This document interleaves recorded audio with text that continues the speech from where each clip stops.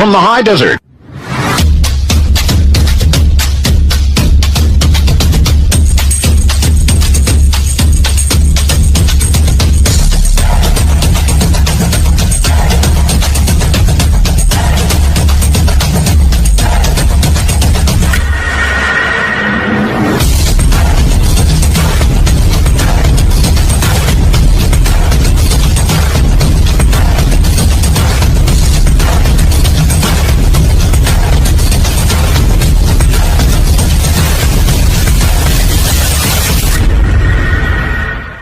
Want to take a ride from the high desert and the great American Southwest?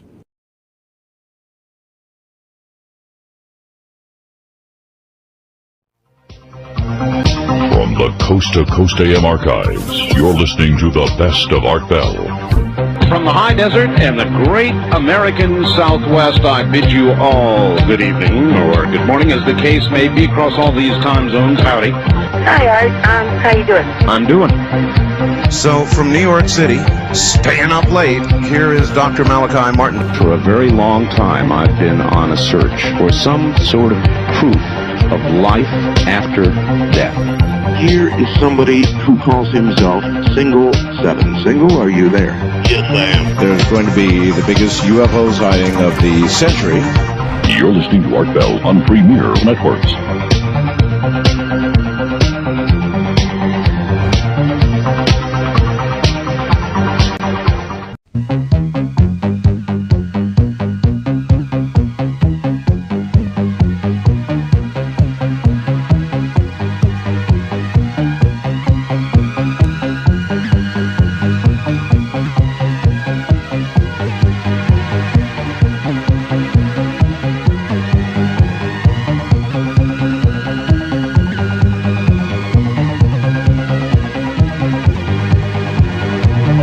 From the high desert and the great American Southwest, I wish you a good day wherever you are, and welcome to my talking book, The Art of Talk, I call it.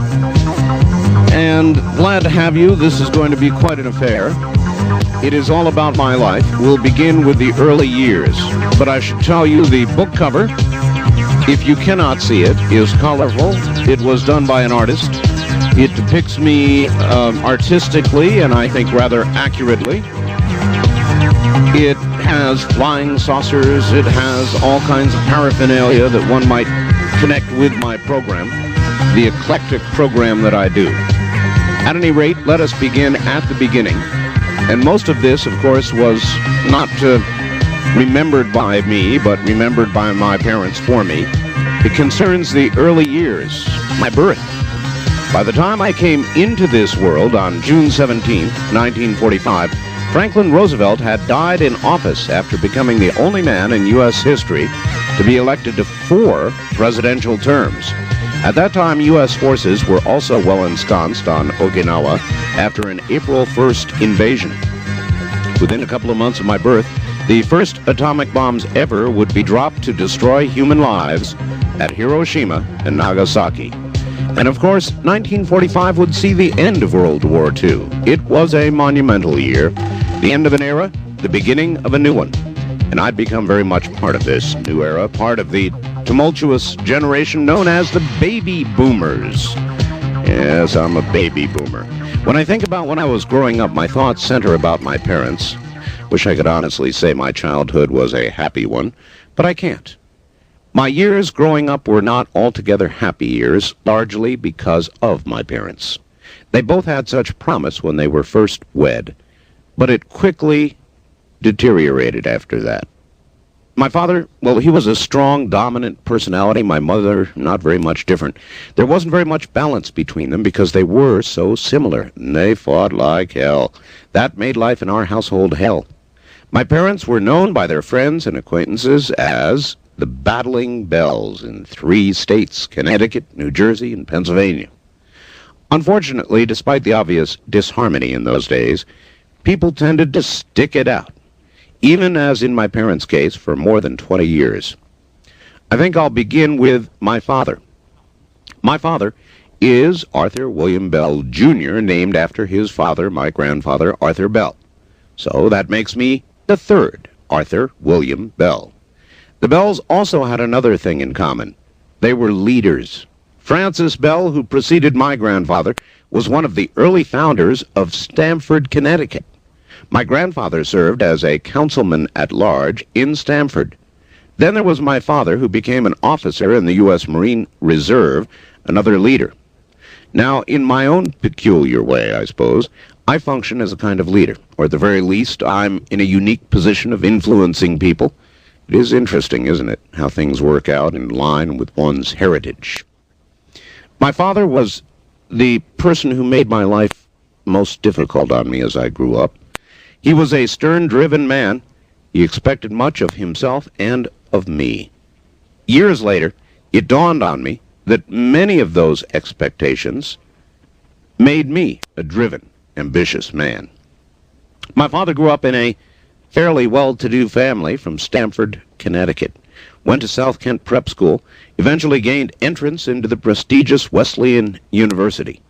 While at Wesleyan, my father was no doubt affected by the fervor over the events concerning World War II, and maybe that explains why he enlisted in the Marines in June of 1940 and was sent to Officer Candidate School at Quantico, Virginia, graduating as a second lieutenant in 1942. Didn't take long before he was called to duty, and his ideal of serving his country quickly became reality. Now, in the summer of 1942, my father was summoned by the Marines to receive officer training at the Philadelphia Naval Yard, achieving the rank of captain after just 4 months.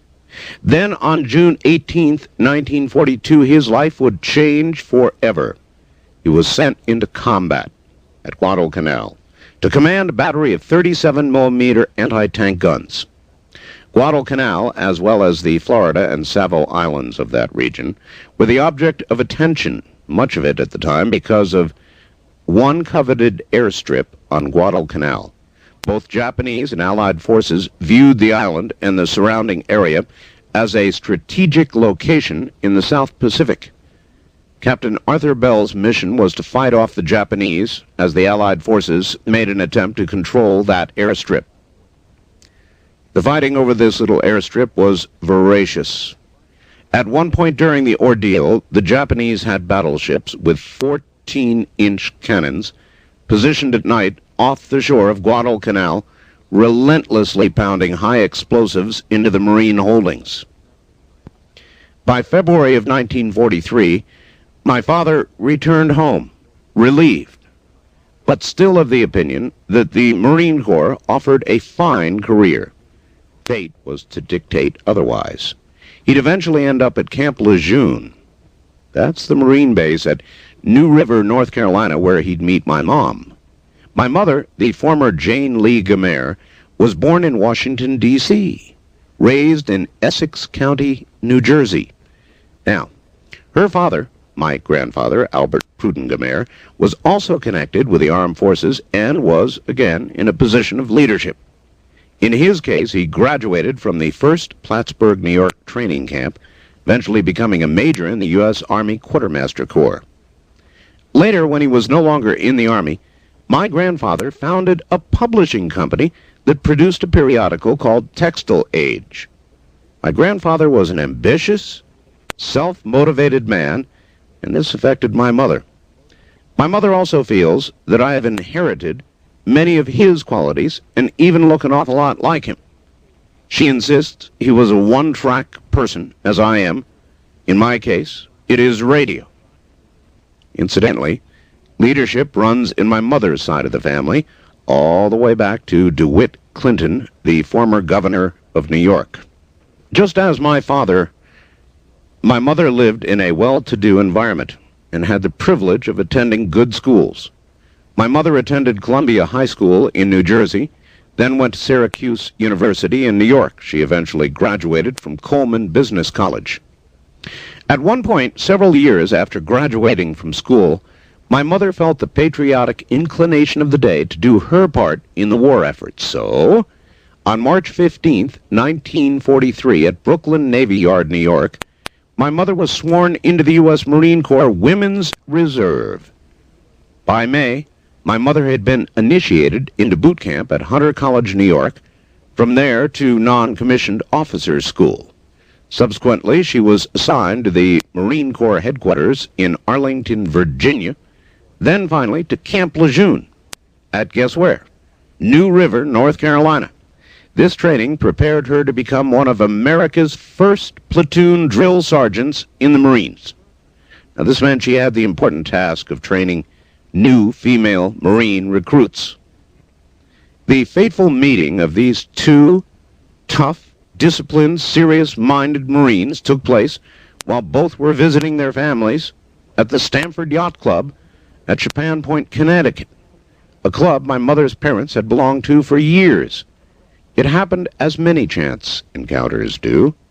Boy meets girl, sees charm or beauty, falls in love. They dated after their first chance meeting, and after the better part of a year, my parents were engaged to be married in August of 1944. On those days, the idea of marriage and wedding still held the strength of tradition and endurance. My parents were in love, and perhaps like most people, they truly believed, as everybody does, it was forever. For my mother, her marriage to my father would mark the direction she thought she needed in her life, just as so many other women of that day did. There was an idealism that pervaded the country in the 40s, particularly at the end of World War II. The majority of Americans wanted to get on with their lives, get married, have babies. My parents, quite frankly, were no different. For the record, my parents were married at the First Presbyterian Church in Stamford, Connecticut, on a Saturday afternoon, August 26th, 1944. Mathematically, I don't think I was conceived as a honeymoon baby, but it came pretty damn close, as it was only about 10 months later that I emerged into this mixed-up world. My mother would tell you that she knew she was pregnant because the smell of coffee from the mess hall, ordinarily something she found rather pleasant, fragrant, made her run for cover. The trip to the hospital was on the chaotic side. The MPs stopped my father for speeding on the base, but fortunately, he was able to convince them that time was of the essence. They ended up providing us with military escort, complete with sirens, to Camp Lejeune Family Hospital. There, I took my first breath into this world at 12:23 p.m., just 4 days before the Japanese finally surrendered at Okinawa. I was a long baby, 22 1/2 inches, weighed in at 7 pounds, 9 ounces, duly named Arthur William Bell III. My mother would eventually call me Trey. I looked it up in the dictionary, and it means a throw or play of 3 at dice, dominoes, or cards. It's always interesting to know a baby's first word. If only out of curiosity. Now, I'm a little skeptical of this, but my mother claims that my first attempt at communicating at this very early age came in the form of an utterance that sounded like "ladio," which she insists could only be translated to mean radio, which in effect foretold my future. I don't know. Anything is possible. Now, I am the oldest of 3 children. My sister Tina is 2 years younger, and Jessie is the youngest, 4 years apart from me. Jessie was christened Barbara Lee after my mother's sister, but legally changed her name somewhere along the line. Frankly, the name Jessie seems to suit her personality better anyway. Jessie was a tomboy in her early years, crazy about horses, fun-loving, and active in sports. I can remember tickling her a lot. Tina, on the other hand, was very serious and ladylike, even when she was a little girl. Much as I now love my sisters, however, as children, they did tend to push me out of the limelight as they made their respective appearances, and that for me was very hard to bear. After all, I'd been the only one up till then. One day, when my grandmother was visiting, she and my mother were admiring my sister Tina, the newest arrival in the household. And the story goes that while the grown-ups were cooing over baby Tina, consumed with jealousy, I picked up my sterling silver monogrammed cup and let her have it right on the top of her little blonde head. No permanent damage resulted to Tina, but my cup bears a deep dent to this day. I next directed my attention to my youngest sister, who came along a couple years later.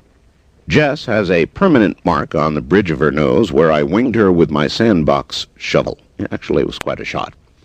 In this and other incidents, I was determined to make myself the star of the family, no matter what it took. Haven't seen much of my sisters in recent years, as Jessie lives in West Hartford, Connecticut, and Tina in all places of Berkeley, California. We're also busy with our own lives that reunions have been few and far between. Shortly after my birth, World War II came to a painful, grinding close. During those profound historical times, I lived my first 2 months of life at Camp Lejeune. I don't remember any of it. My father's association with the service ended with World War II. His inclination to constantly change jobs, whether it was selling encyclopedias, peddling life insurance, or a sudden whim to go to law school, which he did, kept us moving, beginning with Stamford, Connecticut. Several years later, New Jersey, from there to Media, Pennsylvania, till I was about 9. It seems the moment we began to feel somewhat comfortable someplace, we had to pick up stakes and move on. Making friends with classmates and other children was barely possible. My earliest recollection as a child came when we were in Stamford. I was about 2 years old, and my mother had put me down for a nap in a crib. Now, I remember this. Not really sleeping, and imbued with curiosity that can drive the mother of a 2-year-old nuts, I climbed out of my crib, padded over to this beautiful cedar closet of my mother's. You know how wonderfully fragrant, unpainted cedar can be. Naturally, I must have been drawn to it. Inside the closet, I found a paintbrush and a can of paint. Well, I began with the cedar closet, and being pleased with that effort, continued to paint everything else in sight. The walls, the floor, even the clothing, shoes, and anything else that happened to be crossing my path, including myself. When I had finally exhausted both myself and that can of paint, I'd covered the cedar closet as far up as I could reach in this hideous shade of yellow. Well, you can imagine how thrilled my parents were over this. My mother fondly remembers the day, also at the age of 2, that while she was gardening, she suddenly looked up to find a circle of adults not too far away from her. Suspecting, as only a mother can, that one of her children might be involved, she ran over to the group to find, who else but me, standing amidst them, chattering happily, naked as a peeled banana. Perhaps there were indeed early signs of my future interaction with the world. Probably what had the greatest impact on me during my childhood were the battles of my parents. As much as I love both my parents, it's clear my parents were not happy with each other. As Marines, they were both very much alike, but in a way that was destructive to their relationship. They were hard-driven, difficult people. The consequence of combining two people like this was constant fighting, and they tore into each other. I can remember lying in bed and hearing things crashing around the house as my parents fought into the night. And because this was not something isolated, which would occur every so often, but was something ongoing and continual, many of my childhood memories are clouded. I learned much later as an adult that my parents were resolved to stay together for the sake of their children. This, I think, was a big mistake, not only for them, but for anyone who does it. My sisters and I were certainly affected by this environment. Today I recognize what they were doing, and I forgive them. They simply thought they were doing the right thing at that time. If I could name the most boring thing I can remember in my life, it would have to be school. I began my school career when we lived in Stamford, Connecticut. Right from the very beginning, all the way through junior high and high school, I hated it. The subjects generally bored me. The teachers bored me. The whole experience was boring. I can remember watching the clock that was inevitably on the wall of each classroom, marking off the passage of time, click, click, click, 1 second at a time until I could finally be free to do what I wanted. Consequently, my grades were never particularly high. Of course, I'm sure my home life had something to do with my lack of interest in school. So, in order to amuse myself and to get through the tedium of school, I became a nuisance to my classmates, my teachers, everybody else who got within range. You could pretty much count on me to be the kid who always got into some kind of trouble. Probably remember somebody just like me in your class. I played dirty tricks on the other kids, talked back to the teacher constantly, got into arguments, and so forth. I was the pain in the ass who would put the tack on the seat for somebody else to sit on, or fire spitwads across a classroom to pelt somebody in the neck. I was the one who would rocket a rubber band at somebody, challenge authority whatever way possible, make faces or disgusting noises during class, you know. Well, my parents didn't know what to do with me either. I remember my dad reprimanding me, telling me I was stupid, and that I'd never amount to anything. Frustrated with me, he would insist, "Art, you should take school more seriously. In this day and age, a man can't amount to anything unless he gets an education." I tell my son now the very same thing. That was the thinking of that generation.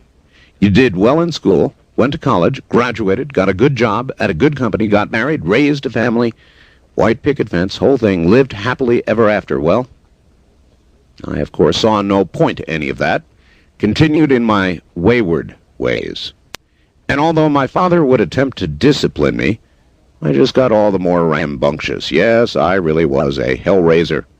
As a matter of fact, my sisters and I were all a bunch of little hellraisers, but my parents did try to keep us in line. My mother was unrelenting about various rules she maintained in the house. For example, we had to eat everything that was served on our plates before we could get dessert, including the most dreaded things on earth, lima beans and peas. In my opinion, lima beans and peas are the vegetables from hell. But being about as cunning as I was unruly, I devised a way to consume these horrible little things. I'd get a full glass of milk, put a lima bean on my tongue, and swallow it like a pill. Well, as I got a little older, between the ages of 10 and 14, I became a little more sophisticated in my form of hell-raising. For one thing, I developed an interest in rockets, bombs, and all sorts of electrical stuff. First, I learned how to build rockets. For fuel, I would literally take thousands of Ohio blue-tip matches. Do you remember those in a big box? And I would remove the heads of each match. And then I'd spend tedious hours and hours and hours removing the tips of the matches as the basis for my fuel. Then I would tamp them into my cardboard cylinder rocket. Well, the tamping of the Ohio blue-tip matches was extremely dangerous because the resistance between the match heads rubbing each other could easily set them all off. I built many rockets, and one fateful day it happened. One of my homemade rockets blew up in my hands. Through some sort of miracle, I remained unscathed, but the blast singed the concrete floor and the ceiling of our garage. Then I decided to construct a metal rocket, or durable, of course. Only this time, to give it greater thrust because of the weight of the metal tube that I used for the rocket body, I included a little bit of gasoline along with the match heads.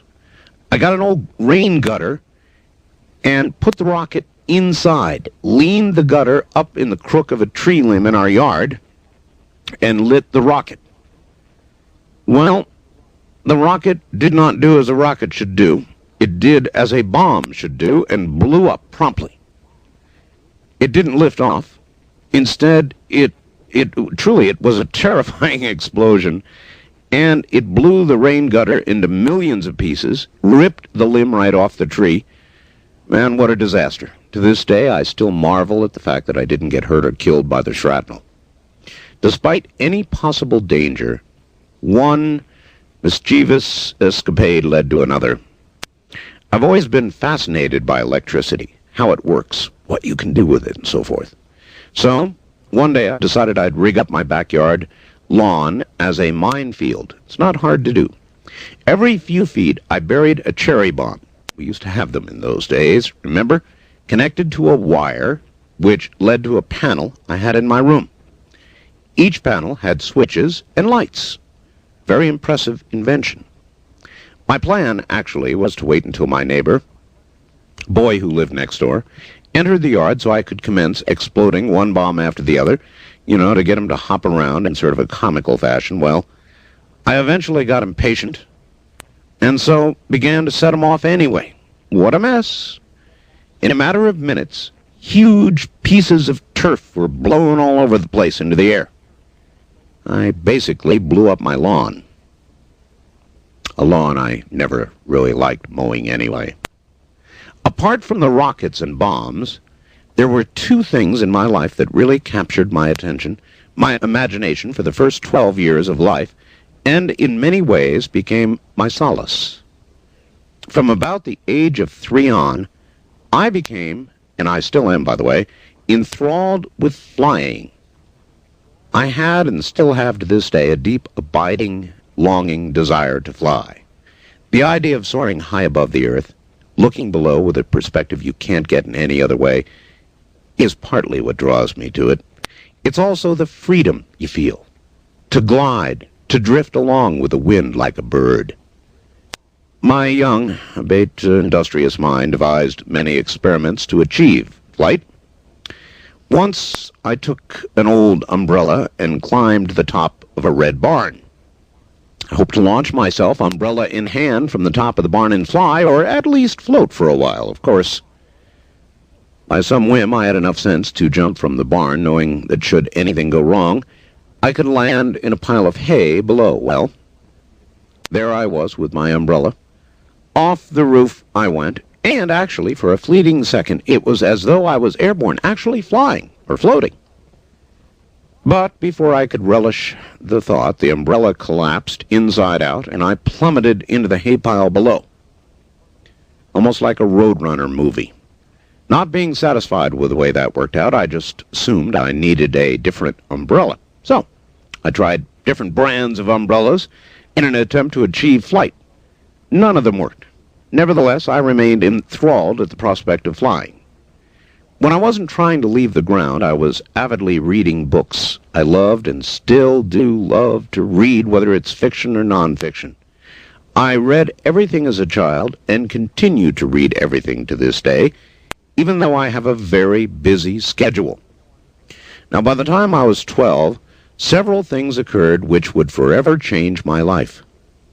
For one thing, my grandparents in Connecticut had a huge old RCA radio as big as I was. I can recall being just about the same size.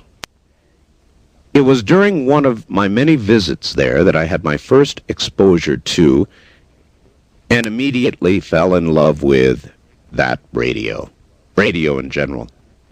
I listened to the AM stations at the time, and I marveled at hearing voices that came from miles and miles away. Radio captivated my imagination. It was magical and mystical to me. I was excited about radio, and that excitement for radio is alive inside of me today. I'm so lucky to be in an occupation which involves something for which I have a great love. Once I learned about radio, listening to it was not enough. I wanted to talk to people. That desire to interact was paired with my discovery of ham radio. There was a man who lived down the street from us who was instrumental in my connection with radio, Paul Weiss. I'll never forget Paul. He was a Polish physicist by profession who was in this country to help develop alternative methods of creating nuclear fission. He was also an avid and experienced ham radio operator. Mr. Weiss not only introduced me to ham radio, but taught me about electronics, taught me Morse code, helped me get ready to take my ham radio operator's test. Now, by this time, my parents realized I was most likely just to have found my niche, my calling in life. My mother was especially encouraging, with my interest in becoming a ham. Eventually, when the time came to take my ham exam, my mom drove me all the way to Philadelphia to the FCC building to take the test. I passed it. I was 13, and I received my first call, which actually was KN3JOX, and K3JOX, then W2CKS, and finally, my present call, W6OBB. To this day, I am still a ham operator. I truly love being able to sit down in front of a ham radio set and talk to people all over the world. It's a vital extension of what I'm doing right now, really, and I am convinced had it not been for ham radio, I would not be doing what I am today. As I spent more and more time exploring ham radio, talking to people all over the world, I was, perhaps not surprisingly, filled with the desire to travel to the places I talked to. In fact, I described the feelings that I had for travel as travel lust. I wanted to see where these people lived. Now, I ran away from home several times. One time I packed up a small sack of food and 5 candy bars, determined to make my way all the way to California. Somehow, I managed to hitchhike all the way to Missouri before I had finally eaten all my candy bars and run out of money. Exhausted, frustrated, I called my parents, and they shipped me back home on a Greyhound bus. When I was 14, we moved to Blue Ridge Summit, Maryland. That's near Fort Ritchie, a little town nestled in the foothills of the Appalachians and straddling the Mason-Dixon line. We moved into a huge 30-room house with 5 bathrooms, count 'em 5. Eager as I was to immerse myself in radio, I had a room on the 3rd floor. It was a perfect place from which to broadcast and listen. In due course, some kindly fellow ham presented me with a huge Japanese antenna, which, to my mother's horror, I climbed up on the roof to install. I spent hours in my sanctum, gathering QSL cards. Now that's a code confirmation, actually a card, signifying contact between one ham and another from all over the world. The walls of my radio room were covered with these cards.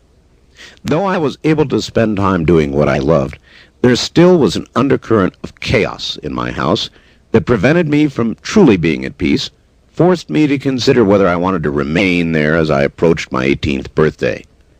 As I broached the subject of enlisting in the service, my parents probably breathed a big sigh of relief as they were beginning to run out of ideas on how to deal with the black sheep of the family, and since their marriage was on very thin ice at that point, they did not need additional problems from me. Accordingly, even though I was still only 17 at the time, they signed the necessary consent form, and I was officially enlisted in the Air Force and off to see the world. Now, when I was 17, I got out of high school. I enlisted in the armed services. This was in 1962, and the Vietnam fiasco was at its early stage. At any rate, at that time, I just decided more or less arbitrarily the Air Force sounded like a good part of the armed services to enter. I certainly didn't want to enlist in the Marines, like my parents had done earlier. I knew better. Of course, the first part of my experience with the Air Force was 8 weeks of excruciating basic training, commonly referred to as boot camp, or living hell. My boot camp training was at Lackland Air Force Base. Oh, God, it was awful. It was both physically and mentally demanding. They put you under tremendous pressure. They call you names. They degrade you in front of everybody. You work out physically like you cannot imagine. It was torture. It was hell. Their aim, of course, was to weed out the weak from those who would endure. The approach taken to weed people out is smart. They didn't want the weaklings, and they shouldn't have them. After all, you want the toughest people you can get to fight for our country. I remember each night when I returned to my bunk in the barracks, I wondered what I'd gotten myself into. I'd lie there and say, what the hell have I done? I wondered whether I lost my mind. It was as though when I was home, I was in the frying pan. Now, in the Air Force, I was in the fire. Nevertheless, I stayed throughout 8 miserable weeks of it, Then after all that was done, they assigned me to become a medic. To become a medic, I was first sent to Greenville Air Force Base in Greenville, Mississippi. This was followed by Gunter Air Force Base in Alabama. Finally, I was sent to Amarillo Air Force Base in Texas. I stayed for a period of 18 months at the hospital at Amarillo Air Force Base there in Texas. Turned out to be a very, very eventful 18 months. Being trained as a medic and engaging in medicine, as I did in the armed forces, I must say, it was something I very much enjoyed. Of course, I was in constant close contact with doctors. I became familiar with them on a very personal basis. And military doctors, I discovered, have a very perverted sense of humor. As a matter of fact, this may well be true of all doctors. I don't know. At any rate, one day, an unnamed woman that I knew at the time found a lump under my left shoulder blade. Naturally, I panicked. So, I went to the hospital to have one of my doctor friends take a look-see. He poked around and exclaimed, "Oh yes, we have something here. And we're just going to have to do a little bit of outpatient-type surgery and pop this sucker out." Well, he went on to explain that it probably was nothing more than a fatty little tumor which could be easily dealt with. They decided, therefore, that it was not a major deal, and so there was no need to put me under general anesthetic. All they needed to do was inject a couple of shots of xylocaine, a local anesthetic, to numb the area. So they took me into the operating room, where they had me lay down on my stomach to inject a couple of shots of xylocaine and get to work. Well, as they began to explore this thing they had discovered, they found out it was not exactly a little tumor, but something that extended deeply into my chest cavity. Unfortunately, once they had me opened up, they could not put me under general anesthetic to continue with the operation for some mysterious medical reason or another. Their only alternative was to pump in more xylocaine, and they did that. They injected 30 more shots of xylocaine into me, and believe it or not, I still felt them cutting and snipping in there. It was awful.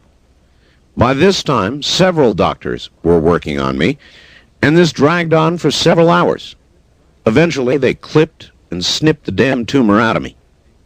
Well, I'll tell you, those were the days when they did not have the facilities to test the tumor right there. They had to send a sample off to a lab elsewhere to find out if the thing was benign or malignant. If the results revealed the tumor was malignant, that would mean I still had something to worry about. Anyway, they took out as much as they could and closed me up, and I had to sit and wait for the results. 'Twas about 4 days later, the doctor I knew called me into his office for the results. I came in, sat down, stared at the doctor, who looked at me with a very stern, concerned expression. Then he said, "Art, I don't know how to tell you this, and I'm sorry to have to tell you this, but you only have about 6 months." Well, when I heard this, I did what anybody else would do. My stomach turned inside out. My heart began to race. My face drained of all its color, and I broke into a cold sweat. At that moment, the doctor couldn't contain himself any longer, began cracking up, laughing his ass off. Here was a man, a captain of rank, and right in front of me, he fell on the floor, laughing, until I thought he'd split. Well, I guess this must have been about the funniest thing he ever done his whole life, he thought. I, on the other hand, couldn't share the mirth. I sat sullenly by, eventually clasping my head in my hands, and began to cry. It was about this time that this ass of a doctor picked himself up off the floor and realized that what he'd done was perhaps not so funny to me. The tumor they had actually taken out was an unusually large, fatty, benign tumor. I was okay. I must say, however, this was probably one of the scariest things in my life. The other interesting story about my experience at Amarillo Air Force Base is the occasion when I got involved in establishing a illegal radio station on the base, but I'll save that story for a while later. After my 18-month stint at Amarillo, I received orders My dreams for travel would be fulfilled by the Air Force in a big way. I was to be transferred to Kadena Air Force Base on the island of Okinawa, Japan. Actually, we administered Okinawa at that time. Okinawa is southwest of mainland Japan, about 300 miles east of mainland China. From Texas, the Air Force was basically sending me to the other side of the world. Quite frankly, I could not have been happier. I was given 30 days leave to prepare. So I flew back home to Connecticut, packed my bags, said goodbye to my family, got on an airplane, and off I went to begin an adventure that probably shaped the rest of my life. I'll never forget it. When I got off the airplane at Kadena, I went through an amazing, intriguing, life-altering experience. I was young, excited, ready for adventure. It's amazing to think about how it affected me immediately as I entered this new world of the Orient. All my senses were stimulated. Every sight, smell, sound, sense that I'd realized, everything that I was accustomed to in America was different here in the Orient. This was not like traveling to Europe. This is altogether different. Right away I fell in love with the people, the culture, and I began to learn the language. On the base, I did my job as a medic at the hospital there. Every spare moment I had, any moment I could get off the base, I spent my time carousing, learning about the culture, and, yes, womanizing. That's when I developed my love for Oriental women. The experience was incredible to me, and I finally just figured a way to move off base altogether. I so wanted to assimilate completely with these people. Off base, I lived as a Japanese person, living with a Japanese girl in a Japanese home. Like the Japanese, I slept on the floor on what are called tatami mats, ate Japanese food, wore their clothes, watched Japanese television, and so on. It was as though I became Japanese. The Air Force, of course, was not completely thrilled about my cohabitating with one of the locals. They felt that I had a barracks room on base, and that's where I ought to be. Aha! So, to offset this, I hired an Okinawan to keep my barracks room clean. He'd come in and clean it, shine my shoes, put them in their proper place under my bed. Even though I was having a most enjoyable time on Okinawa, Vietnam was in full swing. Tragically, there were growing numbers of American casualties because of what was going on in Vietnam. At the outset of the flow of American casualties, the injured were flown from Saigon all the way to the U.S. for treatment non-stop. There were no appropriate medical facilities in Vietnam to treat the injured. Besides, it was probably too dangerous anyhow.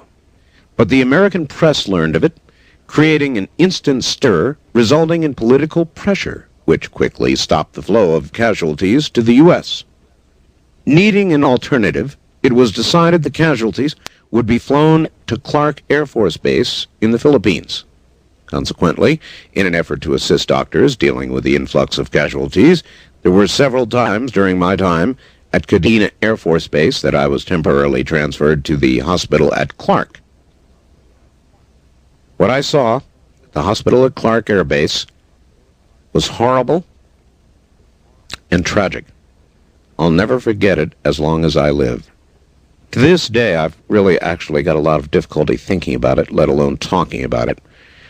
To constantly see people coming back with limbs missing, other part of their bodies destroyed, making it impossible to live normally ever again was very, very difficult for me. But I did the best I could. Not long after my brief stint at Clark Air Base, I was temporarily transferred to Da Nang in Vietnam to help out with casualties there. Wasn't on the front lines, but I saw the result of those who were. Again, what I saw was horrible, and it is very difficult for me to think, talk, or write about. Finally, my 4 years with the Air Force were up. And even leading up to that day, I really struggled in my mind about what to do. I had difficulty in trying to decide whether or not I wanted to re-enlist in the Air Force and stay on for several more years. But I had really pretty much had my fill of the Air Force. The armed forces are simply too regimented and restricted for me. It was more in my nature to be free and unrestricted. This may seem strange because my life now is very structured and disciplined. It must be. But the vast difference between the structure of the armed forces and my own is just that. It's my structure, my terms, so I don't mind. So I decided to get out of the Air Force. In 1966, I was discharged from the Air Force at March Air Force Base in California. I didn't regret leaving the Air Force, but I did regret leaving the Orient when I was in California. I missed it. Nonetheless, I resigned myself to my decision at the time and decided to take some time to get my bearings.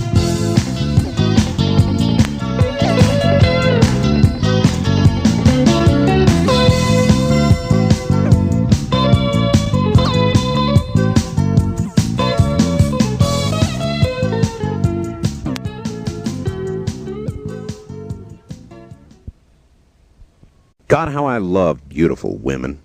I always have. I have an abiding appreciation for the female form. There's something symmetrical, poetic, logical, aesthetically perfect, and aesthetic about a beautiful woman. I have observed, appreciated, and lusted after beautiful women all my life and probably always will. Now, it may seem strange, but despite my appreciation of beautiful women, I tend to like what I call cute women over the classic idea of beautiful. For example, Marilyn Monroe or Jane Fonda. Political considerations aside, to me, the perfect example of a cute woman is Shannon Doherty. In my opinion, Shannon has the face and body of an angel, the temperament of a devil. I like Shannon so much, I've got a black and white photo of her in my studio where I do my show. Which, by the way, I am forced to remove when the newspaper people come around. But I suppose, above all, I've got great love and perhaps even a fetish for beautiful Oriental women. And were you to be able to see Shannon, you would see she almost looks Oriental. My love of Oriental women, of course, began when I was on duty with the Air Force. And I came to appreciate the beauty of Oriental women in these parts of the world. To me, they are the most striking, exotic, sexiest women in the world. How does my wife feel about all of this? Well, I'm fortunate, because my wife is well-humored on the subject for the most part. She is a remarkable woman. But my wife not only understands my appreciation of beautiful women, she sometimes goes out of her way to point out one to me. In fact, she'll even join me in the appreciation of beautiful women. I believe it is normal for one woman to appreciate the body of another. Now, I don't really pay attention to the bodies of other men. There may be a difference in the way men and women think about these things. I'm not sure. I also don't think the love my wife and I have for each other is challenged by our mutual appreciation of beautiful women. And by the way, my wife has Asian blood and has a beautiful exotic look of her own, which I find greatly attractive. And through it all, I very much love my wife, and I know she loves me. My wife is not a woman who lusts after the body of another woman. You should know that. We just happen to share this aesthetic appreciation of other women. Perhaps our mutual appreciation of the female beauty is not unlike our mutual appreciation of other natural forms of beauty. Yes, I know all the emphasis on the physical beauty of women appears to be sexist. And yes, perhaps I am somewhat of a chauvinist. After all, I like the traditional roles of men and women. I like the good old days when men were men and women were women. But despite my apparent chauvinism, I adamantly believe physical beauty is not the only thing attractive about a woman, by a long shot. A woman who is intelligent, well-spoken, has drive and ambition, is not afraid to speak her mind, is very attractive to me. Though I don't agree with her politically, Barbra Streisand is just such a woman. I think she has attractive physical attributes, but more significantly, she has an incredible drive for perfection. My wife is also such a woman. So when did all this fanaticism about women get started with me? Well, I guess it all began when I was quite young. I was 15, to be exact. My family was living in Blue Ridge Summit, Maryland. She was 13 years old, and her name was Kathy Jarrett. But unlike most kids, I wasn't really chasing girls or into cars or any of that adolescent stuff. Radio is mostly what occupied my time. Nonetheless, although I was obsessed with radio, I took a fancy for this one very pretty girl, Kathy. We became acquainted at school. She lived near us, matter of fact, next to us, so we had a chance to get to know each other. Eventually, when things were just right, I had the opportunity to kiss her. My first kiss. Kathy Jarrett was my first kiss. From that point forward, I was hooked on women. No doubt about it, women and radio. Then the sad day came when Kathy's family moved to Ohio. I was crushed, but I got over it when I met some other women. And as I progressed through junior high and high school, I dated several girls. When I went away from home as an Air Force medic, I became involved with many women. However, most of the relationships I had were with Orientals, mostly because I worked and lived in the Far East. When I returned to the U.S. and worked as a rock and roll radio disc jockey throughout my 20s, I often had women, mostly girls really, groupies. They often stalked me, virtually throwing themselves at me, and I must admit it was rather difficult for me to resist the advances of these women. Bear in mind, it was the very promiscuous 60s. Concern for AIDS and all that sort of thing didn't exist. It was not until I was 35 that I encountered a woman with whom I thought I'd spend the rest of my life. For the purposes of privacy here, I will change her name. I will call her Kim Davies. As much as I adored Oriental women, Kim is not Oriental. She is, in fact, a Midwesterner who I met when I first moved from the East Coast to live in San Diego, California. This was a strange, transitional kind of time in my life when I thought I might be through with radio. I suppose I was going through kind of a period of self-reevaluation. Began working for a cable company as an electronic technician, and I met Kim while working at this job. We dated each other for about a year, and then Kim got pregnant. I got Kim pregnant. It was in part because Kim was pregnant that we decided to get married. Kim and I had a son who we named Art the Fourth. Actually, Arthur W. Bell the Fourth. Now, this may not have been the most original name, but somehow I decided to perpetuate the lineage of Art Bells in the world, and Kim didn't disagree. My son, Art, is now 14. I must say my ex-wife is a good woman. She was and still is a good mother of our son. The trouble is, our relationship was, I don't know any other word, but boring. When we met, we were physically attracted to each other and seemed to get along fairly well. She is a nice person, no question about it, but was and just is not an interesting person. I guess that at the outset of our relationship, I probably figured she would change. She would develop an interest in things that were important to me. Perhaps she thought my interest in radio did not run as deep as it does, and that I would eventually establish a routine that would allow me to concentrate only on her. Unfortunately, our relationship did not go in either direction, and the fact is, it just doesn't take long before you get tired of being in a relationship where there is no common interest, let alone passion, or real enduring love. One also becomes weary of someone who is not interested in what is most meaningful to you. My first wife never had any interest in my radio career, or ham radio, or just about any other aspect of life that I considered to be important. This really became much more apparent when I made the decision to quit my current job and to take the job at KDWN. In doing this, I took a significant drop in pay. Actually, she thought I'd lost my mind, but she just simply didn't understand how bored and unhappy I was with my job as a technician for a big cable company. She wanted stability and balance. I needed challenge and excitement. I guess the worst problem was that my former wife did not excite me intellectually. Physical stimulation is important, but I definitely need and hunger for a lot more intellectual stimulation. I require fire in my life and fire in my women.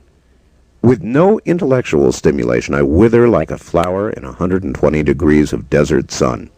with Kim, I felt my soul was slowly being wounded by a lack of activity and stimulation. There was no zest for life with my first wife. We were merely partners in our finances, rearing our child, and day-to-day existence. Life is far too short to live under such circumstances. In my heart, I knew I needed out. I was not going to make the same mistake, though, my parents had made, to stay in a marriage for the sake of children, or in our case, for the sake of my son.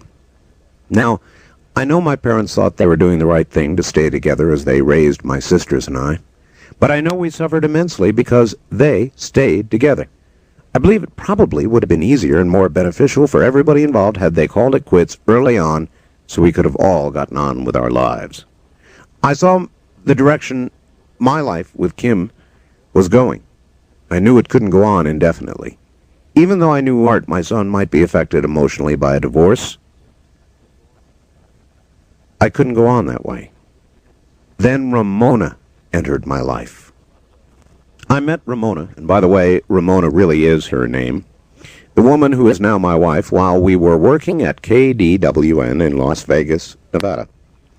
I had a show at the time on KDWN, and Ramona had been working at the station, starting her experience there at the board. She was on a shift before me, and I was on the following shift, beginning at midnight, to do my show, actually 1 a.m., but I would come in at midnight. As I indicated, I met Ramona while I was still married to Kim. It happened that Ramona was also married at the time. Her husband, now deceased, was a carpenter, didn't have much ambition or interest in anything other than doing his job. So in a sense, Ramona was plagued with a very similar problem of being in a very uninvigorating relationship. Our meeting was unavoidable. It was destiny. I knew from the beginning that we were meant to be together. Our first meeting was something Ramona and a colleague of ours at the station, Cheryl Godfrey, who was another talk show host, still doing a show there, were actually busily, apparently, plotting for some time. Cheryl had previously attempted to get to know me. In fact, she'd toyed with the idea, apparently, of having an affair with me. But when she realized I was not that type, she decided to leave me alone. However, that was not enough for her. Cheryl is somewhat mischievous. Cheryl regarded me as the untouchable one in the world of radio. She encouraged Ramona to change that, to have a fling with me, if you will. It turns out that Ramona had been a regular listener of mine for a long time and felt that she had come to know me to some extent without ever really talking to me. And though Ramona was interested in meeting me, she was more interested in talk radio than she was in meeting Art Bell. Nevertheless, Cheryl determined the next thing to do was to introduce the two of us, but to do that, Ramona had to hang around the studio long enough for me to arrive for my shift at about 12:30. So she did. We met. We talked briefly, and much to my amazement, she kissed me on the forehead. And then each time she saw me in the studio, she'd kiss me on the forehead. Needless to say, that got my attention, and I was immediately intrigued by this very unusual woman. One day as Ramona was leaving, I was on the phone with our station manager, Claire Reese. Claire will be very surprised to hear this. I looked up at Ramona as I was talking to Claire, and she was about to give me my usual kiss on the forehead, as she had done before. And so I just reached up and made it one on the mouth instead as Claire chatted on the phone. Both of us immediately felt the electricity of great attraction for each other. And Claire was on the phone shouting, "Art, are you still there?" Finally, I invited Ramona to be on my show. She was with me until 4 in the morning. Somehow that made it more clear to me that she was the one for me. I learned later that Ramona, although attracted to me, didn't believe anything more than a quick affair was possible. I, on the other hand, saw no alternative but to marry her. I'm just actually a strange kind of person that way. I was not really interested in an affair, and I made it clear to her. At this point, Ramona thought it best if she went on her way. Again, I told her I couldn't have an affair with her, but that I was going to make her my wife. She admitted to me later that this really was the thing that swept her off her feet. From this point forward, Ramona and I saw each other as often as we could. It was a magical time for both of us. Her personality captivated me. She had the fire that I needed in a woman. Let me tell you, Ramona is a firebrand, wild in every way you can imagine. She is argumentative, has a world-class temper, and is fiery and independent. All this was and is still stimulating to me, and yet at the same time I was and continue to be very touched by her tenderness, her love. I cherished this connection we had made, so I purposely prevented it from becoming sexual immediately. I enjoyed the intellectual, emotional level of intimacy Ramona and I had developed. It was unlike anything either of us had experienced. In short, I'd fallen in love with her. My wife Ramona and I are soulmates. We are connected intellectually, emotionally, physically, spiritually. We understand and complement each other perfectly. We know how to communicate with each other. We know each other in a way that brings fullness and completion to our relationship. My involvement with Ramona was not a cheap, tawdry affair. Even though from the outside it may have seemed that way to others, certainly, it's something which stemmed from the heart, mind, and not just a foray of lust and passion. It was clear to me that I was very much in love with her. At that point, it was clear to me the only alternative I had was to divorce my wife of 11 years and marry Ramona. I made the best of my marriage to Kim. If anything good was to come of it, 11 years was plenty of time for that to occur. But nothing changed for the better during those years. I saw no hope for change, so we divorced. I left everything behind. Most of my things. House, car, everything. I only took some clothes, and yes, of course, my ham radio equipment, but that was it. Ramona also made the same decision. She'd been married 14 years. She knew she could not continue in that relationship, and so she left her ex-spouse without taking anything from that past. The ink on our divorce papers was barely dry by the time we got married. That's how quickly we acted. I know many of my listeners will be disturbed by what I've revealed here. Most people who listen to me probably regard me as an economic and political conservative with high moral standards, which I am, and which I believe I have. I believe divorce is a big problem in our country, and I also believe people are too quick to divorce, and some may think the way I handled my marriage was wrong. But remaining indefinitely in a marriage devoid of love is not like living at all. As for my own experience, I have no regrets. My life is my own, and I believe my Maker is aware of all I have done. And I even doubt I have very much explaining to do when I come before him, his presence, for I believe that it was all meant to be. I have a very public and a very private side. Matter of fact, there are huge differences between my professional and public and private life.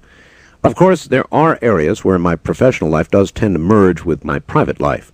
For one thing, I'm basically the same person in private as I am on the air. It would be impossible for me to do a 5-hour show every night without being honest. If I wasn't truthful, my listeners, you people, would know it right away, I'm sure. So, I'm just myself on the air. Evidently, my listeners appreciate it. But there are a number of things about me which may or may not be especially apparent unless you get to know me personally. Personality traits. To begin with, I am an immensely driven, competitive person. Some may say egocentric. I'm not sure. If having an ego means that you recognize certain innate talents in yourself, and if it means you have unrelenting drive which yields success, well then, I'm guilty. I have an ego. For I know I am good at what I do as a radio talk show host. At times I believe I'm as good at this profession as anybody in the business, whether it's Larry King, Rush Limbaugh, or G. Gordon, anybody. Is that ego talking? Probably. But then I'm not worried about it. My ego is very much a part of who I am. As I said, I am driven. Some will argue that drive is genetic, but I believe my drive stems from the environment in which I grew up. My father used to tell me I was stupid. And for all the times that he would insist that I go to college, and if I don't, I would amount to nothing, I felt compelled to be the opposite.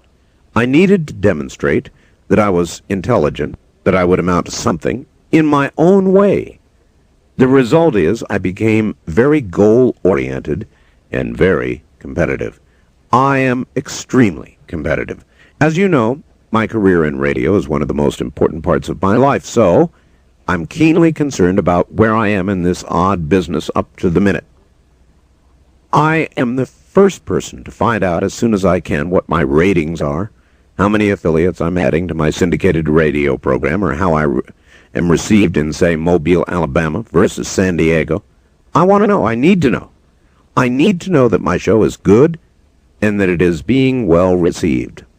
Now, some people may think my ego is gratified only when listeners express adoration of me and my show. When I first started out in this business, it was very gratifying to have people compliment me on the show. This is important to me, but the compliments are not as important to me as the tangible results. It is critical for me to know that I'm popular everywhere and that my program is becoming one of the most significant programs in the country. I accept nothing less. Does this mean I'm egocentric? Probably. But again, that's the way I am. I'm a goal setter. I set goals for myself, whether they're financial, career, personal, whatever. Then I set about achieving those goals doggedly, relentlessly, not letting anything stand in my way. This doesn't mean that I'll do anything to deliberately hurt anybody or that I would do anything illegal.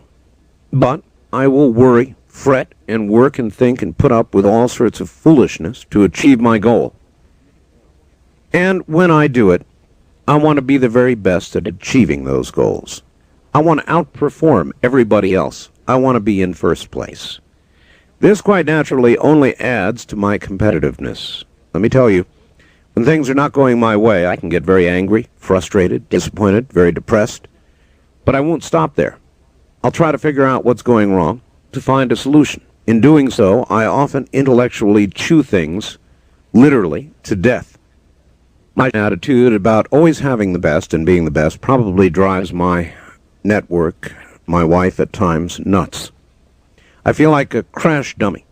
I've turned away many potential sponsors because I was not persuaded their products were the best for all of you. In fact, I don't personally use and like a particular product. If I don't, it doesn't get advertised on my show. Believe me, I've tried dozens of vitamin products, many of which taste like absolute garbage. Then there were the skincare products. I remember one time I put on this face cream. My face swelled up like a basketball. I've been approached by a lot of people with ideas for 900 numbers. Turn them all down. Obviously, sooner or later, I have to accept someone to advertise their products. However, the best is absolutely important to me.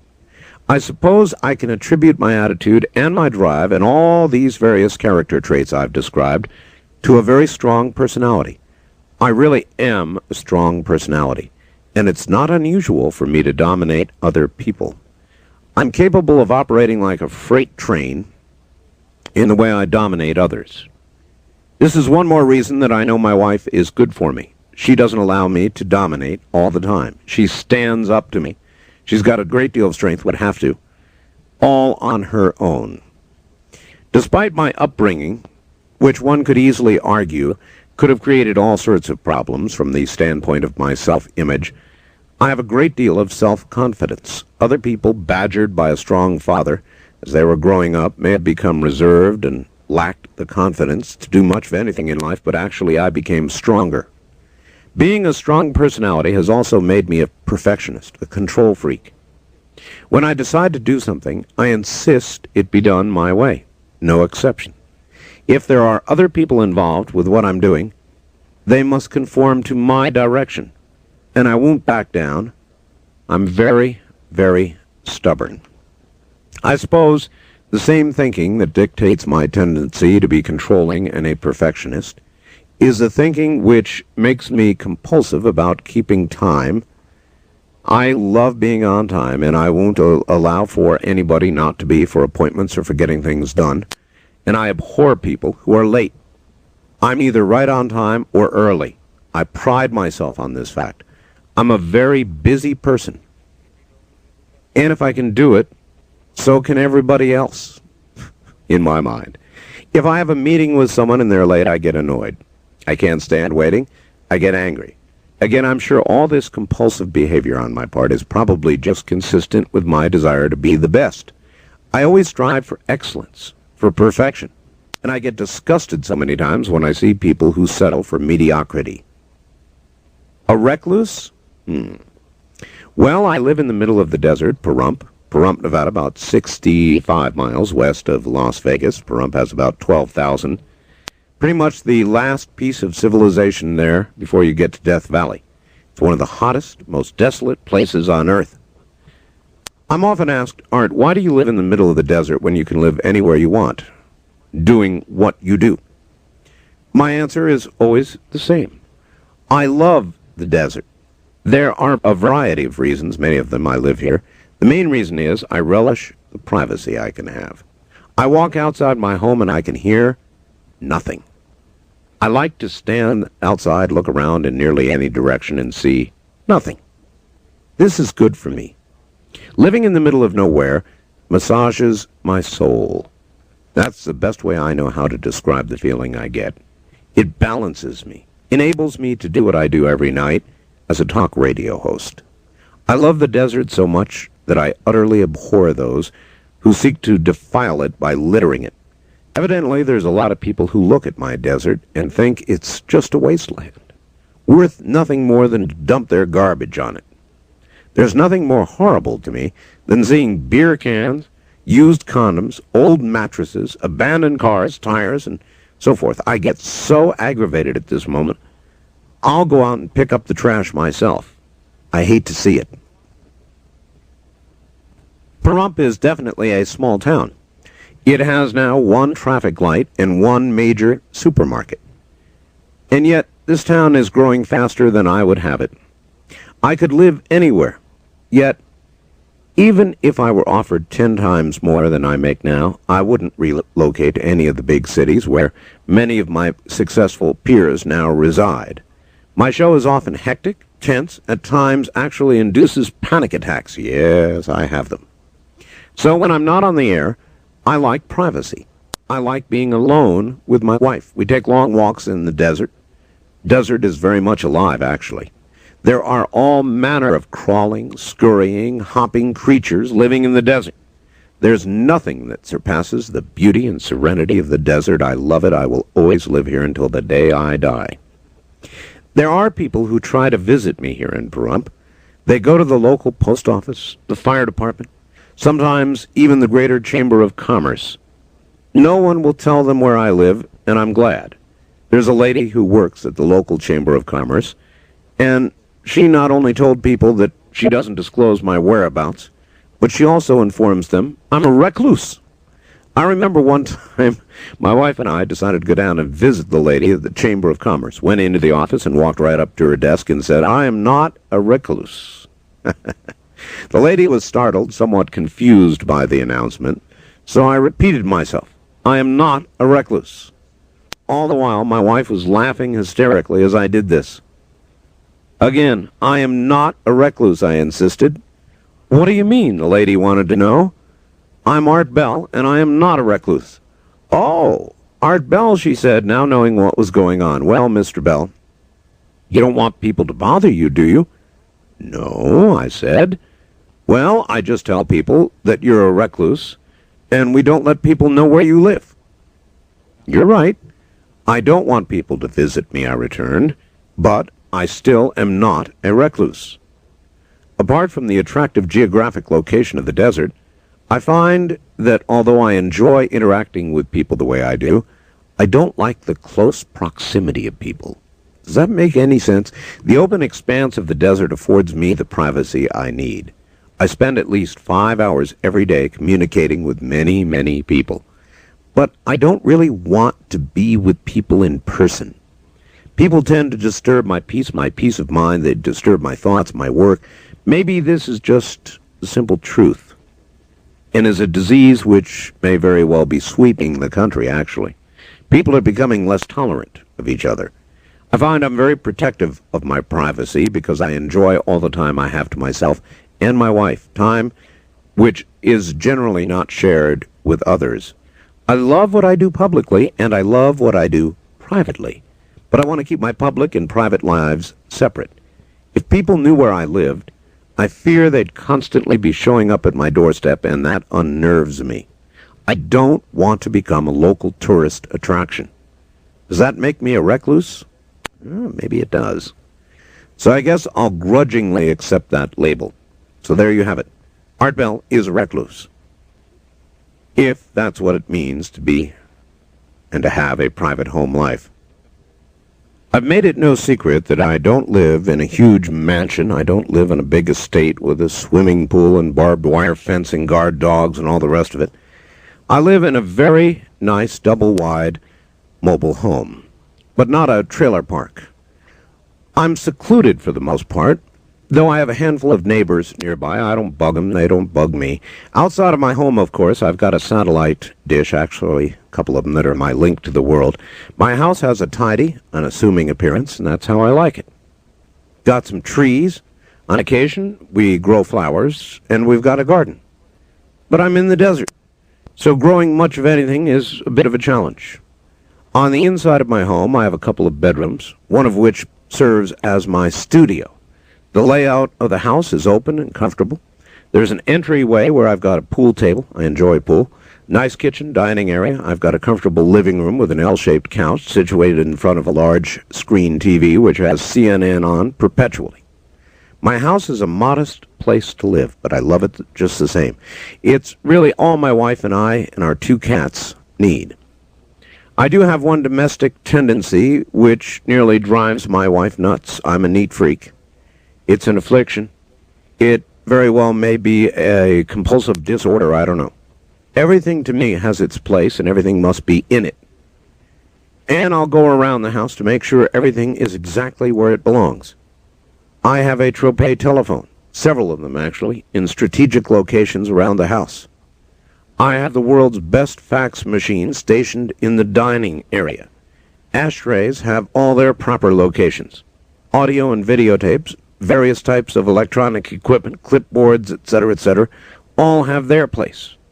I believe I'm this way because for me to do my radio program, I must have everything in order. I need to have my life regimented.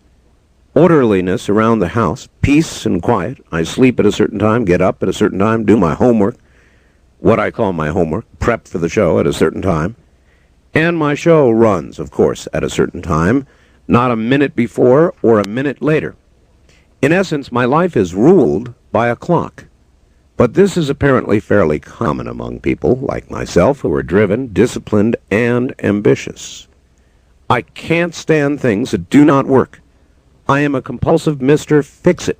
Something doesn't work, I'm driven to find out why it doesn't work and then make it work, or break it. Thus, the picture of Art Bell at home is a serene, quiet one. I fix what I can, when I can. I keep the world around me in order. I enjoy the peaceful nature of living here in the desert. Animals. Abby. Ghost. Shadow. I love animals. I am not an animal activist or a tree hugger. I just love animals, and I don't kill them. I'm a cat person, and so is my wife. As my wife and I were about to commence our great adventure together, it seems fate had determined that we were to begin this experience with the company of a feline friend. Ramona and I were married on the Las Vegas Strip. It was Saturday, August 4th, 1990, at about 1:15 on a very hot summer morning. We had just gotten off the air. I had, from doing my radio program at KWN.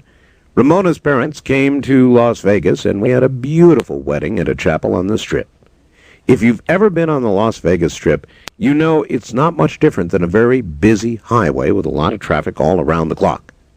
The chances of a little kitten surviving are slim and none at best. Nevertheless, this little black waif of a kitten, scraggly fur sticking out everywhere, appeared just as we were having our wedding ceremony. Somebody opened the door, and it walked right in. Well, as far as I'm concerned, it was a miracle. I immediately knew that cat was our cat. When I saw it, I said, "That's our cat." Abby started off skinny and was practically starving to death when he first came into our lives. But the moment we had it was our wedding meal. It was roast beef, and I think it perverted him. I gave him a whole plate of it, and he ate that entire plate of roast beef. I've never seen a cat eat that much roast beef, and it gave him a taste for it. Well, Abby is now the flabby tabby, about 17 pounds in weight. This poor cat hates fish, loves beef. Abby's been in our company and has selfishly had us all to himself. He demands and gets attention whenever he wants it. That's how cats are. I said when he wants it. My cat story, though, does not end there. One day, Abby was behaving kind of oddly. He began running around the house, going into closets, going in every nook and cranny, just running around like a nut. Ramona and I knew something was up. Well, apparently we had a kitten under the house, hiding behind cinder blocks. We kept calling it kitty, kitty, kitty, kitty, kitty, but it wouldn't come out. See, we had holes in the cinder blocks, and somehow this cat, being so small, managed to get in there and wouldn't come out. Well, I tried everything to get this cat out from under the house, including attempting to lure it out with various meats, fish, smoked Port Chatham tuna. If we left the food out, we discovered that it would be gone overnight. In other words, Ghost would come out, and that's how it got its name, Ghost, and eat during the dark hours when we couldn't see it. Well, a little thing crawled out from hiding, ate, disappeared. Thought what a pathetic, sad little life this little animal had. On the other hand, it was lucky to have found our place to live, because otherwise the poor thing would have been coyote meat quickly. After about 2 weeks of trying to get this poor little cat out, it became more and more imperative that I capture this little thing for her own good. By now, I was calling the little waif Ghost, because you could never see it. The next part of the odyssey involved catching the little stray under our house, so I devised a trap. But it did not work. There's a box with a stick, and I would wait for hours by the window, and finally, one day, this cat got under the box, and I pulled the string, and the cat's tail got caught in the box, and it backed out, and it got away. Anyway, each day that passed, I was going nuttier, getting frustrated, even more determined to catch this little cat. I put on protective clothing, a pair of gloves, and took a flashlight with me. I then went under the house. After much effort, crawling around under the house, bumping my head several times, becoming entangled with spider webs, I eventually stopped in my tracks because there was a supporting crossbeam that ran the length of our house. And I could see, with the flashlight at the other end of the house, there was Ghost all curled up, watching me. I thought I was going to lose my mind. Well, each night on my radio program, I'd give my listeners an update, mostly out of sheer frustration and possibly with the hope somebody might offer a solution. This went on for several more days, and eventually I received a call from a listener, a lady who worked for the Los Angeles SPCA, the Animal Control Department, who had my solution.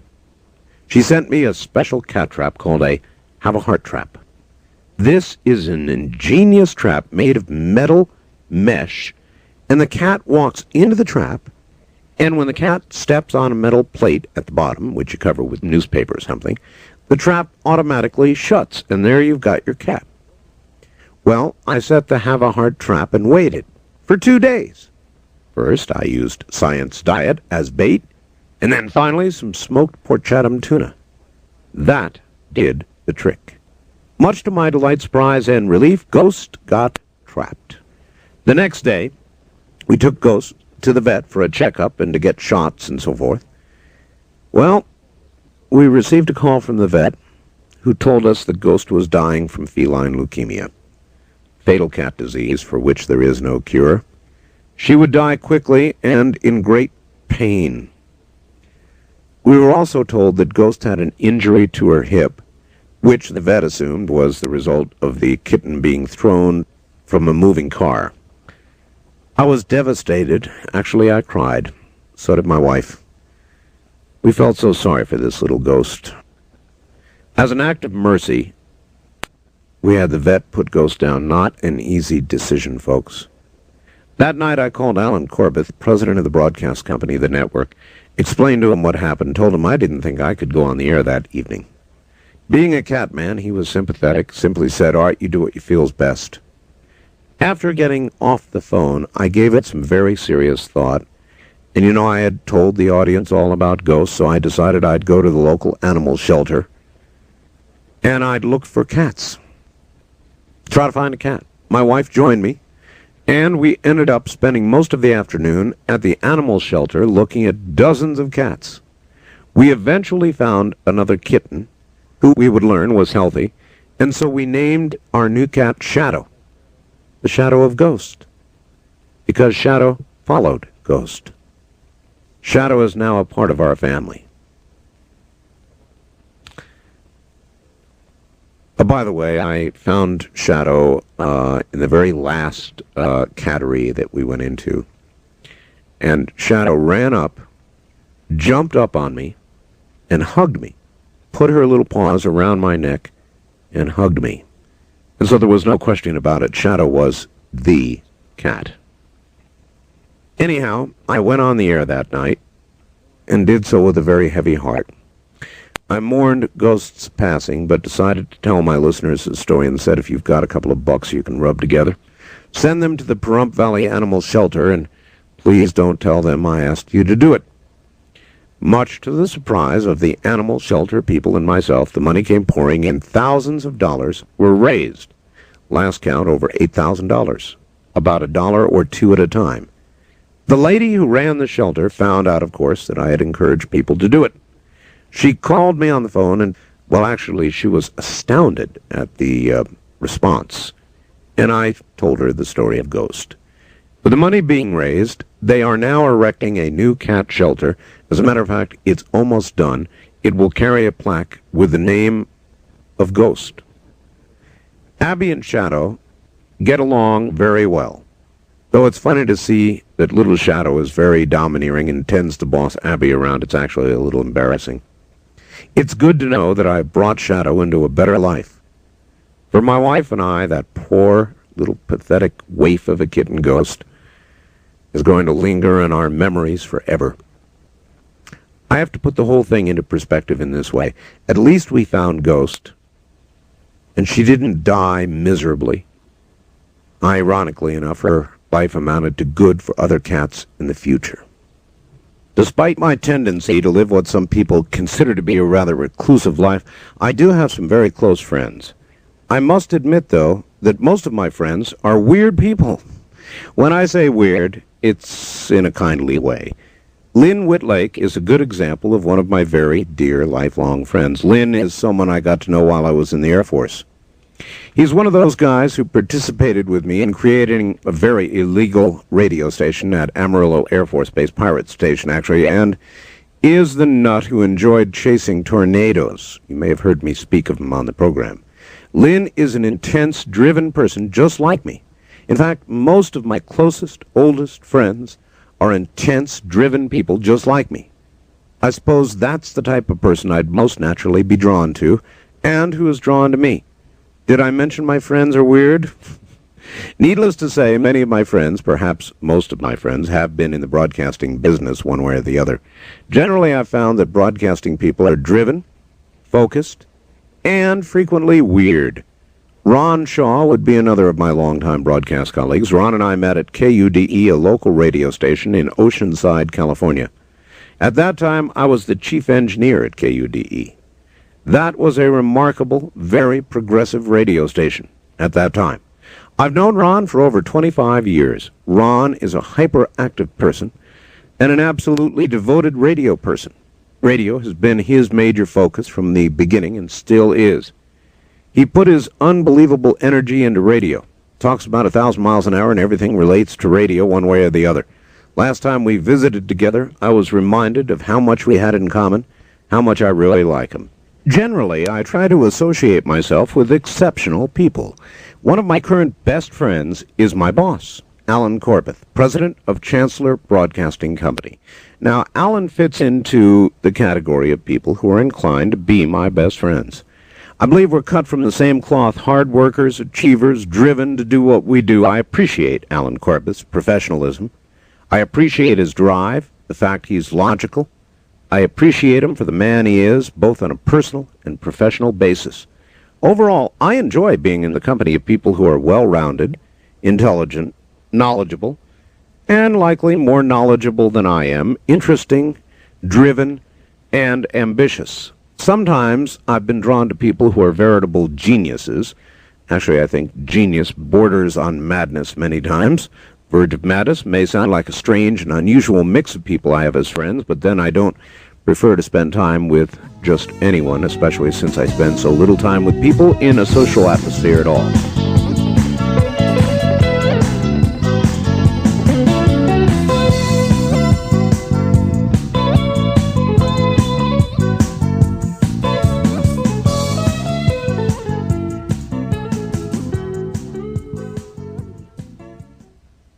Money. While growing up, my family was comfortably middle class. We never really went without. But as an adult, I've never really had a lot of money. In other words, I'm not rich.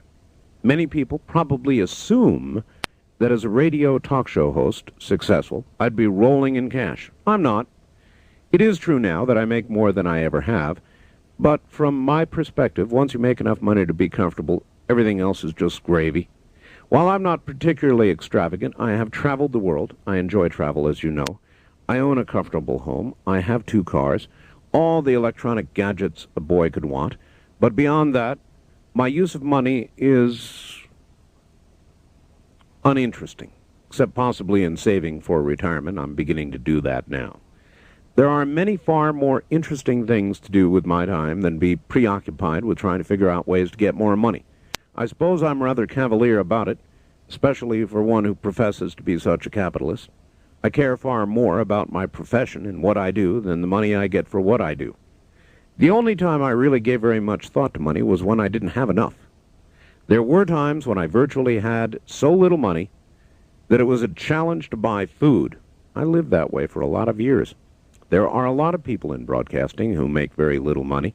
It's a tough business in which to make it really big and really start making a decent living. Most don't. Those who love the broadcasting business are the ones who stay with it, but not for the money. It's just not that easy to succeed. These days, with my success, some money's coming, and it's almost magical to me. I'm grateful for it, but the money has never been, never will be my motive to stay in the broadcasting business. If money comes because of what I do, and now it has, that's great. Otherwise, money is just not that important to me. Panic attacks. Panic attacks are one part of my life no one would really know about unless they worked with me, and unless you were my wife and had to put up with it. What is a panic attack? Well, some may call it an anxiety attack. It's intense physical, emotional, and mental distress, which in my case is almost always related to my radio program. I began to have panic attacks when I began to be a regular talk host. I remember the first time I was about to go on the air and do a program in Las Vegas. My heart immediately began to race. Adrenaline fired through my system. I became flushed, hot, sweating like a pig. All this just before the show began. It may seem odd, but even after all these years of doing live talk radio, I still have panic attacks almost every time I'm about to go on the air. Some entertainers call them pre-stage butterflies. For me, they are huge, wet butterflies. But every time it goes away as I proceed with the show. Once I'm into the show, it goes away. I know when I have a good night on the air and when I have a bad night. I never know what to expect because I don't screen my calls. When the show has rough spots, I can hover around the edges of a panic attack. Moreover, when it occurs, it's not uncommon for the show to be average all the way through. Yes, panic attacks are part of what I do and can have a direct effect on my life, yet perhaps if I didn't go through this ritualistic bout with adrenaline, I wouldn't feel normal. Books and movies. I am an avid book consumer. I love to read. I always have, always will. I have an extensive personal library. I read so much non-fiction in the form of periodicals, various newspapers, magazines, many faxes I receive from a variety of sources, including news wires, that it is a welcome relief to escape occasionally into fiction. My tastes in fiction are varied. I can't say I've got one or two authors that I like to read in particular. Though my publisher pressed me for some, I'm an avid reader of Stephen King. I'm a Clancy lover. I loved King's The Stand, about a virus which kills the majority of the world, and how those few who survive come to terms with their situation. I love techno-thrillers. So I love much of what Tom Clancy writes, particularly Hunt for Red October. I like science fiction only when it seems to be within the realm of possibility, like Arthur C. Clarke's 2001: A Space Odyssey. The movie version of that book, by the way, is quite good, too. Among other books I've enjoyed would be Neville Shute's On the Beach, a novel about the end of the world, Orson Scott Card's Speaker for the Dead, for which I thought was an absolute masterpiece, Whitley Strieber's War Day, Martin Gross's The Red President. A particularly exceptional book was Lucifer's Hammer by Larry Niven. Ironically enough, the story of a comet on a collision course with Earth. Is all of this beginning to click with you? I'm an avid movie watcher and video collector. Again, my interests in movies are a broad mixture. I'm not crazy about baseball, but I love several excellent baseball movies. Can you imagine? The best baseball movies I've seen include Field of Dreams with Costner, Major League with Tom Berenger, Charlie Sheen, and Damn Yankees with Gene Stapleton. Some of the movies I like reflect my fascination with technology. For example, The Bedford Incident. Read it. Made back in 1965. It is a story of a Navy captain scouting Russian subs near Greenland and the mental conflicts aboard his ship.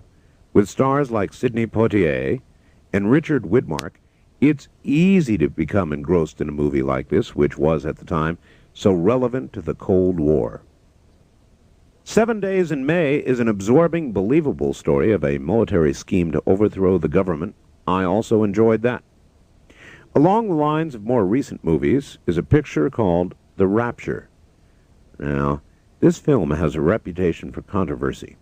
And of course, as with everything, it might not suit everybody's taste. Mimi Rogers stars as a woman who becomes fanatically religious. There are overtones of apocalypse throughout the film, but I think one of the reasons I like it is that it rushes in where some fear to tread, and as you know, that seems to fit my mindset in many ways.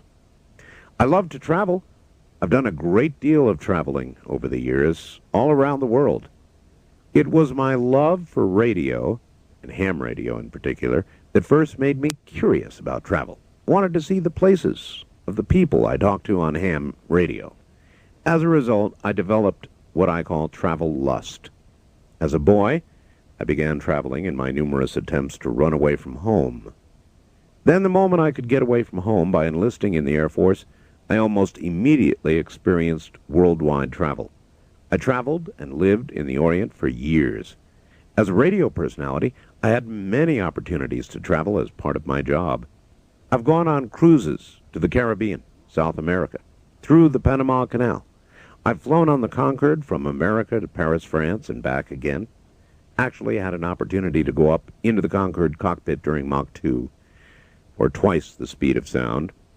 I have since returned to the Orient, Hong Kong, Tokyo, Bangkok. My first look at those areas in a long, long time.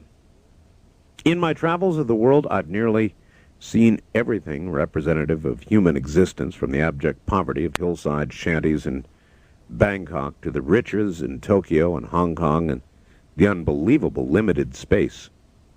Many Americans have no idea how good a place America is to live compared to a lot of other countries around the world. Nowhere else in the world do people enjoy the kind of freedom that I think we take for granted. For example, in Thailand, you can go to jail for just criticizing the king. In Paris, they've got clean streets, and there's hardly any crime, but hardly anybody can afford to pay the taxes and live there comfortably. They've got a big socialist system controlling everything. In South America, they have instability, and you can't tell one day to the next what government you might have. In England, if the government orders you not to broadcast something, you don't do it. You do not exactly have freedom of speech in England.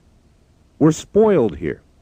We may complain of the justice system, but in most countries around the world, you have the burden of having to prove you're innocent of the crime you're accused of. And if you cannot, you rot in jail. At least in this country, as sluggish as the system may seem at times, you're given the opportunity to maintain your innocence until proven guilty. We have rights, privileges, and freedoms, and we ought to cherish them. I remember while I was visiting communist China, I asked my tour guide if Chinese people are allowed to own guns. Well, as I expected, he informed me they're not. I told him that I not only own guns, but I had my own Chinese AK-47 automatic rifle. Semi-automatic, actually. Well, his jaw dropped to the pavement. Travel puts a lot of things into perspective. Do I have regrets? Well, when I sat down to think about my life, I discovered how difficult and painful it was to reflect on my regrets. Try it yourself. The human brain, I believe, in protection of itself, tends to fog over and forget events that one finds too difficult to remember. It's a protective thing. But when making a record of your life, people want to know, and as painful as it may be, I feel I have an obligation to tell you the truth. One of the foremost regrets in my life is that I have not treated people better. When I was young, I was foolish. Frequently, I treated people poorly. Some of the people I mistreated were women. Yes, I know earlier I indicated how much I love women, but for some reason, I didn't treat them very well. For one thing, I had what you might call shallow relationships with women early on. I remember dating women who fell in love with me, and I didn't reciprocate that love. Instead, selfishly, I took from them. I'm sure I need not detail it. In essence, used them. And I am ashamed for my attitude, my behavior of my younger years. At my age now, I realize how cruel and cold it can be. I regret my behavior, and I have guilt about it to this day. My second greatest regret is that I ever began smoking cigarettes. Smoked my first cigarette when I was 16. And at this writing, I've just turned 50. That's 34 long years smoking every day. It is a filthy, dirty habit, and yet it is a habit which I am totally hooked on. I also regret I have not mustered the willpower to stop. I've tried many times, but I just cannot quit. The only real solace I have here is that the oldest woman in the world, now said to be 120 years old, quit smoking at 118. I regret my father and I were not closer. We were not close as I grew up. Maybe given the nature of my parents' relationship, there is no surprise that there is a great deal of distance between my father and I. Some things you can forgive, but you cannot remove their imprint from your soul. This day I have what I would call a cordial relationship with my father. It's much better than it used to be, but the relationship is still only cordial. I have some regret that I've spent my life in a technical world. Technical things are a passion for me, and to some degree my interest in technical things has had an effect on my success. But there have been so many times when I passed up a variety of social opportunities which I think would have broadened me. This is a part of my life that I think it's unfortunate that I may have missed some social opportunities because of technical involvement. People who are driven like I am sometimes end up not being very gregarious. Somehow I feel it's possible to miss out by avoiding interaction with people in social settings. I regret not having sustained enduring friendships over the years. When I grew up, it was virtually impossible to make friends because my family moved so frequently. And it so happened that my life in broadcasting wasn't much different. Many people in the business will tell you what a gypsy kind of life it is. You go from town to town, city to city, station to station, as they said in WKRP, up and down the dial. Every move means meeting a new set of people, and meaningful relationships, any of them you do make during your sojourn, are lost when you move. I regret I cannot satisfy my spiritual longing. I have investigated many religions and spiritual ways of thinking, but nothing yet seems to fulfill me spiritually. Now, I believe that we have a maker. I believe there is a God. But I'm the kind of person who must have proof. I need to put my hands on things to establish in some way for myself that something is. I also want to be assured that there is a life after this one. One big problem I have, I suppose, is I'm unable to accept things on faith. In the end, I think everything probably balances out. Without regrets, perhaps I would not be able to truly appreciate the good things in my life, the achievements I've made. And the fact remains, you cannot change what has already been forged. You can only try to live the best life you can day by day. Politically, I'm a big mixture, a mutt, which on the whole is, I suppose, mostly conservative, but not exclusively. I listen to everybody. Republicans, Democrats, even libertarians. I weigh everything and then decide for myself if what I believe is right. That's how I am. That's how I encourage my listeners to be. So, where did my political views come from? Politics is something I began to focus on when I was about 13 or 14. I remember reading a pamphlet from the John Birch Society, but decided that it was too radical for me. Later, I was a supporter of the Goldwater presidential campaign. Politics is generally a topic that people like to talk about. Rush Limbaugh spends practically all his time talking about politics, and that's fine for him. For me, I can talk politics with the best of them, but I don't limit myself to politics. There are so many other interesting topics to discuss, and so I do. I grew up in an environment where politics were brought up. My mother is a conservative. My father once was very conservative and is now very liberal. I'm somewhere in between, probably leaning more toward my mom's political ideology. There are a number of issues in America today that define what people are politically. My stance on some of the issues reveals where I am. When it comes to politics, what I do is take each issue as it comes along and make an honest assessment. I'm honest with myself, I'm honest with you. And I don't make a judgment based only on my mostly conservative political tendencies. I'm a conservative naturally. My political persuasion is not manufactured. I also do not try to persuade my listeners to any particular point of view. I let you draw your own conclusions. I believe that in order to be a politician in America, you have to be a liar. There are very few politicians who do not fall into that category. I believe to get elected in America today, you've got to have the kind of talent Bill Clinton has. That talent is to be able to tell people exactly what they want to hear. I call him the Mighty Morphin Man. He's like a chameleon. I believe it was one of Clinton's own political advisors who said that when asked a question, Mr. Clinton automatically envisions a pole in his mind before answering, tries to calculate which way the wind blows. Then he answers with the hope that he will appease most of those who are listening to him. Such cynicism and insincerity is frightening. But that apparently is the way you get elected and the way you maintain office in the country these days. I voted for Ross Perot in the 1992 election. Reason is I couldn't stomach George Bush, his broken promises. In other words, he claimed he wouldn't raise taxes. He did. I certainly couldn't handle any of the so-called alternative possibilities for president, like Michael Dukakis. I must say, quite frankly, from the beginning, I thought Ross Perot was a little crazy, although perhaps the word eccentric is more accurate.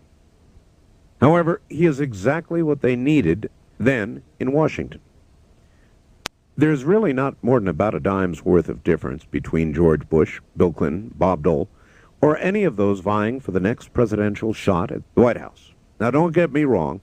There's a great deal of difference between the beliefs of a conservative and a liberal. Usually during the course of a campaign, there may be vast differences among candidates, but after elected, regardless of which side they come from, they look very much the same. Why? Because they generally serve much the same master or masters. This is not necessarily a belief on my part in some sort of grand conspiracy by a hidden hand like the Trilateral Commission of the Council on Foreign Relations, Rockefellers, whoever else people normally believe controls what goes on. It's just the average person taking the office of president. No matter what they may have said during the campaign, they must bow to certain realities. The one person who would not have bowed like the others was Ross Perot. He probably would not have lasted long. But he would have shaken up those people in Washington like never before. And in doing so, it would have been a good thing. So with this in mind, and on a wing and a prayer, I voted for Ross Perot. To this day, I am not sorry, nor do I regret having done it. I guess I truly am in the middle. I'm not a radical on the left or the right. Some people may think my middle-of-the-road position just makes a bunch of mush. I don't think so. I think my opinions are the opinions of a majority of the people in the country. Not the vocal majority, but the majority. I generally approach issues with an open mind and not purely from an ideological base. I also try to approach issues with an intellectual perspective and careful consideration. To illustrate what a mixture I can be politically, I admit that I even admire and respect politicians who are Democratic. Sam Nunn, for example, an honest, pragmatic, intelligent person who's somebody I'd vote for should he decide to run for president. But he's retiring. I'm sure that'll shock a lot of you. Open-minded and thoughtful, that's what I hope to be. It's what I try to be. It's what I try to convey to my listeners on the air. I'm glad there's room on the radio for somebody with my political views. Abortion. This is probably the most divisive issue in America today. I believe the embryo in a woman's womb is life. In other words, when there is that unique genetic mixture, life has begun. This makes me, I suppose, pro-life. Not fanatical about it, nor am I dogmatic about it. To me, the answer to the abortion debate in America is not whether we should have abortion clinics. After all, people will just go on with their coat hangers and perform their own abortions. The answer to abortion is obviously birth control. It's never having to be faced with a decision of whether to destroy life and to carry the guilt which such a decision may create. That's what I call choice. I know many women are haunted by the choice that they made to destroy life. It is a profound and serious decision to be confronted with, and abortions themselves are not pretty. It's why I'm adamant about birth control. The biggest obstacle to my suggested solution, of course, is the Catholic Church. The Church has certain aspects of beauty. The Catholic religion does. The problem with them is that they preach against birth control. And because Catholicism is so influential with many people, I think the Catholic Church is somewhat blind in their view of this issue. I think birth control ought to be provided for anybody who needs it. And I just say, every woman ought not have to make that choice. What does this make me? Pro-life? A moderate? Is there such a thing? On our economy, I am indeed an economic conservative. I believe in the work ethic, capitalism, free enterprise, free trade. I agreed with Ross Perot about this country's debt. America is in enormous debt, continues to fall into greater debt. At some point, maybe 5, 10 years down the line, this debt is going to come cascading down on our heads. The debt is going to catch up with us. I personally could not go into debt indefinitely without going bankrupt. Likewise, America can't go into debt at the present rate without going bankrupt. It may sound strange and cynical to think that America, a country which was once the economic powerhouse of the world, could go bankrupt, but believe me, It is an inevitable reality. And when this country goes bankrupt, not if, but when, a lot of people are going to be hurt. Americans are accustomed to being a very comfortable, convenient, self-indulgent kind of people. We're spoiled in this country. In short, America has become soft. We've had it too good, too long. When we face an economic emergency, it will probably be coupled with a social emergency. It'll be unlike anything anybody has ever seen, and many people are not going to be able to endure. There'll be riots, panic, hunger. There will be an America torn apart as never before. We are not ready for such difficult times. We are a soft people, and even I admit I may be one of them. But I recognize intellectually what is occurring, and I am preparing for what I believe is an inevitable catastrophe. I believe everybody should prepare personally the best you can. Get out of debt. Get out of debt. As best you can, become independent in every way possible. This is what I have sought to do for myself in preparation for the future. Gun control.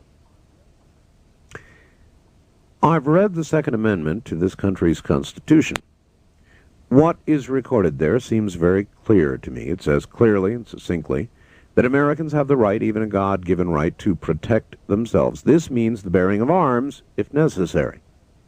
I am candid about revealing that I have a collection of guns. I collect them. And I would not hesitate to use one if I had to protect my family or myself. However, in America today, there are many people who do not believe that we should have guns, and that the only people who should have guns are the police and the military. These anti-gun people are out of their minds. I think Americans have a God-given right to protect themselves with the same force that, in all likelihood, would be used against them. There's a lot of bad guys out there running around with guns. Of course, nobody can pass a law to prevent a crime, and criminals would commit crimes no matter what law existed. It's just fact of life. Politicians do the easy thing. They blame the gun. Oh, it's easy to pass a law against a gun. Unfortunately to the American people, this makes the politicians look like they're doing something about crime when they're really not. What they're doing is taking away our God-given right, our forefathers' given right to self-protection. I see our rights as Americans eroding very quickly. Why do Americans buy into these arguments made by politicians that the gun is the culprit? It's not. The gun is no more the culprit than a knife which might have been used in killing, or a club, or a blunt instrument of some kind. Guns, knives, clubs, whatever. They are just material things. The needy. There are people who are blind, crippled, or for one physical reason or another cannot earn a decent living. These people get a pathetic amount of money every month through Social Security or whatever means. They don't get more than perhaps $500 or $600 a month, and as such live generally below the poverty line. As a civilization, if that's what we want to call ourselves, we ought to be ashamed. We ought to be ashamed that we provide such a pitiful amount of money for these people to live on. Why do we allow it to go on? I'll tell you, because so much fraud is out there, so many people taking advantage of the system, that we cannot provide properly for those who do need it. A lot of people out there making false claims to receive assistance. Most claims are not investigated because, frankly, it's easier to just pay to support a bureaucracy and the liberals who foster it by issuing checks to anybody who makes up some kind of story to get them. If there are too many people who claim injury or some physical affliction they don't have, then we just can't take care of the people who deserve to be taken care of in a manner that we ought to take care of them. Drugs.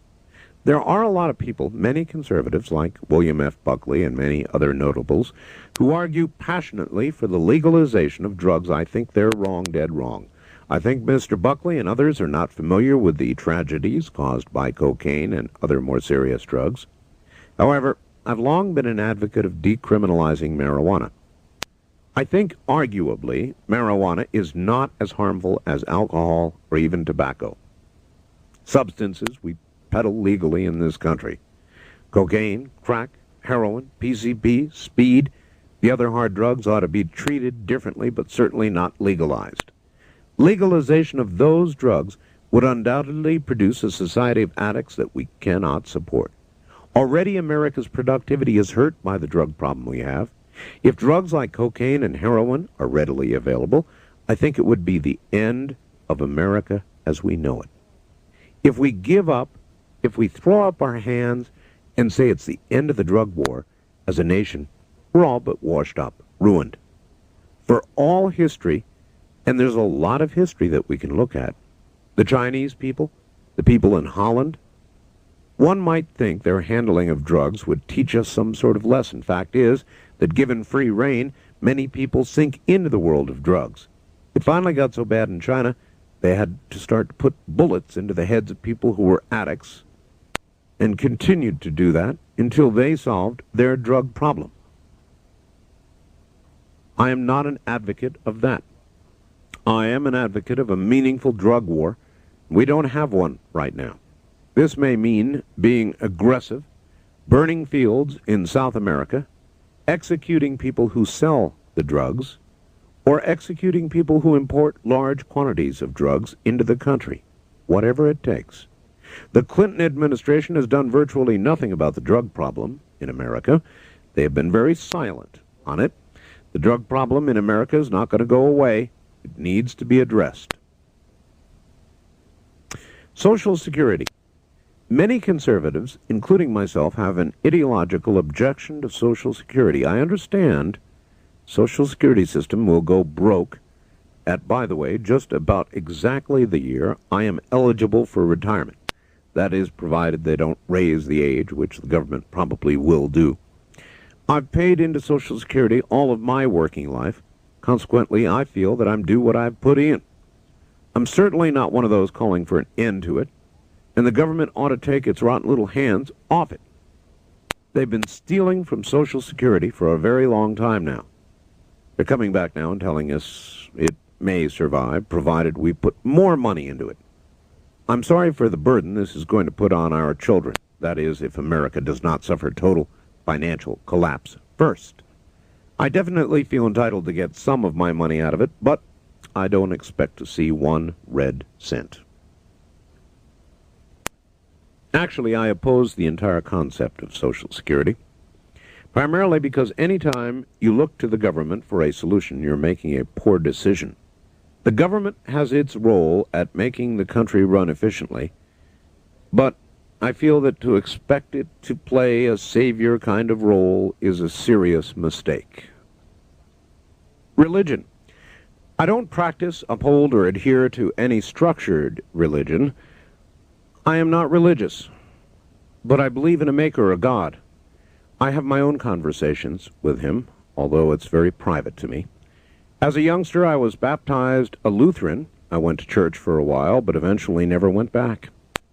While I've studied many, many religions, I've not been able to gain faith in any of them, and have been disappointed in nearly all of them. I don't need to go to church every Sunday, have somebody support my belief system, nor do I feel the need to denigrate in any way those who do go to church and find faith. When I have a conversation with a preacher, or priest, minister, even those who come in suits on bicycles and come knocking at the door, I generally think I drive them crazy. Still, I enjoy talking to them all. I ask them questions, which inevitably will lead them to say, but you must have faith. And I simply explain, I cannot have faith. I must have proof to have faith. I must see something that is tangible to me. This, of course, just drives them all up a tree, but I do love doing it. I hope that one day somebody will convince me. Militias. On my radio program, I brought to light another great danger for America. I believe the militias. Because of the increased dissatisfaction with our government, there are growing numbers of people who are banding together as militias. They're taking the right to bear arms and turning it into hatred. I believe it is a magnified hatred and paranoia of the government. Then there is the ATF and some segments of the FBI that are the antithesis of this militia movement.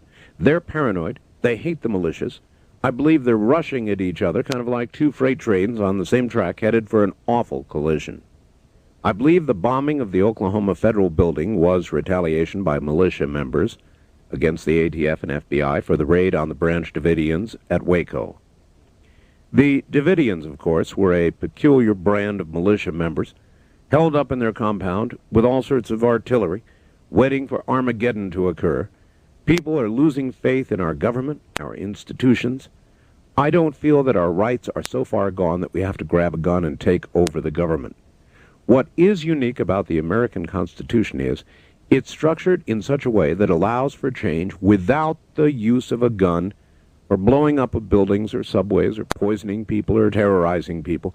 Somehow there are those who have lost track of the way the Constitution is to work to our benefit. Overall, I worry about America. It appears that if we are not completely ruined because of an economic collapse, then perhaps a social collapse, or a military confrontation which will damage this country. We are not what we once were. Well, it should be obvious by now that I am a complex, tangled mixture of a person who has a myriad of life experiences that have shaped the person I am today. I've settled into a personality and a lifestyle that makes me comfortable and happy. As you continue to listen, you'll get an even clearer picture of how the aspects of my personal life fit into the life I lead on the radio. So let's talk about my start in radio. It was during my stint with the Armed Services that I inadvertently began my radio career. I was stationed at Amarillo Air Force Base at the time. One day I was bored, and I missed using my ham set, which had been my passion for many years. Right up until I enlisted in the Air Force, just for the hell of it, I began poking around the base to see what I could find. I eventually got a Heathkit variable frequency oscillator, an old Heathkit VFO. The Heathkit VFO was used essentially to drive a ham radio transmitter. With my knowledge and skill in electronics, I converted this VFO to operate on the AM radio band. Then, in my barracks room, I figured out a way to put music on the VFO, or modulate it, and managed to transmit to the barracks located around the base. Just for fun, I began transmitting music to the guys in the barracks. Most of them loved it. They tuned in their radios every night for quite some time and got music without commercial interruption. Eventually, our first sergeant found out about it, and he talked to the commanding officer. Well, the commanding officer decided that he did not want to have us have our own little radio station in the barracks. By this time, I'd met Lynn Whitlake, who became involved with my little enterprise, as well as Paul Gerard, another good friend. Lynn and Paul were very much involved, and the commanding officer called us in to confront us all about the radio station and said, "What are you guys up to?" Well, we said we thought it'd be okay to play music for the guys on the base, so we made a transmitter, a radio transmitter. I responded somewhat meekly. The commanding officer pondered all this for a moment, looked at the three of us, standing there at attention. "You know, guys," he said, "you really shouldn't be doing this in the barracks." He said somberly, "What I'm going to do is call the military amateur radio station commander at the base and see if they might be willing to give you a couple of rooms where you can do your broadcast." Well, naturally, upon hearing this, our little eyes lit up. We got all excited. This commander had no idea what he was doing, but he thought he was doing a good thing. I couldn't believe it. I thought we were about to get reprimanded, maybe end up cleaning toilets for the next week, and yet the commanding officer all but told us to begin our own station. He just wanted it out of the barracks. You know, that's the way it is in the military sometimes. Get it away from me. As long as I don't see it, it's okay. Anyway, we were all surprised and elated. We all said, "Yeah, let's do it." And so we did. Neither the commanding officer, nor anybody else for that matter, had any concept of commercial broadcasting, what was legal, what was not legal. They just wanted to get it handled. That's the military for you. So, with the commanding officer's blessings, we managed to build an entirely illegal pirate radio station at the Military Amateur Radio Service building. In hindsight, this was obviously meant to be for me. It was the beginning of my radio career, although it began outside the law with an illegal radio station. In the 2 rooms allocated to us, We built a complete studio equipped with records, turntables, a board to control everything, a microphone, noisemakers, all the other usual studio trappings. I decided first to get a higher-powered radio transmitter and convert this whole thing to the broadcast band. We also erected for ourselves a huge antenna, about 300 feet long. Then we went on the air. When we first went on the air, you couldn't only hear us at the barracks, but actually all over Amarillo Air Force Base. Well, we were a hit. Everybody loved our radio station, which we called Amarillo's KMED, or KMED for the Medical Squadron. We had a marvelous time. We had a great time. After a while, we discovered the transmitter, and the antenna worked a little too well. We were also picked up about 30 miles away by the city of Amarillo. At that time, the city of Amarillo had about 150,000 people. As we were not only on daily, but on a 24-hour schedule, and we provided the popular music of the day without commercial interruption, it made it very difficult for the legitimate commercial stations to compete with us. But somehow we managed to stay on the air without any hindrance for a full year. To give you some idea of a little bit of what we did, I have gone back, thanks to Lynn Whitleg, and managed to resurrect a little bit of actually what aired all those years ago, 30 years ago, however long ago it was, at Amarillo Air Force Base. And if you listen very carefully, you'll get a taste of it. It was utter madness, but it was fun. And here's actually a little piece of what occurred 30 years ago. Listen to this. Unbelievable.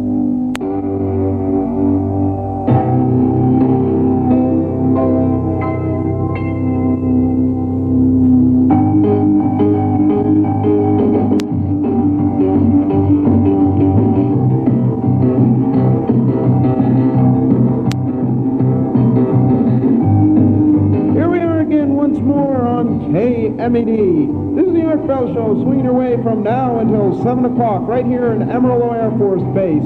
This is a medical squadron. Amarillo Air Force Base is best, and don't you forget it. We'll be right here, as I said, till 7 o'clock, followed up by Lightning Lynn, and KMED is going to be swinging your way with the top 40 every night of every week of every year. What do you think? Did I sound a little different then, folks? Unbelievable. Remember, if you turn that dial on your radio, you are just plain wasting your cotton-picking electricity. That was KMED. And every once in a while, in the world of radio, they conduct a survey. It's called an Arbitron survey. It determines how many people are listening to each radio station in a given geographic area. Well, the radio stations are then ranked for the market they cover. Unfortunately for us, KMED showed up on the Arbitron survey in Amarillo. Every commercial station in the city of Amarillo went berserk. Not only did they realize we existed suddenly, but they also realized we were probably robbing them of a significant number of their audience. After all, we were playing the same music, and we were just as fun to listen to, but we didn't run commercials. Naturally, they wanted to get rid of us. It wasn't hard. Complaints reached the commander of our base, and once again we found ourselves in his office standing at attention. This time he was not so supportive. In clear, strong terms, it was explained to us we had an illegal radio station. What we were doing was illegal, and KMED was history from that point forward. That was the end of it. Despite its short-lived history, KMED was significant to me because it was the beginning of my entry into the world of professional broadcasting. After my 4-year stint in the Air Force, I went home in 1966 and very much wanted to get into radio. To my good fortune, on the basis of my enthusiasm, I suppose, my obvious knowledge of studio equipment, my ham radio license, my years of experience as a disc jockey, albeit at the illegal KMED, I managed to wiggle my way into my first professional broadcasting position at a religious radio station located way up on top of a mountain in Franklin, New Jersey. For the purposes of confidentiality, I'll call this station KREL. Well, after working at KREL for a few months, I went to a radio station in a little town called Bath, New York. I worked there for about 8 months. It was during this 8 months in particular that I longed more than ever to go back to the Far East. I missed it. But for the longest time, I couldn't figure out how to do it without re-enlisting in the Air Force. Eventually, I decided to write a letter to the only English-speaking radio station in the Orient then, KSBK, located in Naha, Okinawa, the capital city. KSBK was a Japanese-owned company, which consisted of the radio station and a Japanese television station, but it was broadcasting to about 250,000 Americans who lived on the island of Okinawa, then mostly American military and their dependents. Along with a letter, I sent a tape of my work and demonstrated how I could play and introduce music, how I could do the news, and so forth. One day, after anxiously waiting, much to my amazement and delight, I got a letter informing me my employment had been accepted and that I would work on a contractual basis, that I must agree to serve a minimum of a year on Okinawa, and that I could start on such and such a day. They even arranged for my airfare and a flight out there, guaranteed a flight back to the U.S. when I was ready to come home. I remember jumping up and down with excitement after reading the letter. I was going back to the place I loved.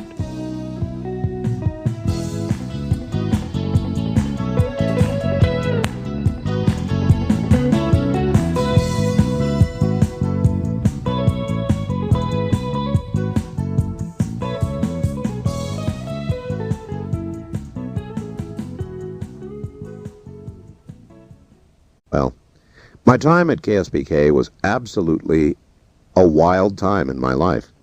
When I wasn't in the studio, we did live remote broadcasts, usually from the bar district. We'd just set up with our equipment and talk to people at some select bar. On the air, at these remote broadcasts, we'd tell people what a fun place a particular bar was, how the ladies were so good-looking, come on down, that kind of thing. It was all meant to entice GIs into the bar, and, of course, it definitely worked. Well, wasn't long before I became very popular as a disc jockey, playing music, doing news, even did a little bit of talk radio, but apart from the daily routine of broadcasting, these occasional bar remotes and so forth, I also participated in breaking a couple of world's records to draw attention to the station. It was funny. The first one I broke while at KSBK was a continuous broadcast record. I went on the air continuously for 115 hours and 15 minutes. I began on a Monday afternoon and kept at it non-stop until Saturday afternoon. Most of the time I played music, but I'd talk a little in between each record. The broadcasting marathon got a lot of attention. A lot of people dropped by the station to cheer me on. About half the island at some point tuned me in just to listen to a DJ who was doing the world record broadcast. They were waiting, actually, for me to fall over.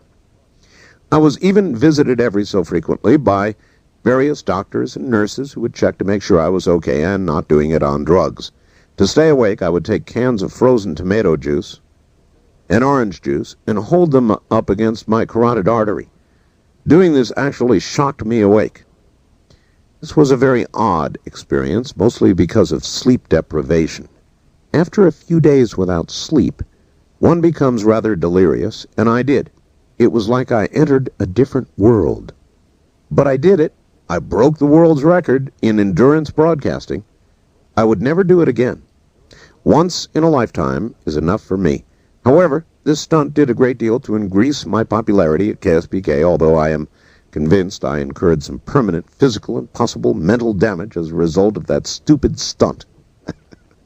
KSBK got a lot of publicity because of the world record broadcast. About a year later, I participated in yet another publicity effort. This time, I would be part of a team to break the world's seesawing while broadcasting record. To make it all the more interesting to the general public, we decided to stage the event as a contest. After soliciting a partner on the air, I ended up with a Navy guy who must have been about as crazy as I was.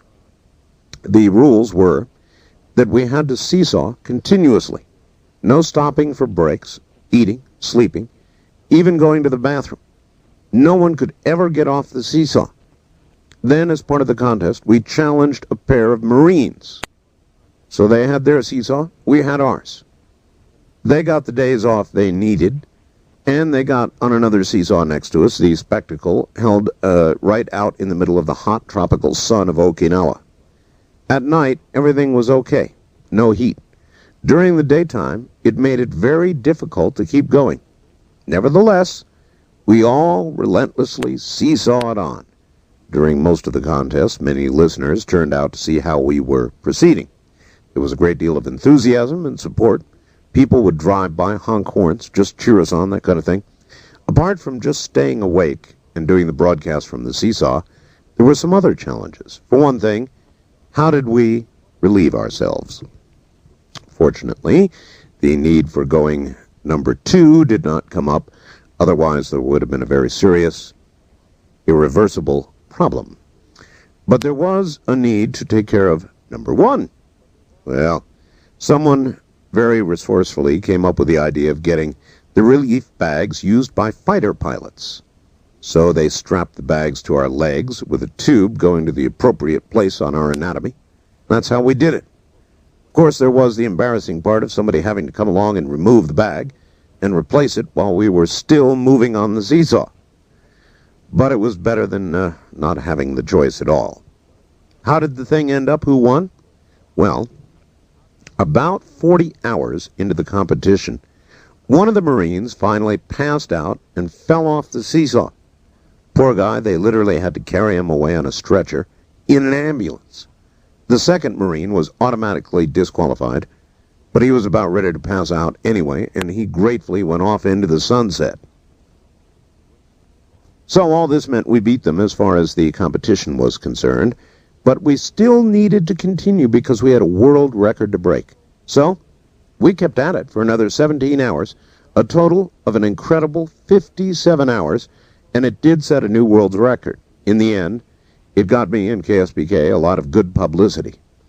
The things you do when you're young and dumb. I was with KSBK for 6 years, and my future in radio in Okinawa was promising. But I knew I needed to move on to expand my professional experience, so I left KSBK and the island of Okinawa. After KSBK, I continued my radio experience by returning to America. I spent the better part of the next 20 years in rock radio. Over the years, I've held positions as music director, news director, done morning shows, afternoon shows, evening shows, done regular rock and roll, top 40, even disco. If it was done in rock music during the 60s and 70s, I probably did it, and I was fairly good at what I did.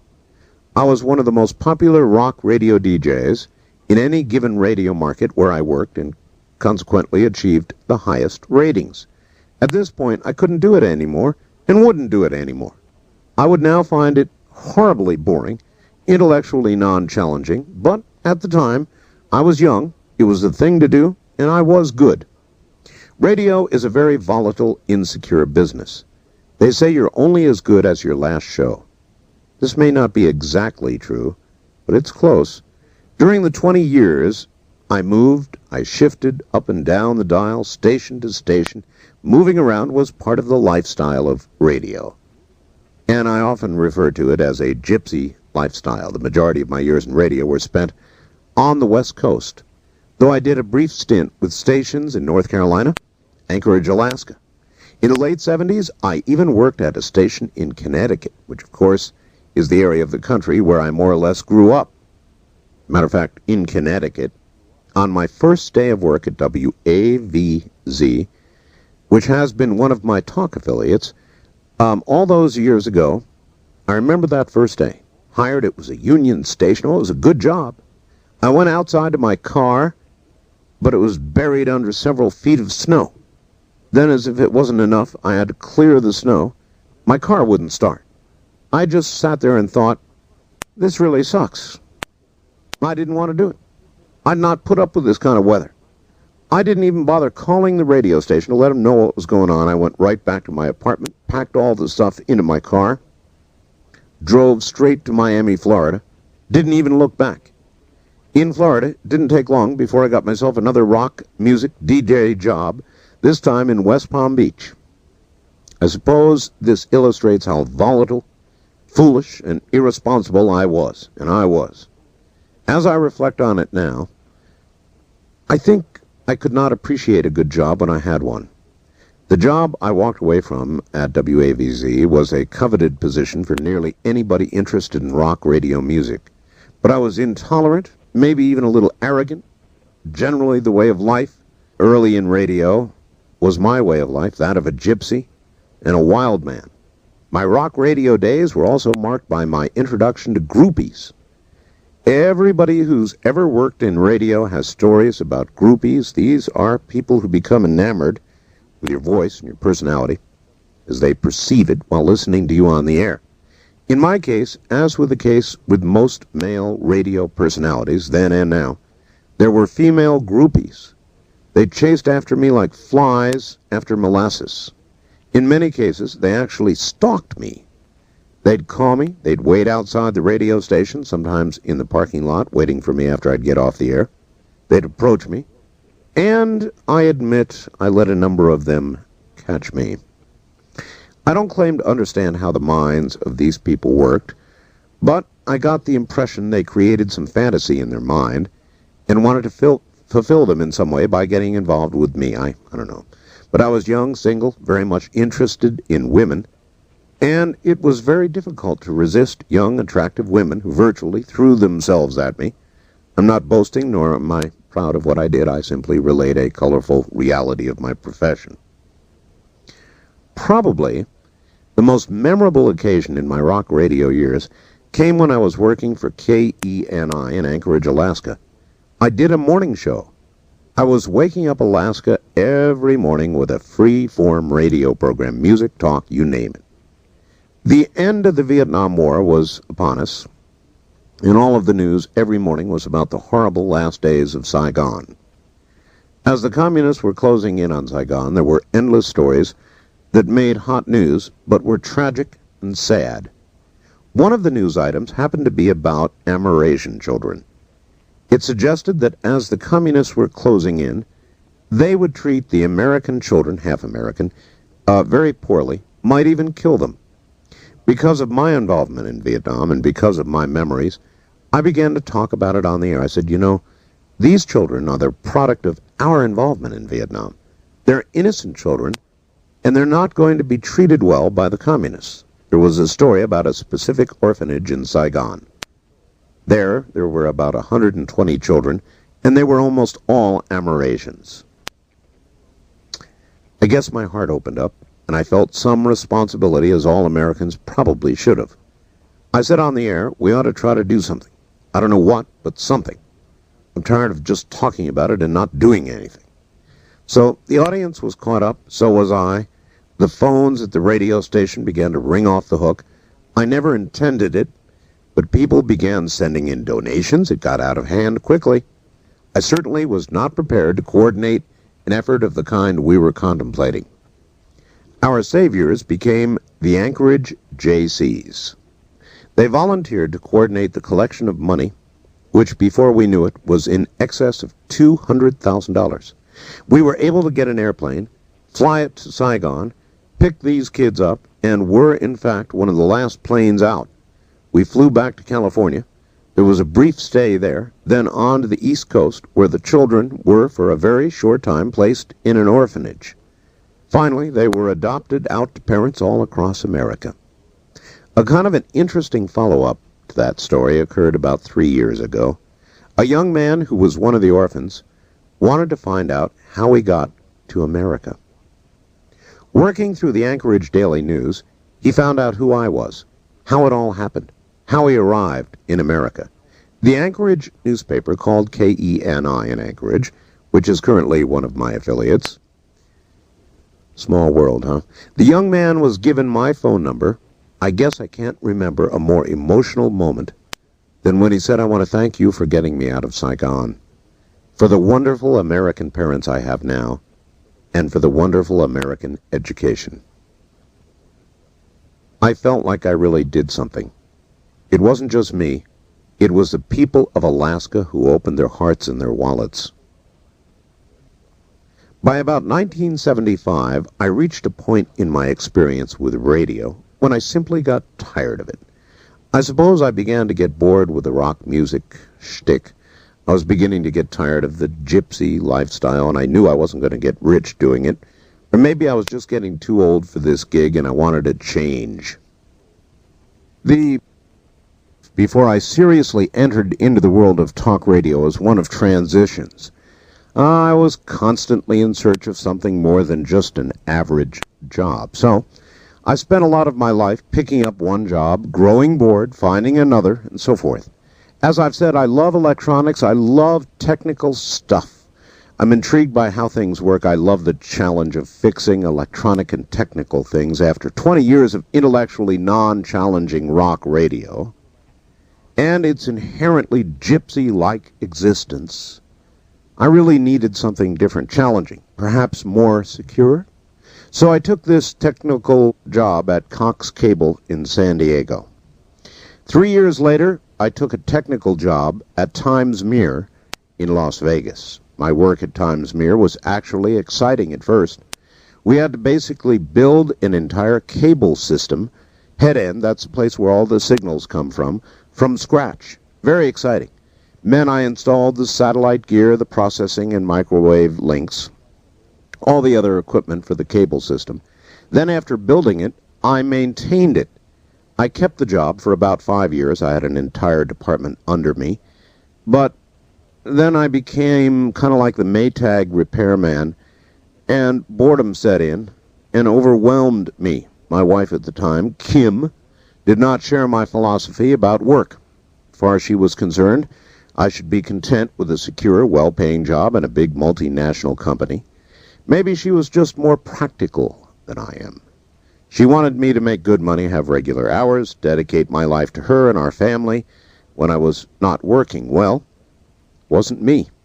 I can't stay with anything very long if it doesn't excite me, if it doesn't in some way. Well, I get to a point in my life where I needed some intellectual stimulation, and I needed to do something for which I had a genuine interest or curiosity. Some would call that selfishness. Others will, for the rest of their life, do the same 9-to-5 job they hate. I couldn't do it. Just sitting around collecting a check was not for me. Kim did not understand at all my thinking on that. It was about that time that I was whiling away my life at Times Mirror. Word got out to the infamous Claire Reese, program director of KDWN Las Vegas. KDWN is a huge, clear channel, 50,000-watt radio station. With its strong signal, KDON has an impressive broadcast range, reaches up to about 150 miles about Las Vegas. At night, KDON is an altogether different radio station. Radio signals, you see, behave somewhat differently.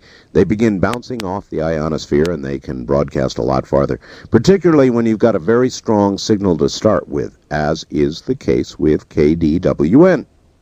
At night, their signal went to 12 western states. Now, obviously, with this kind of broadcast range at night, it's got a tremendous opportunity to reach more people than just Las Vegas and the highway from Los Angeles. Apparently, Claire had heard that I had a lot of years of radio under my belt with a certain amount of experience in talk. In essence, KDON found me. I didn't even know they were looking for anybody. Claire Reese was very clever in her approach, inviting me to do some part-time work for KDON. Wouldn't you like to work in radio again? At least part-time? We could sure use the help, she said. She appealed to my deepest instincts and desires, and I did not and could not resist. Sure, said I.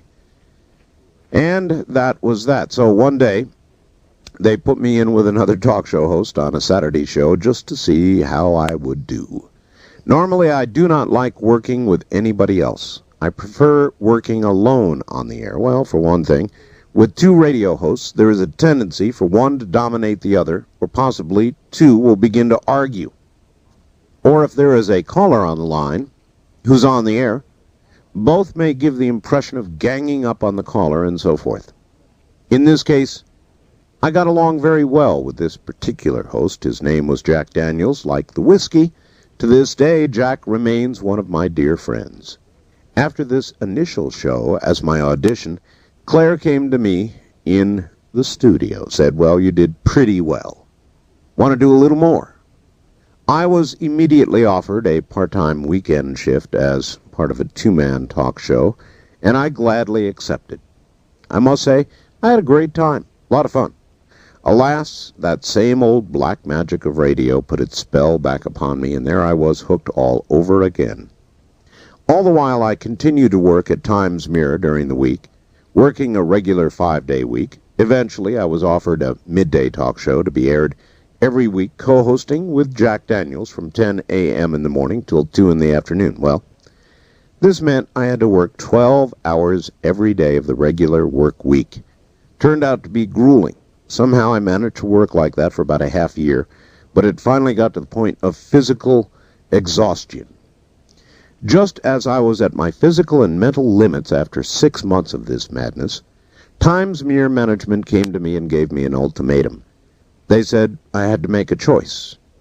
I had to choose to go to KDON or to manage the technical department I had developed and ran for 5 years. And climb the corporate ladder, and they held out all kinds of candy. I told them I'd think about it, and I thought about it. I thought about it until I thought I'd get sick. So I went to Claire Reese. Claire wanted me to work for KWN exclusively. She made me an offer, but unfortunately her offer was about $8,000 less than I was making at Times Mirror. This was a big decision at this point in my life. What do? Leave a perfectly good, secure, well-paying job for a radio job that paid much less and was not necessarily very secure?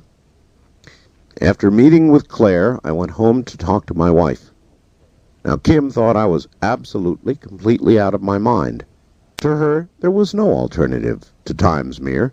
Nonetheless, in the end, I went with my first love, radio.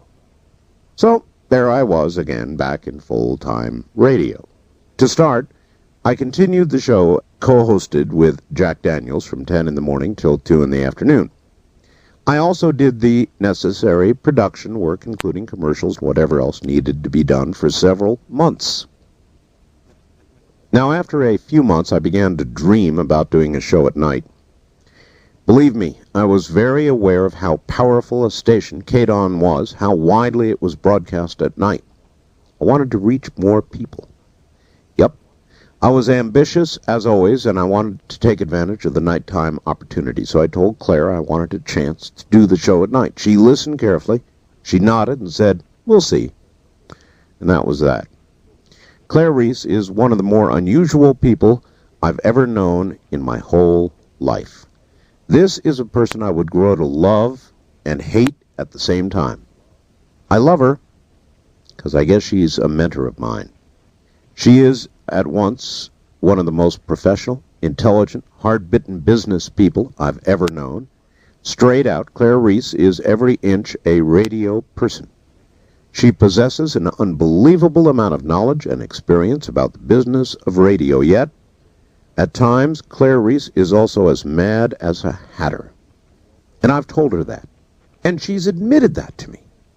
Over the course of the years I worked at KDON, Claire fired me, I think about a half-dozen times. She'd probably acknowledge many of the instances when she fired me, but she'd probably deny many more of them. I think it's safe to say my relationship with Claire Reese was a love-hate relationship. And I'm sure it's on both sides. I'm sure there were times when Claire Reese hated my guts. But she recognized that I did have talent right from the very beginning, and for that she loved me. Well, there was a 5-hour show from 1 to 6 a.m. every day, hosted by an older man, and I'll just call him Hank Brandon, not his real name. Hank had been in broadcasting for a lot of years, spending many years doing this show, but Hank was beginning to slow down, consider retirement.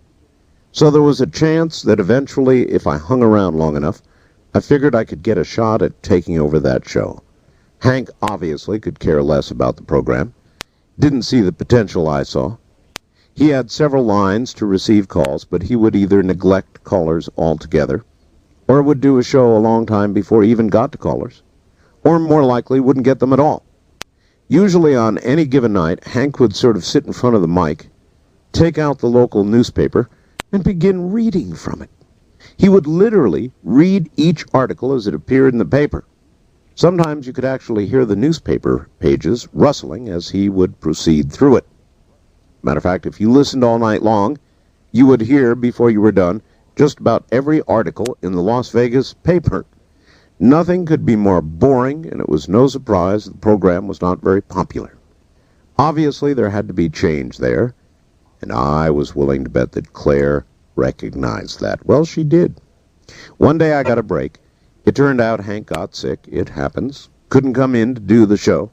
Claire came and told me, here's my big chance. Warned me if I did a lousy job, the big hook in broadcasting or showbiz would come out and I'd be yanked right out of there. Well, I thanked her profusely, was very excited at the opportunity to do my own live all-night talk show. So began my first pre-talk show panic attack. I wanted desperately to do a good job. I wanted it to work more than anything. But now, before the show, the heart began to pound, breathing became difficult, I began to sweat profusely, I was shaking, I smoked one cig after the other just to survive. Then finally at 1 a.m. it was my turn to go on the air. By this time, I was soaked from perspiration and nervous as hell. I'm certain I sounded very, very nervous and scared on the air. I began the show amidst my panic attack, but somehow kept going. I think the only thing that had a way of soothing me, encouraging me, was listener response. Poor Hank Brandon would not only drone on, but frequently never even bothered to solicit listeners to call. You've got to ask people to call, or they don't. And when he did, sometimes he wouldn't get a call for an hour. I made every effort to be well prepared, spent about 4 or 5 hours at it, and so when I went on the air, I just began discussing topics of interest at the time. I was ready for anything. And the moment I invited listeners to call, the phone bank lit up like a Christmas tree. The phones were jammed with callers throughout the night. I had a blast. Claire Reese was pleased. She never got too excited about anything. 2 weeks passed after my first shot at doing the all-night show. Then I had another chance. Again, I was well prepared for the show. I talked about what was of interest at the time, and again the phone bank lit up like a Christmas tree. Well, that's what did the trick for me, and that's when the change occurred. Claire now knew she had a hit on her hands with me. Poor Hank was shifted to do the day show, and I got to do the night show. That was the beginning of a show called West Coast AM.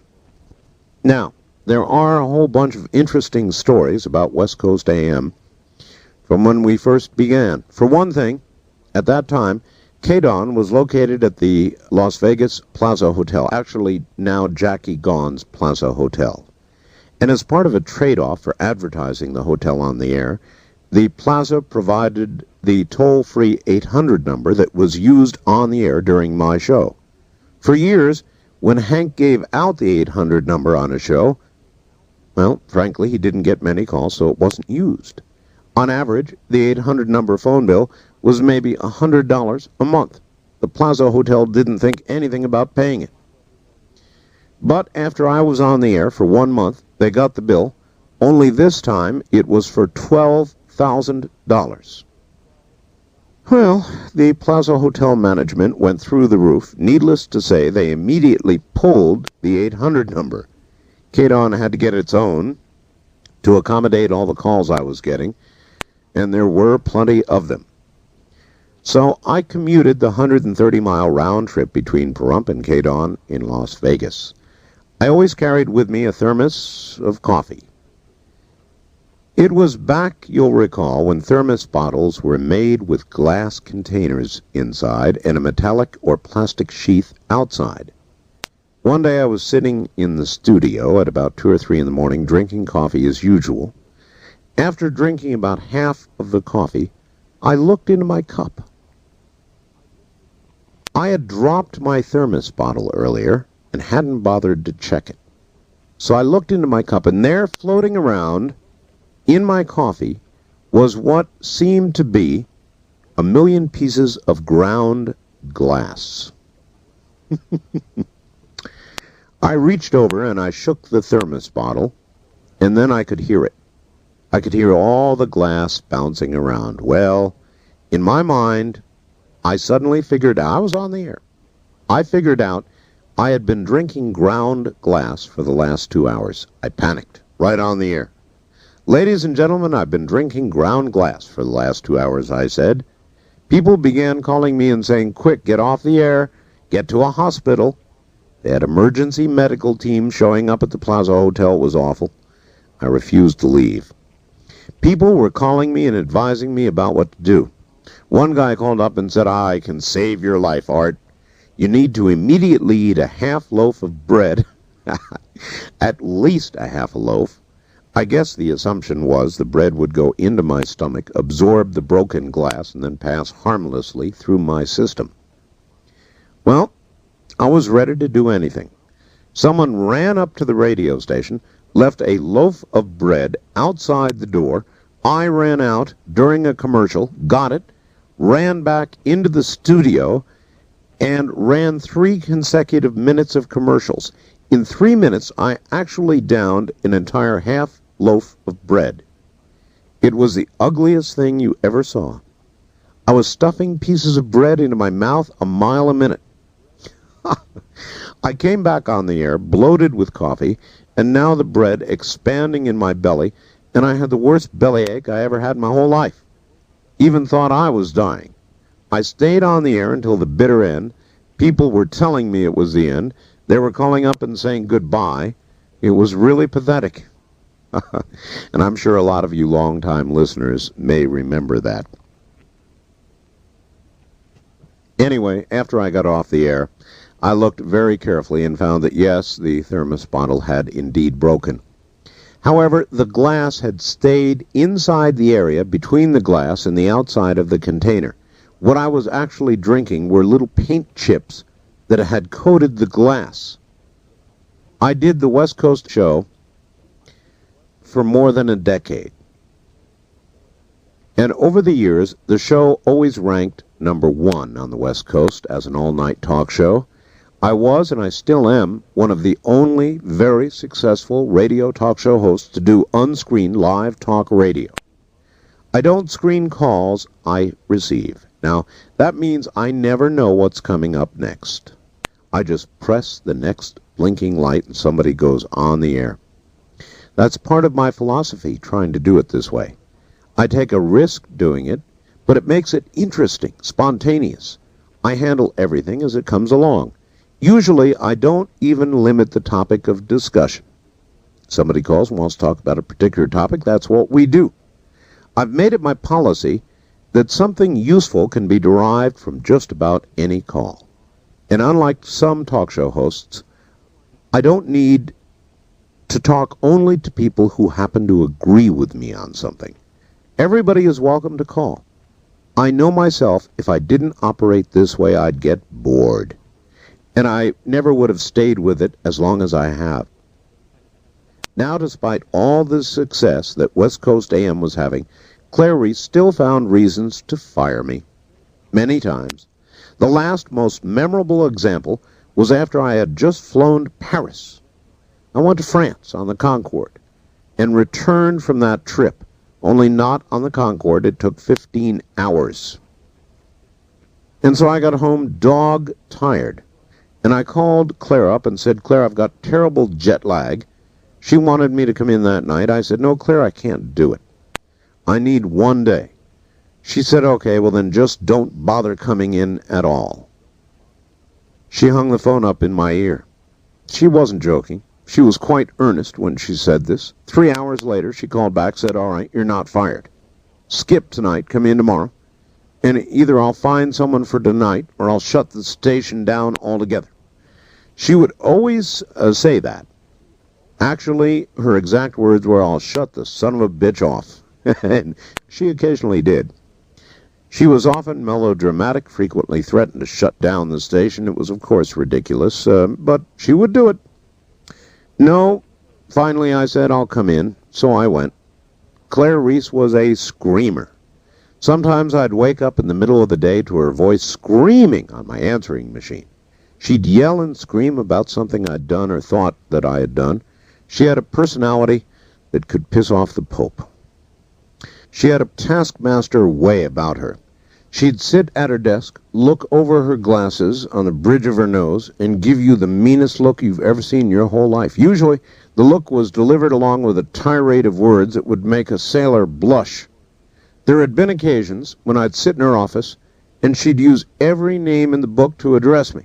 She'd scream, she'd yell, I'd quiver and be appropriately scared and frightened. Eventually, after enough years of it, I began to realize that I didn't have to take this kind of treatment. It was it's a very old way of managing by intimidation, and so I began yelling back. This, in turn, resulted in a number of pitched, screaming, and yelling battles. I matched her decibel for decibel and word for word. This, in turn, resulted in my being fired, even more times. Claire Reese does not like being corrected or challenged in any way. She's a queen, a ruler, and you just don't do that sort of thing, but I did it. Oddly enough, she respected my talent, and I respected her leadership. One day, long after West Coast AM had proven itself a popular show, I went into her office and explained that I desperately needed a raise. You see, up until then, I was going along, just sort of eking out a living as best I could on the salary. But it really wasn't enough. I was aware that despite the popularity of the show didn't make a lot of money. For some reason, the sales department of KDON didn't even try to sell the show. As far as I was concerned, West Coast AM was definitely a marketable commodity, and as a matter of fact, prime for syndication. Anyway, I went into Claire's office, tried to get the raise that I not only thought I deserved, but desperately needed. She said, no, can't do it. I was dumbfounded. I couldn't believe it. Well, if you can't do it, I said steadily, trying to maintain my composure, I can't continue. Fine, she said, then don't. In this instance, I quit, and she fired me at about the same time. In a sense, we were at yet another standoff. This is a very famous time in my experience with KWN that many of my long listeners will recall. They will remember when I did not come on the air. And some may even remember how long I quit KDON, which I believe was about 4 months. This was a long time. Crazy thing about it is, I ended up working for another radio station in Las Vegas for much more money. Didn't even do a show. I engineered. In fact, I stayed off the air during that 4 months, that hiatus, and engineered. In the meantime, Claire Reese kept West Coast AM on the air, but she used a couple of other talk show hosts in an attempt to make it work. Well, it didn't. Unfortunately for her, my replacements couldn't do the kind of job I did. I would say they failed miserably. And for the entire period I was away, KDON constantly got calls from listeners asking about my whereabouts. Where'd Art go, they wanted to know. I'm happy to say the show was awful. I'm certain Claire Reese knew it. No doubt her pride prevented her from asking me to come back. I tried to hold out long as I could, but eventually I gave in. The engineering stuff wore on me. I do it easily, but it bores me. So I tried calling Claire to ask her for my job back. She ignored my calls, wouldn't take them. After a few days, I called her, and finally she answered. But when I asked for my job back, she declined to let me have it. Her pride was just too great. I'd not be put off, so I kept calling her. Every time she got back on the phone, I told her, I want to get back on, I know I made a mistake. I groveled, I wanted to get back on, no, she would say. I continued to call her every day. Would she ever admit she made a mistake? No. So I swallowed my pride and told her I made the mistake. It's true. I gave her an ultimatum, and I should never have done that. She doesn't like ultimatums. never responds favorably to them, and I knew it. I explained to her I never should have left. I groveled. Finally, she called me and said, "All right, damn it, come back." And so back I came. I continued doing the show, West Coast AM. This time I did the show 6 nights a week. That was a total of 30 air hours a week. I kept it up for the next 2 or 3 years, very successfully, achieving the highest ratings and so forth and so on. Phone lines always packed every night. Show was as popular as it could be. Now, I lived in Pahrump at that time, which meant I had to drive 65 miles to Las Vegas one way and the same amount back home 6 days a week. Now, all this airtime, all the driving, was a little much. I realized it couldn't go on indefinitely and have me survive. So, again, there I am, standing before Claire Reese. "Claire," I said, "I can't operate like this anymore. I need to cut my airtime back to 5 days a week." I said wearily, "I need a bit of my life back."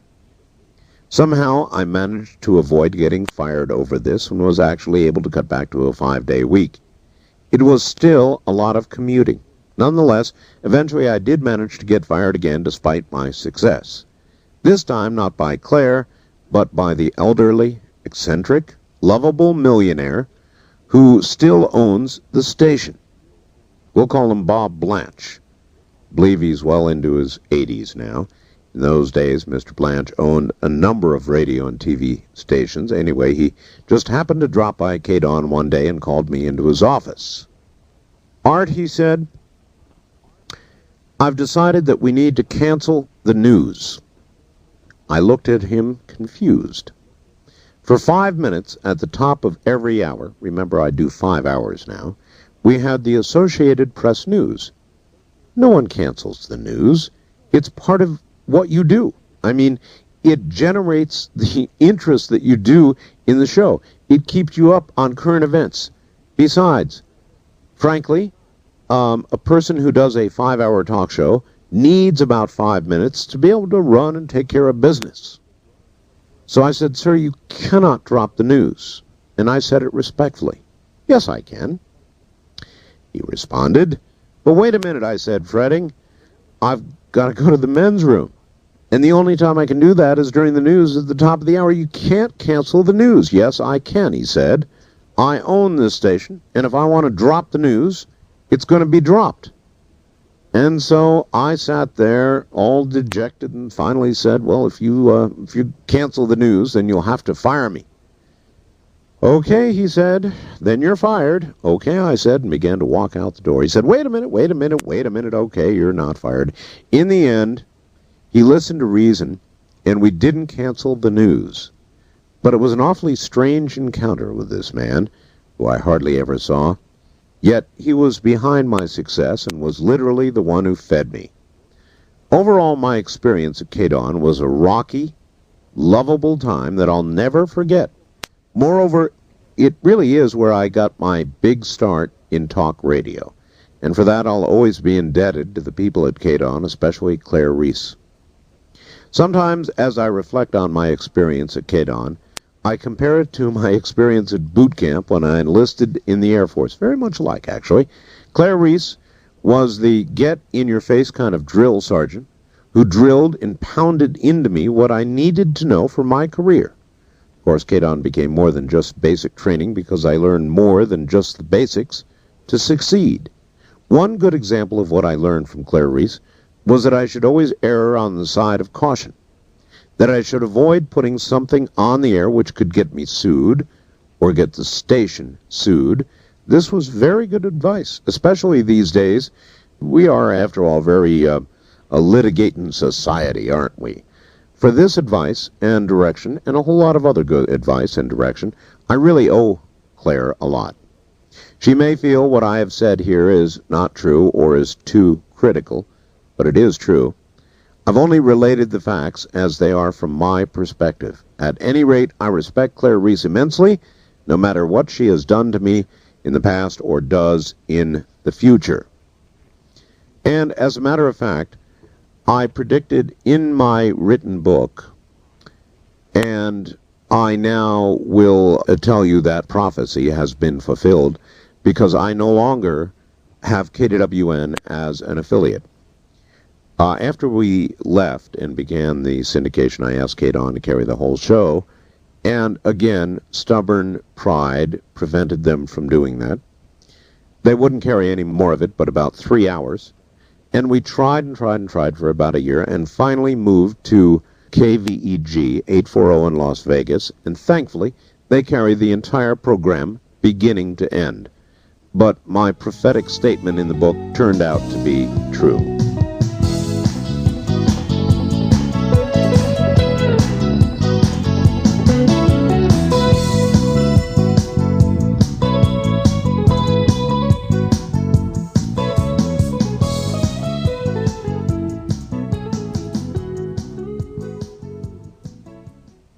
Let's talk a little bit about my philosophy of talk radio. First and foremost, I believe talk radio should be an open medium.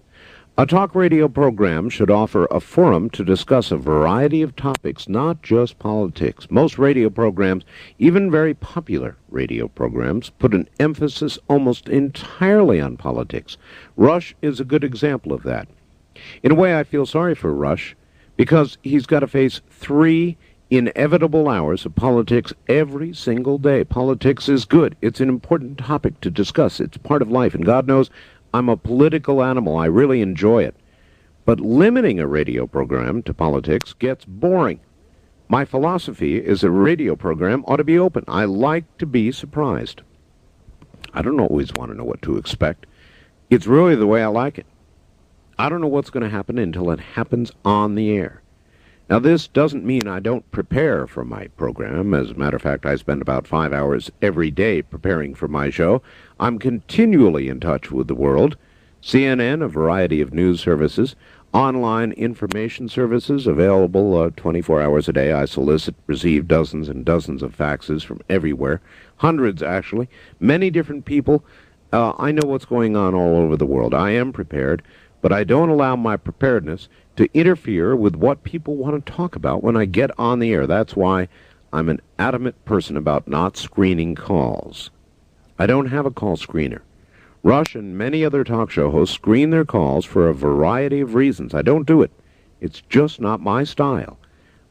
I have many call lines, but I have 5 main lines, and I just reach down and punch the next button that lights up. I realize that to some degree this is very dangerous as a form of talk radio, but it's completely spontaneous, it's honest. If the caller is mean-spirited or boring, I may blow them off quickly. For obscene calls, I do protect my listeners to an extent with a 7-second delay that enables me to disconnect them instantly, in fact, retroactively. I think in talk radio, a good talk show host can take a bad call and make it informative, entertaining, or in some way useful and worthy of listening to. That takes interaction between the host and the caller. As I've indicated, only talking politics gets boring, especially since there's so much else in life to talk about.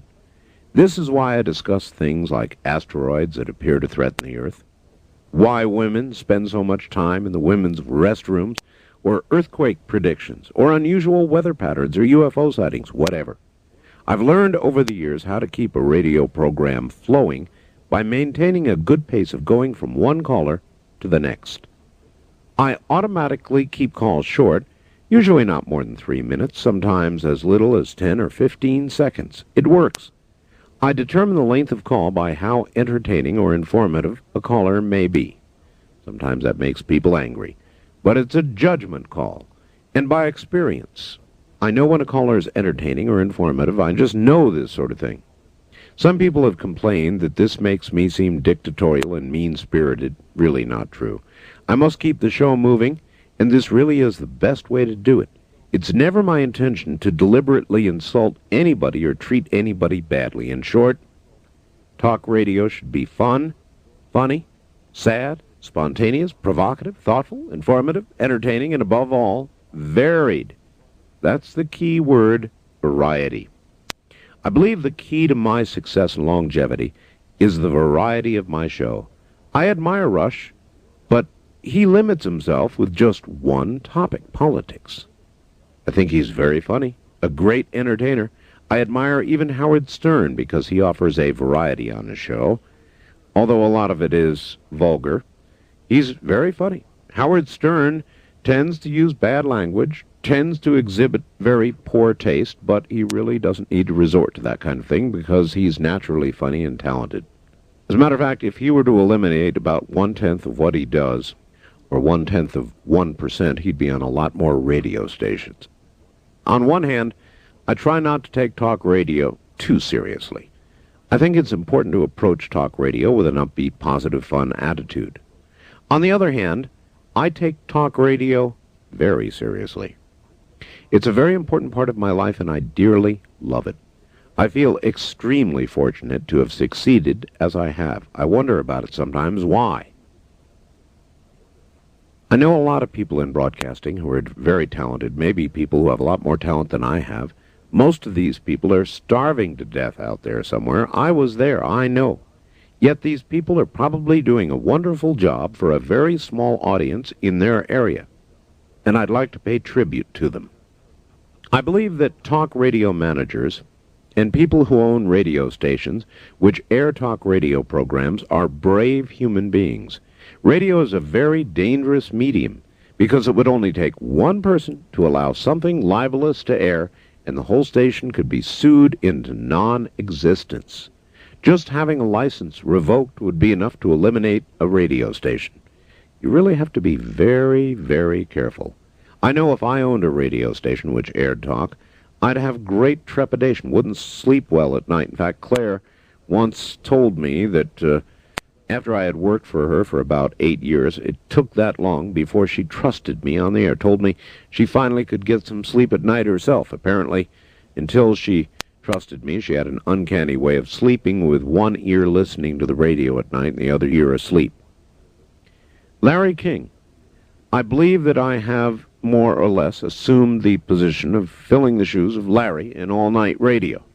They are big shoes. Larry King became very successful and popular with his radio program, virtually becoming a household name. And although Larry King has gone on to CNN to do the very successful TV show, he's known to express regret for discontinuing his radio program at night. My radio program, Coast to Coast AM, is the most predominant all-night radio program in the country today, with well over 250 affiliates. It puts me up there in the top 3 positions for popularity among the most listened-to radio programs in the country today. We add new affiliates at the rate of a couple of affiliates every couple of days or so. Larry King left a vacuum when he left nighttime radio, and I filled that vacuum. In a sense, his regret has become my good fortune. And for me, at this time in my career and my age, it makes it a little easier. I can relax a little. Moreover, I'm getting to the point where I say exactly what I feel on the air. Of course, I've always been honest with people I talk to on the air. At a younger age, however, I would have been more cautious, less relaxed. Why is talk radio so popular? Well, a recent national survey revealed that talk radio is now America's #1 format. When I began in talk radio more than a dozen years ago, after 20 years of rock and roll, talk was an all but forgotten corner of broadcasting that consisted mostly of crackpots, maniacs, and the same dull voices droning on night after night without much to say. It's only been in the last several years that talk radio really caught fire. Larry King, of course, was around and had great popularity, but Rush broke the ground by quickly gaining unprecedented popularity. At this time, I believe Rush has about 600 affiliates across America. While all this was going on, talk radio was getting warmer and warmer, until it finally started on fire, particularly with Rush's success. I was forging ahead at KDON with West Coast AM at that point. Then, because I was in the right place at the right time, Larry gave up his reign in nighttime radio. There was my opportunity. But what was the reason for the fire? Personalities and the styles of certain personalities have a lot to do with the recent success, I believe, of talk radio. For example, as I said earlier, Rush is a great entertainer. knowledgeable, has a great sense of humor. For those who want something a little more on the edge, Howard Stern is good entertainment. I've my own style, and that appeals, I hope, to many people. The other thing that's important is the subject material. Rush has been very adept at politics, particularly Republican politics. I offer variety. Airtimes also add to the popularity of talk radio. Rush is in the morning, G. Gordon Liddy in the afternoon, and I'm late night to morning. We cover all the time periods throughout the day. These are markets for each of us, a niche for each of us, and plenty of people who will listen in each time period. I think for the future, talk radio will continue to grow in popularity and will become more diverse. Of course, talk radio has a lot of growing up to do, has got a great potential for success. One problem that I do see right now is there are too many people trying to copy Rush Limbaugh. I call them Limbaugh clones. Yet, with all this copying, I don't think this is the final direction of talk radio. People attempting to clone themselves after Rush are simply going in one direction. I'm not going to do that. I'm going in my own direction, and I think ultimately talk radio is destined to go in its own direction. Everybody has some opinion about their competitors. I'm no different. I've got an opinion about mine. Generally, I think it's unprofessional to be critical about competitors, and normally I try not to say anything about them on the air, though a few times I've had to, either to compliment or to criticize. I don't view my competitors with hostility. In some cases, I admire them. Tom Leykis, for some reason or another, perceives me to be his enemy. I really don't understand how all this got started, but for some reason it's as though he just can't find enough reasons to dislike me. But then I've come to realize that Leykis tends to enjoy taking shots at other talk show hosts. It is his shtick, as though I'm one of his prime targets. Quite candidly, Leykis has been a sort of boil on me butt, and nothing much more significant than that. One day, it bursts, and there's relief. As for his show, he screams his opinions. Apparently, he delivers at high decibel levels rather than intellect levels, and that's enough of him. Rush, as I mentioned earlier, is a talk show host I like and do admire, but I could never do the constant political show that he apparently enjoys doing. G. Gordon Liddy, for my taste in talk show hosts, is a little stiff. Ditto Ollie North. He's definitely found his own niche in the radio world, G. Gordon, and I wish him well. Nonetheless, he's uttered some things on the air I never would have. He said things that were not really useful to anyone, and were probably said for the controversy or shock value. There's so much shocking stuff going on out there in the world today that there's really, in my opinion, no reason to generate shock just for the value of it. It makes more sense to generate interest and ratings based on how we handle all the shocking stuff out there in the real world. In other words, we should discuss the news and not try to make it by what we say.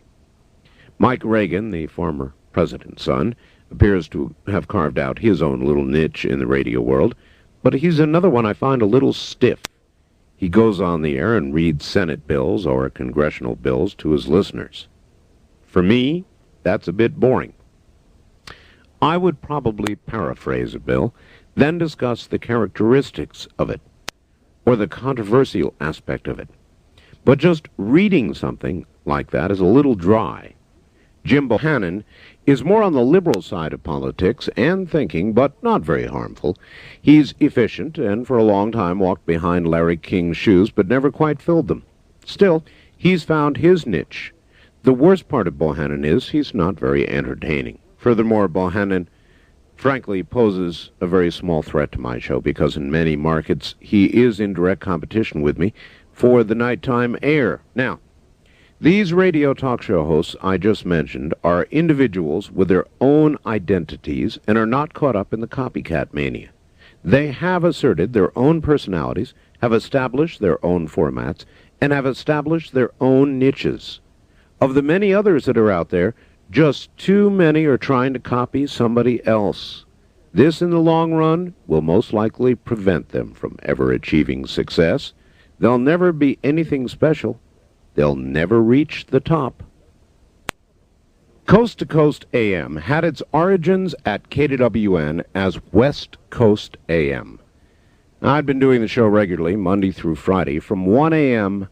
to 6 a.m. Pacific Time for the better part of 10 years. Then, in 1988, I met Alan Corbett, who was visiting Las Vegas while he was on business, and made a point of meeting me. I learned he was an expert at syndicating radio programs and had been an avid listener of mine for the better part of a year after he had moved to Medford, Oregon. I met him, and I was delighted to discover what a nice guy he really was. As a matter of fact, we've got a lot in common. Radio being one thing in particular, and we're both very driven. Type A's, I guess. I wanted to have a bigger show, and Alan wanted to see me achieve that aim. While he was visiting, I invited Alan to sit in on one of my shows. Afterward, when Alan returned to Medford, we stayed in contact. In the meantime, I sought to have Alan help out in an effort to syndicate my show, and fortunately I managed to persuade the investors who controlled my show to agree to get Alan involved. So, Alan and I began to work together to clear stations to run the show. That means get them to run the show. After several months of feverishly trying, we made it up to 17 stations when the investors involved made some deals that put control firmly into the hands of other investors. I was not comfortable with this arrangement and asked Alan if he could help. We had a list of improvements we wanted to make, but no power to effect the change. The challenge now was to push the show to the next level, which meant we needed to gain financial control. To do this, we spent the next several months securing investors of our own so we could buy a controlling interest in the show. The moment we had done this, we were unbelievably excited because it meant that we suddenly had the freedom to really get the show going. Both Alan and I set our sights on an overnight empire. No other network had tried to do what we were about to do, especially on such a big scale. Now, there are a lot of other talk show hosts out there who start out, and they've already got their networks in place. Westwood One, many others. So they go on the air, and they've got a lot of stations. We began a network. We were definitely different than the other major networks, and I think it's to our advantage. For one thing, most of the major networks like NBC, ABC, CBS, Westwood One, and so forth, already have very long-standing affiliates, usually the big talkers in big markets. The difference with Chancellor is we were and continue to be open to both large and small markets. A second, even more important factor is many large networks at that time were and still are very close to crumbling under the weight and expense of their own top-heavy bureaucracy. They tend to be indifferent, inflexible, arrogant. Third, the ineptitude, unreliability, frankly, dishonesty, and lack of professionalism of many of the smaller networks put the majority of talk stations around the country in a bind. A lot of the small syndicators didn't then, and still do not have engineering help available. They don't follow up on their affiliates' questions. Their programming, in some cases, is irresponsible or unreliable. Now, while I was at KDON, my show was called West Coast AM, but we aspired to greater things, a show that would cover the entire country. So, accordingly, we brazenly decided to call the show Coast to Coast AM with Art Bell, all in anticipation of the day when we really would broadcast from one coast to the other. As a matter of fact, Alan Corbett made a concerted effort to make sure I got on the East Coast. One of the challenges, obviously, in getting to the East Coast was the fact that I had been airing at 1 a.m. in the West, 4 a.m. East Coast time, a lousy time to start an all-night show. So, to accommodate East Coast listeners, we decided I ought to begin the show at 11 p.m., which would give us the majority of the overnight period.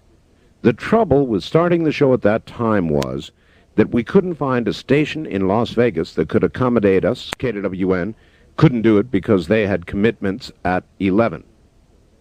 All of a sudden, we found ourselves with a great show, and nowhere to broadcast from. So what to do? Well, the options were not particularly appealing.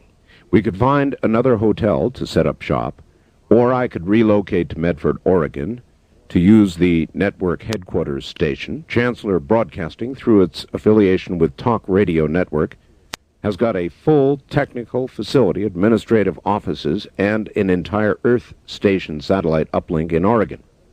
Logically, you might say I should have gone to Medford. Well, this is where Alan had the vision and the sense to realize it was to everybody's advantage to keep things the same as much as possible.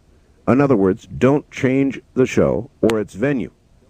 That is when the decision to build a studio in my home was devised. Didn't hurt my feelings a bit, you know. Building a studio was not an easy task. First, the need to get the signal from Pahrump to Medford. We tried a couple of different types of technology. We wanted to use digital technology, but we learned the phone company couldn't offer it. As a matter of fact, until the year 2003. We learned this after we built the studio, so we decided on twisted pair cable technology. In other words, phone lines.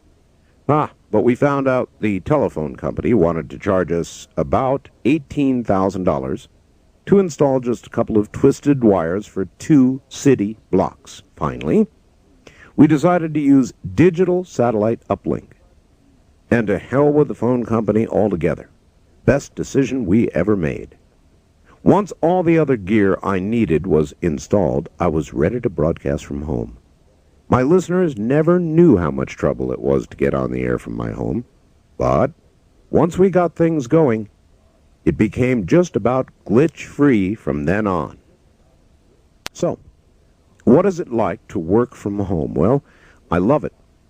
Before I worked at home, I commuted 130 miles every single day between my home here in Pahrump and Las Vegas, where KWN is located.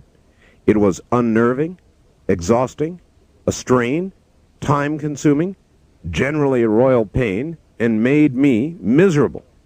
There is nothing better than working at home. I live in my own little world, I guess, my own little atmosphere.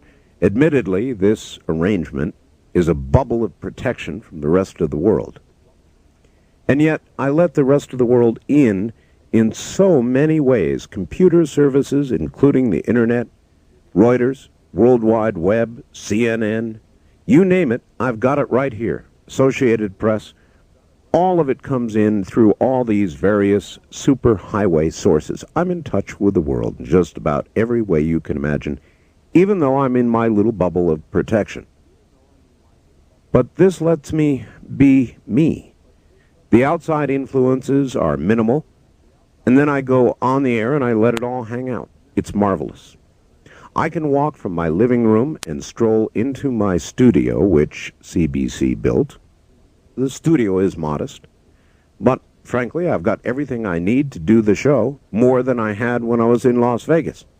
Satellite dish I have enables me to broadcast quality radio, high quality, as good as if I were broadcasting from Westwood One in Studio City, or from any other major radio station in the country.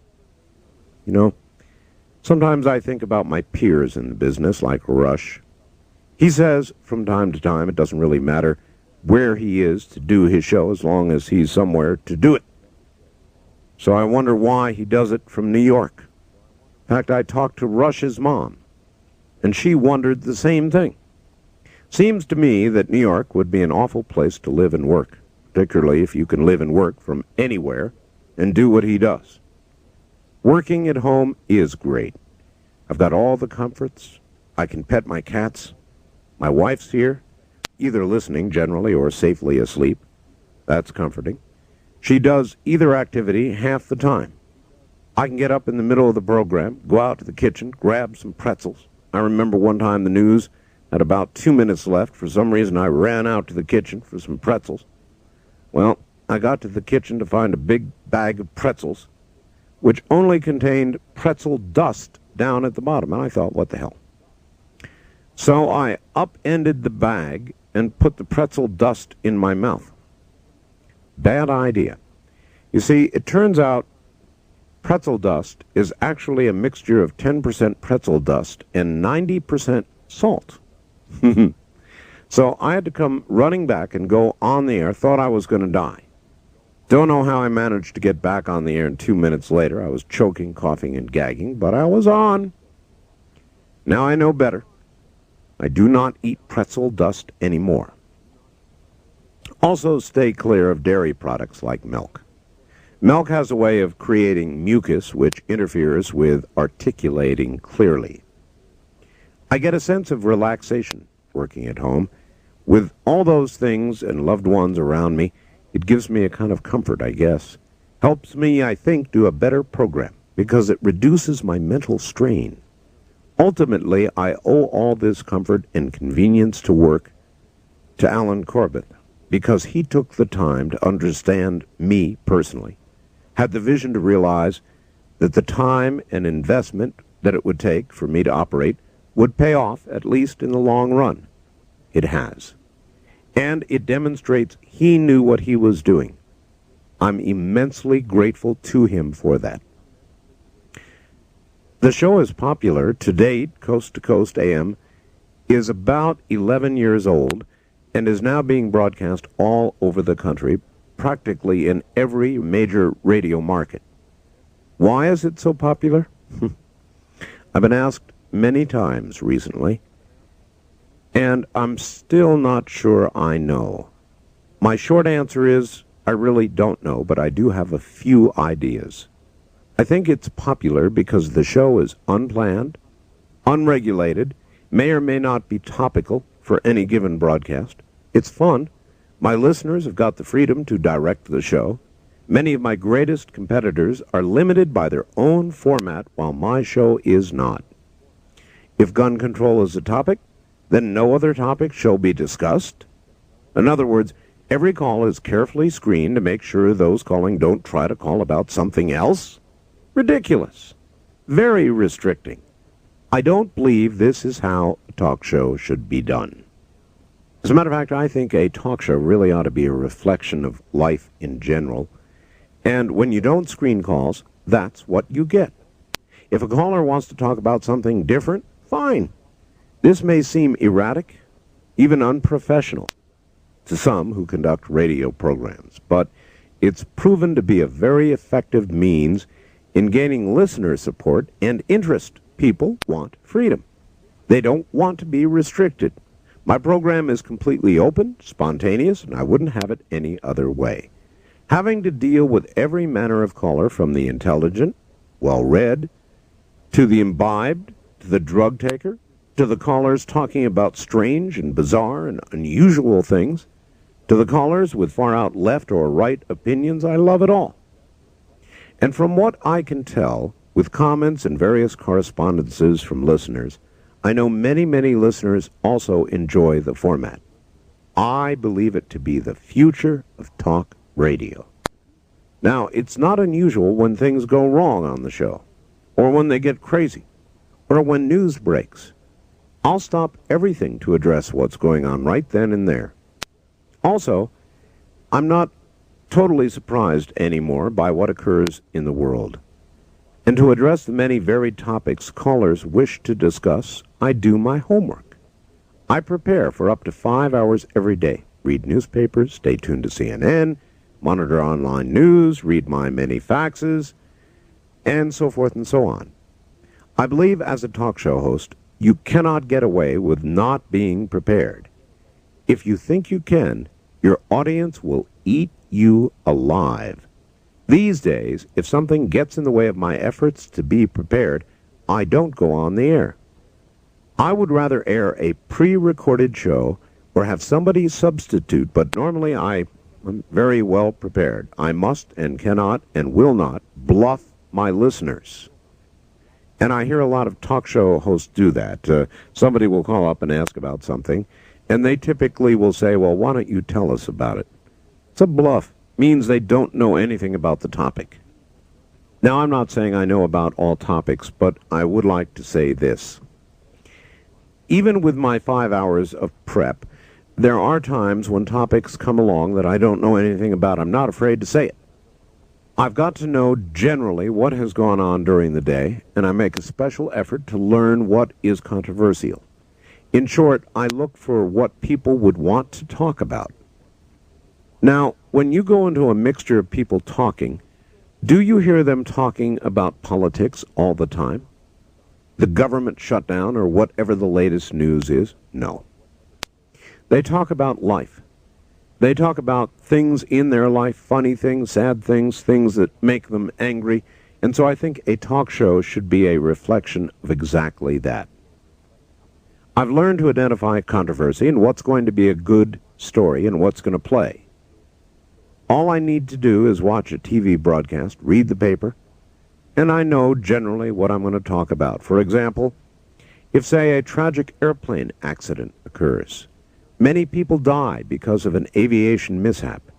This is clearly news and horrible, but it's something that people generally will not talk about. Where's the controversy? It's horrible. And if you talk a lot about it, people will come on the air and say, yes, it was terrible. But where is the conversational value unless there is more to the story than an accident? Pilot error. What if the plane crashed because a bomb exploded? Then you've got a story. I guess it's much the same in all of journalism and talk radio. Another reason I think Coast is so popular is that I've learned to ask the right questions. Now, if I can't find a relevant question as it relates to some sort of news story, I don't use it. If there is no question, then there's no talk value. This is not to say the story is not good for a news broadcast, because it is. But talk radio is different. It's not a news show. It's a forum for talk, discussion, controversy. And that's what I look for. So the challenge is to find interest, entertainment, controversy, some value that will appeal to listeners. I also think Coast is popular because I try to be sincere with all of you. God help a talk show host for dealing with one controversy after another and not expressing his sincere feelings or views about those controversies. God help such a host, because eventually they'll be caught in their own web of insincerity. You can't lie. Listeners know when you're lying. You might get away with being disingenuous for 1 or 2 shows, maybe even a week. But eventually it's all going to catch up with you. You just can't do it month after month, year after year, and remember your lies. It's better to keep things simple. So, I tell the truth. That's what I do. I tell my listeners what I feel or think. Then I can rest easy, because the chances are I'll still hold the same view on a topic several months from now, maybe even several years. In other words, I'll be consistent because I say exactly what I feel. I genuinely enjoy interacting honestly and openly with my callers. Love listening to what they've got to say on any given topic, and I love them just for letting me say what I feel about any given topic. And apparently my listeners must enjoy talking to me. The caller lines are lit up constantly. I rarely have guests on Coast. I don't need them because I don't have to worry about filling time. There's plenty to talk about. Besides, I know my listeners enjoy me. I'm the one they want to listen and talk to. Now, when I do have my guests, the show is a success because my guests are good. Why? Because I pick and choose guests very carefully. I know what my listeners are interested in, and I can talk about what interests them. When I have guests, my guests will talk about what interests my listeners. There seems to be a tendency by talk show hosts around the country who feel as though they've got to fill in time, so they often have guests just to have them. I don't do that. On the other hand, I don't have a hard and fast rule like Rush Limbaugh, who doesn't believe in having any guests at all. If there's a really interesting guest who I've been dying to interview, and I'm sure my listeners will love, I get the guest on my show. So there it is, a few thoughts on why I think my show and I have succeeded. Oh, there is one other thing. I try not to grill my guests. I let them say what they want to say. In fact, I try to play the part of encouraging them to say what they want to say. And with regard to Coast, I'm not going to change it. As the old adage goes, if it ain't broke, don't fix it. If you're a success at something, just keep doing the same thing and you can perpetuate success, and that's exactly what I'm going to do long as I can. Toughest stories? Well, one of the toughest stories I've covered on Coast was the Persian Gulf War. And looking back on it with 20/20 hindsight, you can say it was not much of a war, I suppose. After all, we certainly did prevail easily in dealing with the Iraqis. At the time, however, we didn't really know what we were facing. Situation was ominous. We thought we were facing hundreds of thousands of Iraqi troops ready to die for their invasion of Kuwait and the potential invasion of Saudi Arabia and the taking of the oil fields. We faced very real fears of possible chemical or nuclear confrontation. Do you remember? People who went over there were as brave as anyone who ever went to any war with all the uncertainties at the time. The specter was frightening. I remember when news got out that hundreds of body bags were ordered by the Pentagon in anticipation of many, many casualties. We were all unsure about the situation, and the build-up, it went on a nightly basis. This pretty much became the only topic I talked about, and the only one anybody wanted to talk about. I must say I was scared. I was scared for America, the men and women who were going. Yes, it's easy now in hindsight to say we just rolled over the Iraqis. Of course, this was mostly because of the genius of Schwarzkopf and Colin Powell, who planned and executed the whole thing perfectly. I even have got to give a lot of credit to George Bush for having the presence of mind to do what needed to be done in the Middle East and then just let the military do their job without interference. There were about 500,000 American men and women who were sent to the Persian Gulf. Every night for a good couple of months, my listeners and I argued about whether our troops should be there and the possible consequences of not going over there. We talked about Saddam Hussein. We discussed the possibilities of American casualties. We discussed the consequences if Iraq was permitted to continue unchecked. I believe Saddam Hussein would have moved further, eventually taken the oil fields in Saudi Arabia. War is always a hard decision to make, whether or not it's worth it, if there's a national interest. This was definitely one of the harder stories I ever covered. Anytime you talk about American flesh and blood going into harm's way, it's a hard story. I'd like to add that while I was for the war and saw a definite national interest in what we did there, I do not see the same vital national security interest in Bosnia. And I fear we have made a wrong, even stupid decision.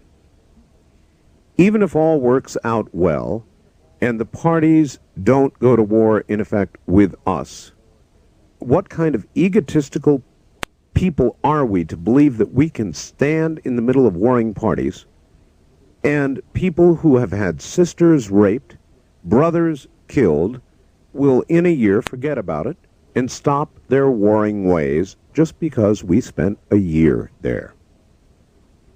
I'm sorry, I don't see the vital interest. I don't see why we should be risking American lives. The Oklahoma bombing has been very tough. That was a tough story. I remember the day the bomb went off. As a matter of fact, I was doing an interview with a radio station in Missouri, and I was keeping my eye on CNN, which I sometimes do. I use closed captioning.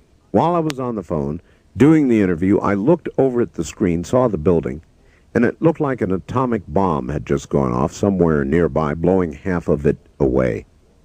At that moment, I interrupted the interview, addressed the listeners of Missouri, and said, folks, I think we have a very serious story developing right now in Oklahoma City. Little did I know how serious it was. That night, I went on the air, but I had very few facts about what was going on, as we all did, except the building had been blown up. We had no idea who did it. There was only speculation, and the whole thing was just running wild. I was on the air in Oklahoma City, so I was able to talk to the people there.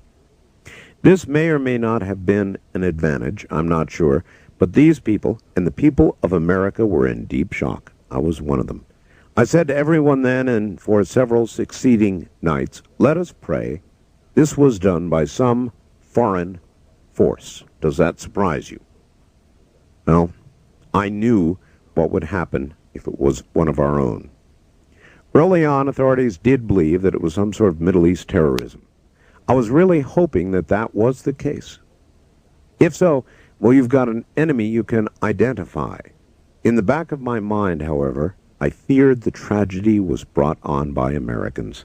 I knew the bombing had occurred on the anniversary of the Waco tragedy with the Branch Davidians, when ATF agents stormed the compound in Waco and killed the people there. I feared the bombing of the federal building in Oklahoma City might have been committed by militia members or somebody connected with the militia in retaliation for the Waco tragedy. It is a known fact there are well-armed militant groups throughout this country who hate agents operating for ATF. Of course, in the meantime, we learned the Oklahoma bombing was motivated by Waco. This fact scares the hell out of me today. To me, this means this country is in bigger trouble than most people know. This has the potential of resulting in some horrible incident in which Americans are pitted against each other. A grand jury trial involving a case like Timothy McVeigh and others involved in any sort of tragedy of this kind should be, in my opinion, televised. America needs to come to terms with itself. Americans must know the truth of what's happening in the country today. Unfortunately, the televised Waco congressional hearings didn't yield much healing. People still believe that in some way the government mishandled the whole thing. To me, this suggests that Americans are growing cynical. But Americans must be aware that this country is going to ruin itself if the continued cynicism is not curtailed. A recent survey showed that 3 out of 4 Americans don't trust their government. Frankly, I don't blame them. Though things should not be this way.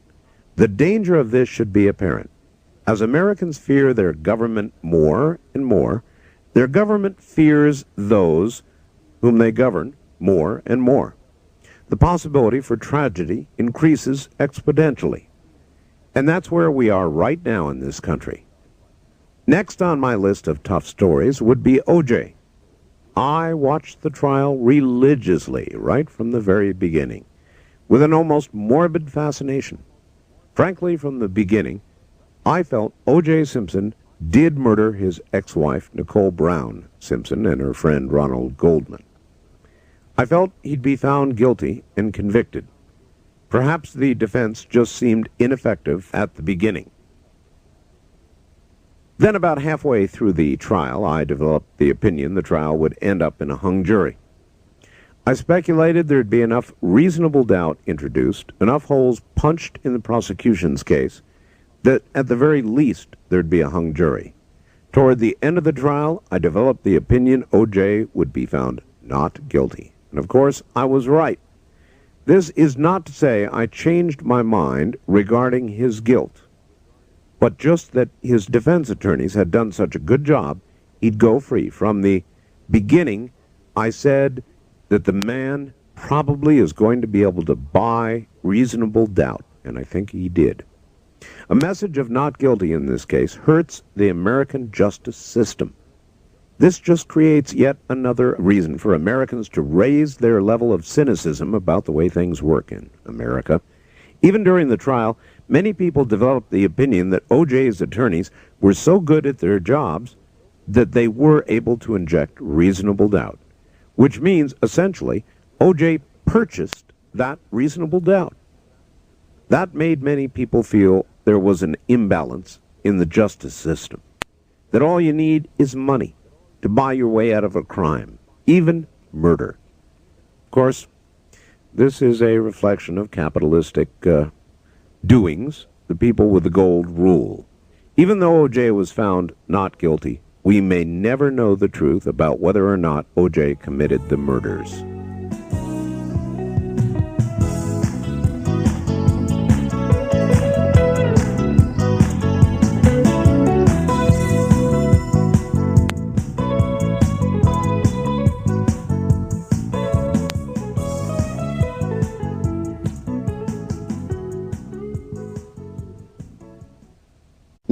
about my best callers and my worst callers. On Coast to Coast AM, I take calls on the show for the better part of 5 hours every night, 5 nights a week. Been doing that now for about 11 years. That's a lot of calls. And it will probably surprise a lot of you, who I consider some of the best callers to be. Among those, there would be Charlie Liberal, who lives in California, Doc Democrat, who lives in California. Both these guys are like a boil on the butt of a conservative. I do a talk radio program. Quite frankly, controversy gives my show fire.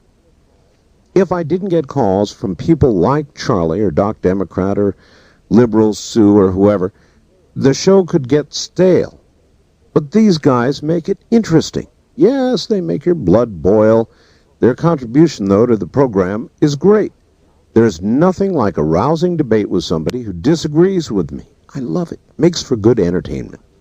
I know many of my listeners love to hate them, and I do too a lot of times. In contrast, though, there are a number of people on the political right who are also among the best callers. One such is Chuck, lives in San Diego. Absolutely an extremist on the right, but helps make the show interesting and entertaining. In other words, I don't want to take the edge off on the right or left. That makes Chuck and everybody else on the extreme right or the extreme left important to the show. Really, people who are at the extremes are important, period. The worst callers are those who really have nothing to say and seem to be calling just to hear their own voice on the radio. But because I don't screen calls, I'm bound to get these kind of calls. I get everything. If I get a caller whose intelligent contribution's going to be nothing, I try to take the call and somehow convert it into entertainment or maybe information. Tedium and boredom and people who are uninteresting to listen to will not hold an audience. So as always, I try to make it interesting, somehow informative, entertaining. I try to pull something from every call. I believe that's where the skill of a talk show host enters the picture and either makes a show succeed or fail. It may sound strange, but actually I grow attached to certain callers, of course. For years, I had a favorite caller who I referred to as a conservative curmudgeon who lived up in Mount Shasta. But he passed away. I thoroughly enjoyed talking to him on the air, and I believe many listeners enjoyed listening to the caller too. And callers have come and gone over the years. I've had many regular liberal callers come and go. I've had many regular conservatives come and go. People tend to do that with radio. Occasionally you lose a good caller, but then you get another. It's all part of the biz. Currently I have one caller who calls himself the Conservative Nightmare, who used to call every night. Now only calls once a month. He's now working. What is amusing about him is he lives up to his name. He is a screeching, screaming liberal who does what he can to outshout, out-decibel level any conservative he can get his hands on, usually me. Now, what's interesting is that many people have accused me of salting my program with these people. I don't do it. I don't pay them. They have no special line. Believe me when I tell you, I ought to pay them, but I don't. They want to get in. I don't screen calls, so either they make it or they don't. It's getting harder. The show's getting bigger, so you don't hear them as frequently, but they still get on. The complaints I get about these callers are made by people who don't like outspoken, persistent callers. Well, I can't stop anybody from sitting there in their home with a speed dialer or dialing on multiple phones to get on the air, because that's exactly how they do it. But as I say, I'm glad they do. It makes for good talk radio.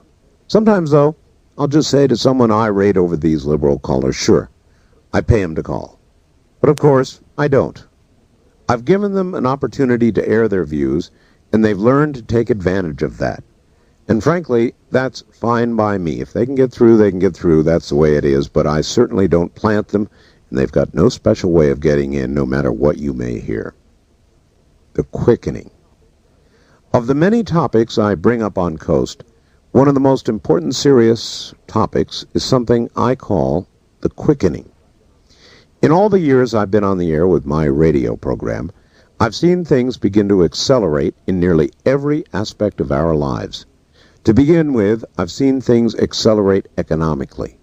The debt of the country is soon to be unmanageable, will ultimately be a killer of the country. As a matter of fact, a late update for this talking book is that we now have achieved $1 trillion in credit card debt, something the bankers are calling truly dangerous. Socially, America is definitely in a rapidly escalating crisis, no question. One example would be the riots in Los Angeles, which occurred after the King verdict, the unbelievable violence, the defiance against authority, the blatant looting, and so forth. The social crisis is also exemplified by the increased cheapening of life in America. Gangs are on the rise. Gangs and gang members who think nothing of murdering people just to have the experience of killing somebody. This is a phenomenon which never really existed before in this country. It is a reflection of the way people are being raised here.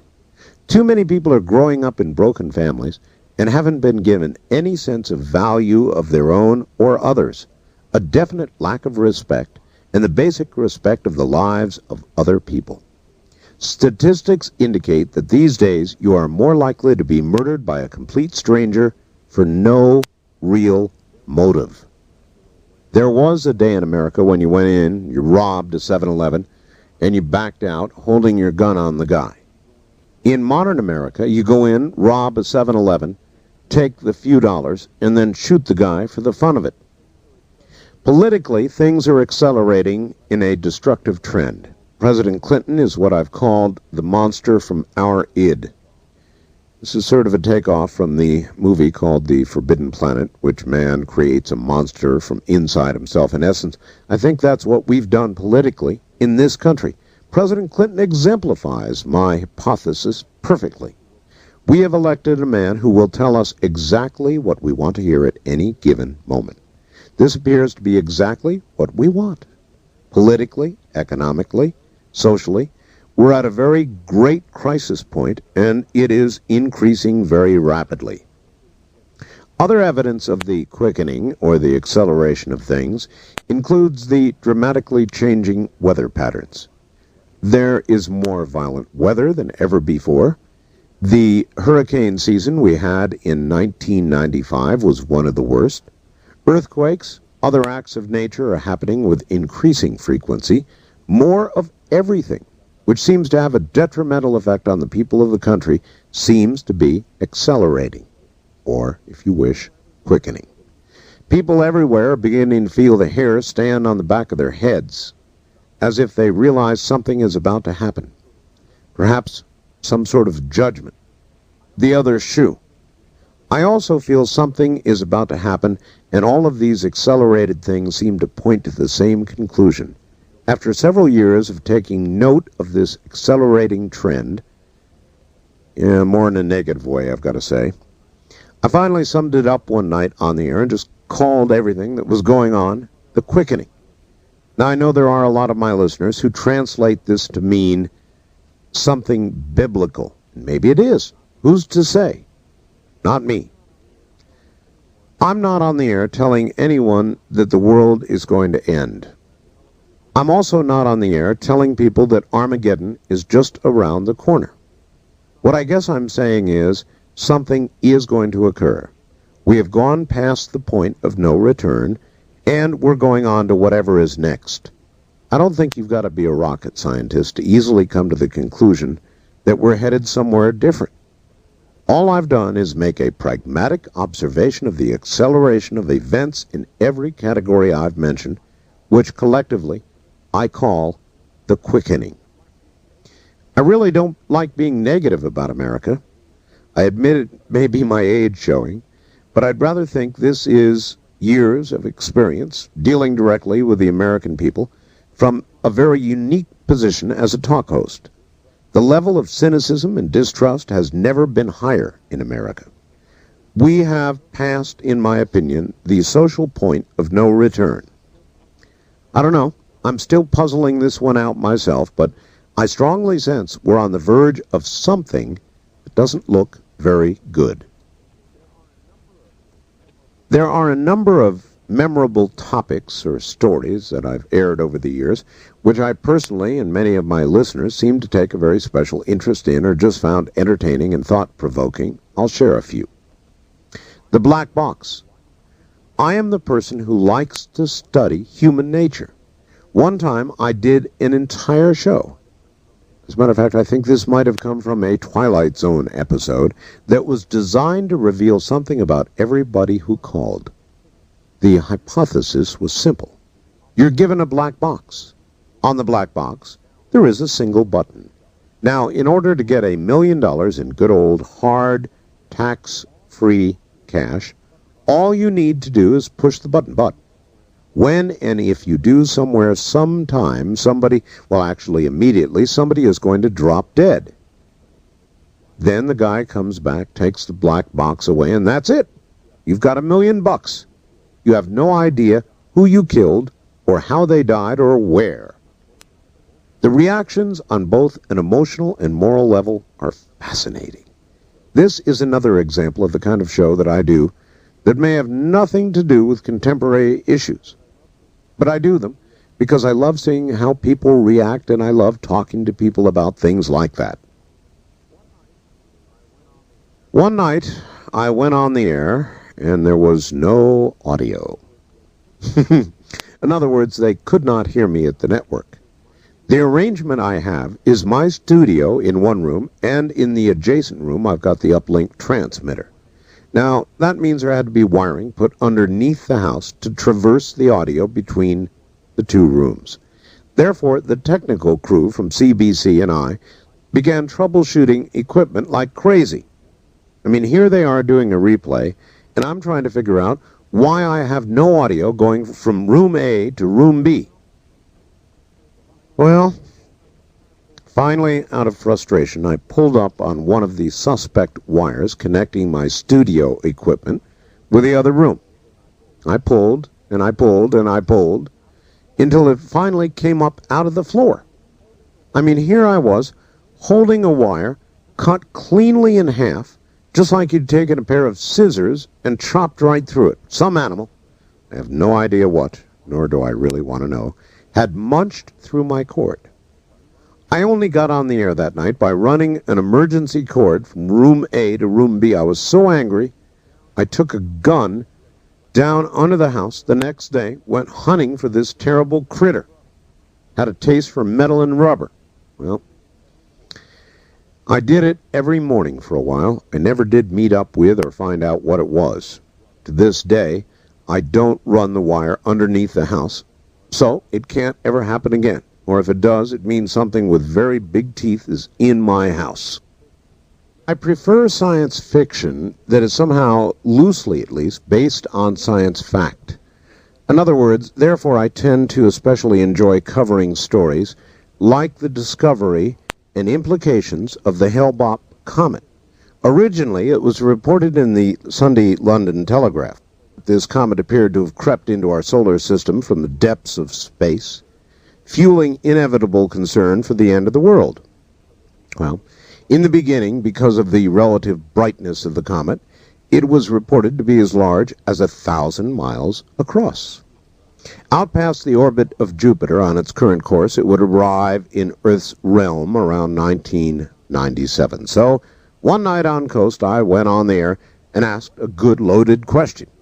What if a comet, maybe this one, maybe another one, was headed toward Earth and we only had a few weeks, a few months, or even a few years left, but we knew the world was going to end? Well, there were a number of interesting responses to this. Some people, perhaps inevitably, said, well, Art, I'd go home and I'd be with my family. With that in mind, when I asked everybody, what will everyone else do? The answer was, they will go crazy. There'll be anarchy. What's the real answer? Would everyone go and quietly contemplate their last minutes? Or would it suddenly be a world of chaos and panic?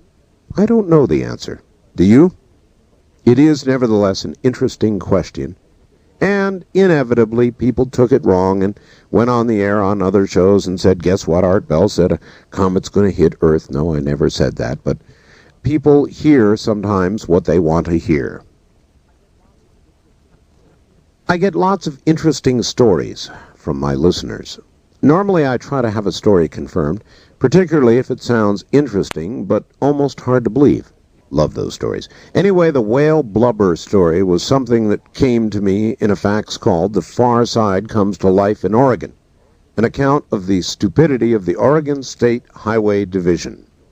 The man who faxed me the story said he had videotaped the story, which aired on a local TV news broadcast. Apparently, about a 45-foot, 8-ton dead whale had washed up on the beach there. For some reason, the Oregon State Highway Division was given responsibility to remove the dead carcass. Apparently, the theory being that whales and highways, both being large objects, they should get the job. After considering a lot of different ways of doing it, the highway engineers decided the most expedient means to remove the whale was to blow the thing up with about a half-ton of dynamite, and the small pieces remaining would be eaten by the seagulls. So, with that in mind, they moved the spectators up the beach a bit of a distance, put about a half-ton of dynamite next to the whale carcass, and set the thing off. Well, the moment the whale was detonated, there was a glorious cloud of smoke and fire as the huge carcass disappeared.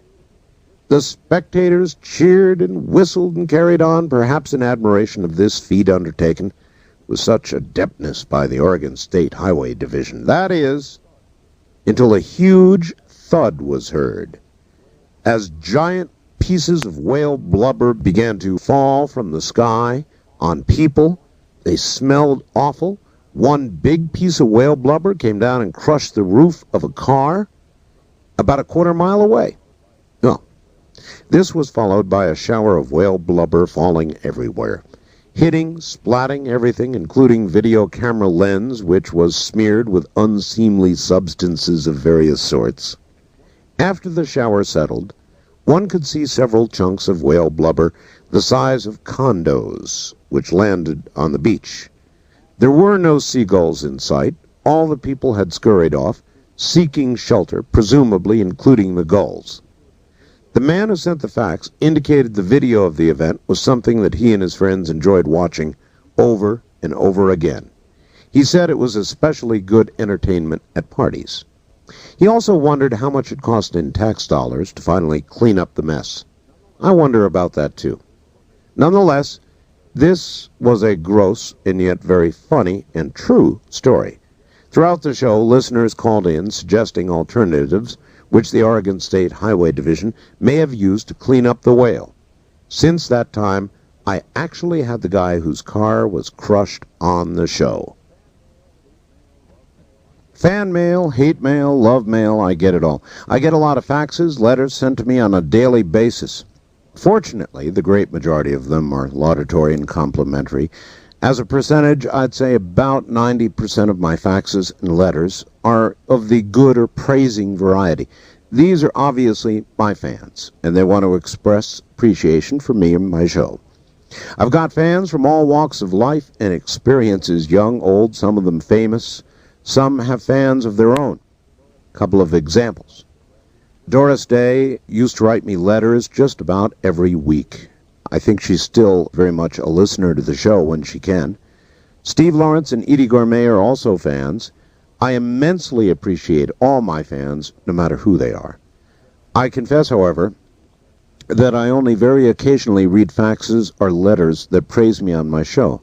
The reason I don't do that is because, to me, it feels, and I bet it sounds, self-serving. So I tend to read the criticisms more than I do the good stuff. These are the faxes and mail from the people who hate me. And I have people who hate me, but I have come to terms with that. These people who really hate my guts comprise about 5 or 7% of the correspondence I get, so it probably is about the percentage out there. It may sound strange, but I actually monitor my hate mail. I even worry some if I don't get it, because that must mean I'm doing nothing. And there can be nothing worse than doing nothing. No waves, nothing. After all, given so many millions of listeners, and given the many topics in which I freely offer views, surely there is going to be at least a very small percentage of people who are going to hate my guts because of what I say. And if I don't get much of a hateful response, then I'm not saying things that really make any waves, and I don't want to do that. The people who hate me really express themselves hatefully. I've had explosives sent in the mail to me. Thus far, none of them have detonated. Thank you very much. I've had the nastiest and worst mail you can imagine.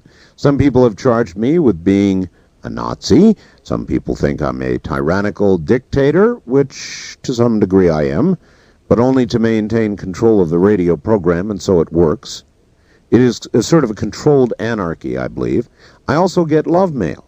There have been a number of instances in which ladies have sort of fallen in love with me, my voice, whatever, on the radio. It's possible.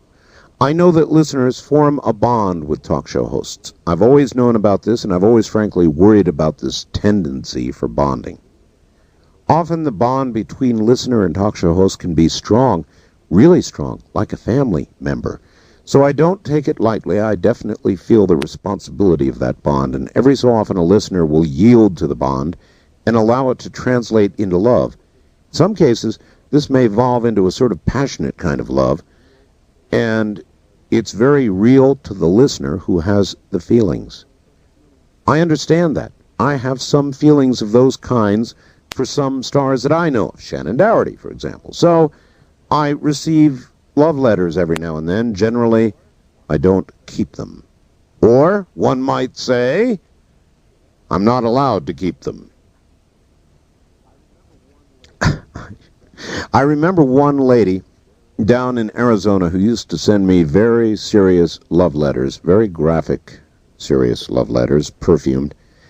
And they would jump out at me from pink envelopes. These letters were mushy, sensual, sexual. My wife got hold of them. Eventually, when my wife couldn't stand it any longer, I think she sat down and wrote this lady a letter. I imagine it was probably blistering. I never got to read it. I guess it's like anything else. You've got extremes in everything, even in the correspondence you receive. You have those who love you on the one hand of the spectrum and those who hate your guts on the other, and hopefully a lot of people in the middle, in between. So there's a good reflection of the variety of humanity that is out there to which my show is exposed. And beyond, already Coast to Coast AM has expanded beyond the shores of the continent to places like Tahiti, the Virgin Islands, heard well into South America. I went down to Mazatlan frequently, and it just blasted in down there. Seems that this will not be restrained, nor will every caller's need to be heard to share his or her opinion with the rest of the listeners. And so, this dynamic program will stretch, coming more and more into its own. I love Coast. Now, let me turn my attention for a moment to Dreamland. Dreamland is a program which is very close to my heart, as you all know. Before doing Dreamland, I did a radio program called Area 2000 from KDON in Las Vegas. We wanted the show to deal with issues that arose as we headed toward the turn of the century, or as I call it, the millennium. That's how we came up with the name. Area 2000 dealt with very much the same sort of topics that I deal with on Dreamland, and very much the same kind of format. The show was funded by an organization that was very interested in having these issues looked at seriously. Before they even came along, I had been doing similar shows on Coast, interviewing John Lear, that kind of thing. But this took the format and made it into a weekly show. So after I moved to Pahrump, went to work for Chancellor Broadcasting to do Coast, Area 2000 ended. There was a great hue and cry. I also was not happy the show had ended. After I'd been doing Coast for a while, I felt there was a void which needed filling. I knew that I missed doing Area 2000. After being bothered by this for some time, I finally called Alan Corbett, told him how I felt. Alan, being open-minded and just a very good business person, agreed to help me with the new show, based on what Area 2000 had been. So was born the idea of Dreamland. Even though I work 5 days, I don't mind working the 6th day, because it is a labor of absolute love. All of radio is, but Dreamland, as you know, for me, is particularly a labor of love. Now, as I've already indicated, I live, as you know, in Pahrump, and it just so happens that out in the middle of the Nevada desert, within a short drive north of Pahrump, there is a rather controversial and significant government zone called Area 51. Area 51 is referred to frequently as Dreamland. The name is derived by the strange activities that occur in this government-sanctioned area. It's been known for many years that the government uses Area 51 as a place to test unusual aircraft. Rumors have it the government may have obtained and housed in Dreamland aircraft from somewhere out of this world. Some of the aircraft are reported to resemble flying discs or, if you will, flying saucers. Being so physically close to this area and dealing with topics that relate to it, I decided the most natural name for my new program would be Dreamland. People have fallen in love with that program. It presently claims 160 affiliates, acquired now in just over a year, and it's growing fast, very quickly. The show is an interesting forum, covers topics that people are either afraid to talk about or simply don't have the opportunity to explore. I'm not afraid of these topics. In fact, they energize and challenge me. On Dreamland every week, I have a guest, whether it's somebody from the world of science, or a past life expert, or even somebody who specializes in alien abductions. My guests either will be spectacular, or sometimes they crash in flames. Look, when you do a live show week after week, it's a throw of the dice. In fact, I throw the dice every night, actually. I let my guests tell their story. I don't interrupt, I don't demand proof, I don't pin them up against the wall to prove every statement they make. I am not a contentious interviewer.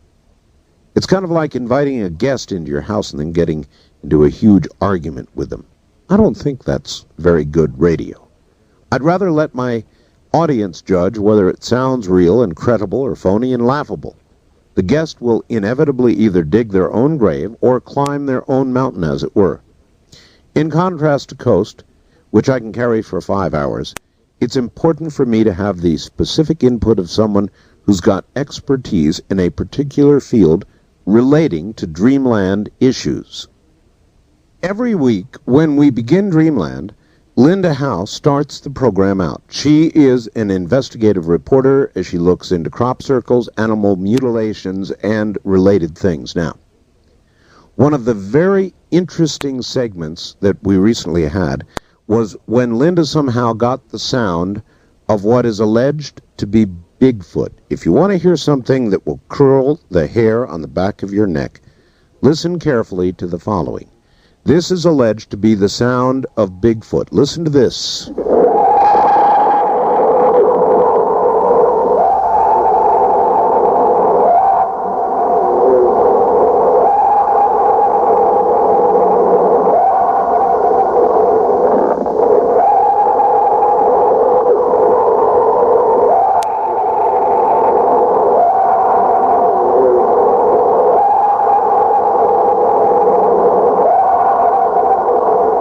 How would you like to meet that out in the forest one night?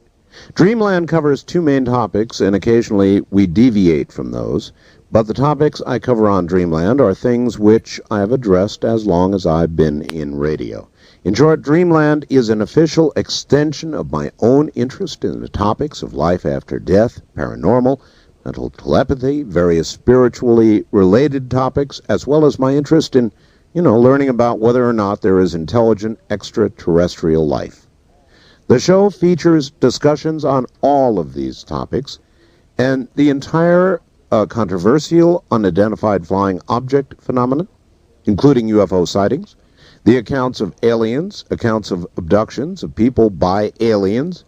When you look into the sky and see all the stars, suns, and planets that exist in our universe, seems to me you'd be very naive indeed to dismiss the possibility of the existence of intelligent life somewhere out there. Have intelligent life forms visited here? Do these life forms visit us? Are these life forms actually here among us?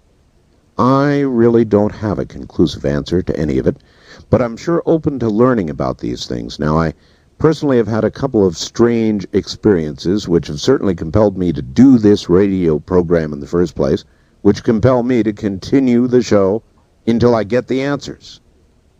I have had one experience in my own life, only one, which involved precognition. It was many years ago when I was still in rock radio. I was living in Santa Barbara, California, sitting in my apartment one day watching the evening news. Suddenly, I had this strong feeling wash over me that something or somebody was about to hit my car. It was bizarre. I felt stupid.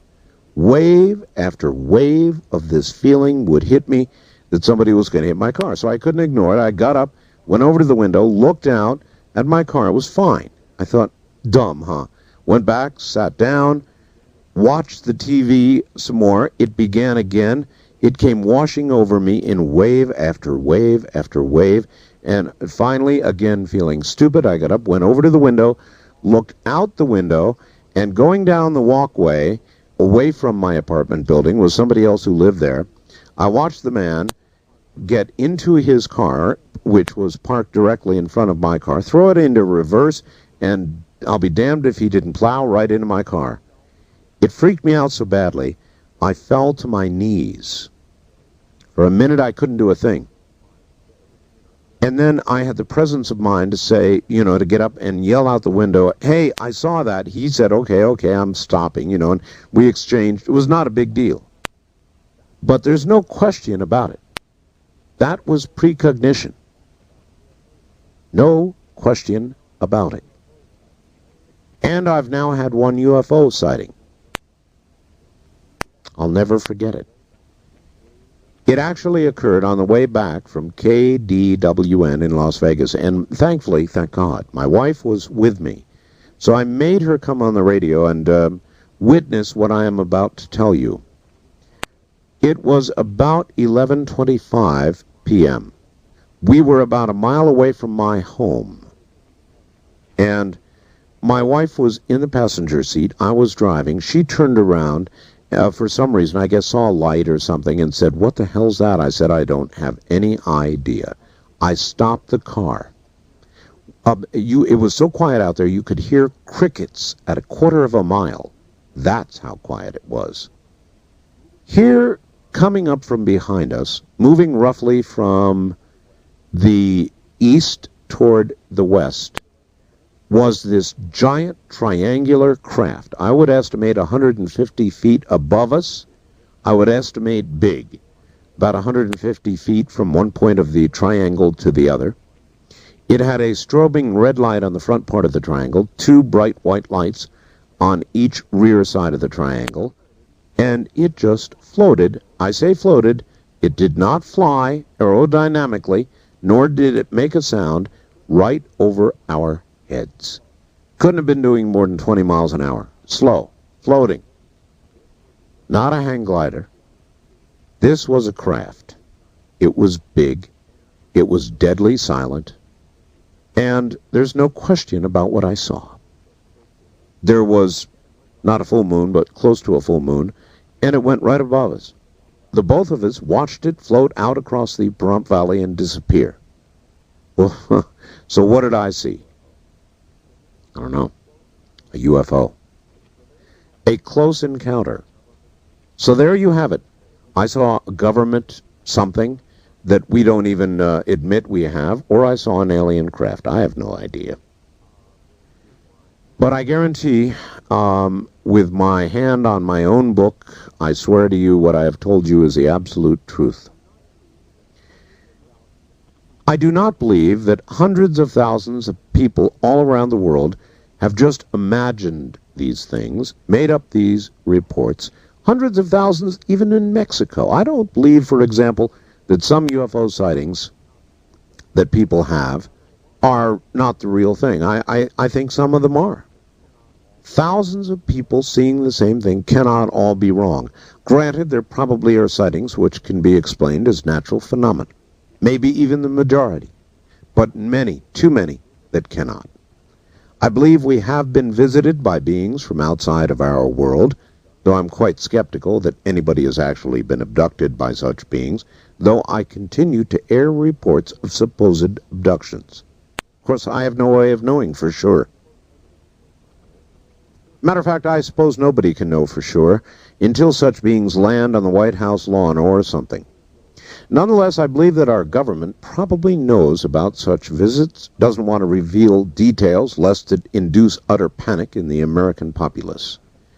I think that people really would go into a panic should such a visitation be confirmed, widely known about, publicized through the national media, and I also believe we're being prepared for some such announcement. I believe it would completely upset the social and religious structure of America. There might even be anarchy. But I also believe people should be given the truth. The outcome of the information brought public has been an ongoing debate in the UFO community. Look, I've been in talk radio long enough discussing these things openly to know that people who are very religious would most likely believe any visitors from out of this world would be demonic. And the first little green guy or gray guy walking down the plank of a flying saucer would be filled with so much lead that it'd be over in no time at all. That is to say, over for us. Because if there is a whole fleet out there, they'd probably blow us away in retaliation. I don't think we're ready for contact yet. There are many who would probably handle such contact well. I know many who would even pray for such open contact, as though this might result in our salvation. Seems to me if aliens had any brains at all, they would not make themselves apparent to us. And if there are any out there who get to read my book or listen to this tape, take my advice, don't make contact with us yet. We are not ready for you. Ghosts and the afterlife. As for the possibility of an afterlife, this subject material, as you know, fascinates me as no other. I believe we have a soul. True, nobody has ever come back that I know of from the dead and given us a report on their experience. This fact, however, doesn't stop me from continuing to investigate the topic. I'm really kind of a hands-on kind of person. I'll continue to look for evidence that tells me that something will happen after this life. The best photograph I've ever received came from a man in Arizona, a photograph taken by a stonemason who'd been doing some remodeling work in the basement of an old house. The photo was taken as a record of the stonemason's work. He was proud of it. He was going to put it in his portfolio.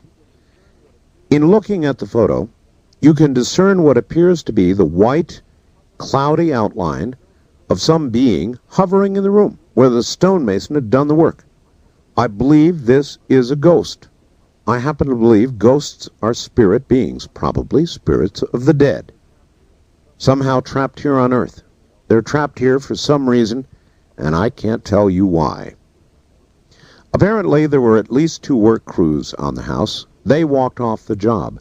Eventually, this particular stonemason did the work. Yet during the course of the work, the workers did have some unusual experiences on one occasion. A couple of workers were going up a stairway when all of a sudden a very strong invisible force pushed them back. They toppled backward down the stairs as a result. Clearly, there was something in that house again. I think it was a spirit, a ghost. There have been many, many accounts like this of people who, for all intents and purposes, had died. They were no longer breathing, heart stopped, and so forth. Yet they'd come back to life after a period of maybe a few minutes, an hour, or more. In each case, they report very similar experiences. They all seem to report going through a tunnel with a bright light. You know the story. Followed by the meeting of relatives who'd passed away.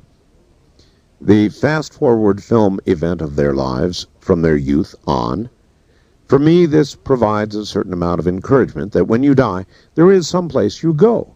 How do we prove it? I don't know. I love to get experts on Dreamland to talk about things like this. I get doctors, scientists, people who have actually had these experiences. It is utterly fascinating to me.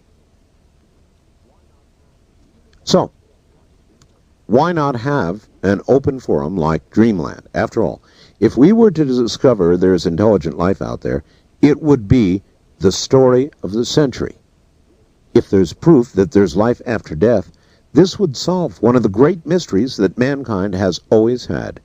People need dreamland, and people want dreamland. The topics of discussion are controversial, but they're important. Dreamland will continue to entertain and inform, going where others fear to tread. Life can be an amazing experience. You know, it amazes me at times when I reflect on my life and compare my rather inauspicious beginning to the way my life is now. I began by growing up in a very turbulent household. I didn't like, nor did I do particularly well in school. Don't have good memories of it. I didn't have a chance to cultivate friendships, as most of you have, because my family moved around so much. I was almost always in trouble at school, at home, everywhere. Yes, I was a troublemaker. And there was every indication I'd probably end up either dead or in jail. I believe in God, and I believe it was my fate that I would discover radio and would discover an innate interest and, thank God, had some sort of talent for radio.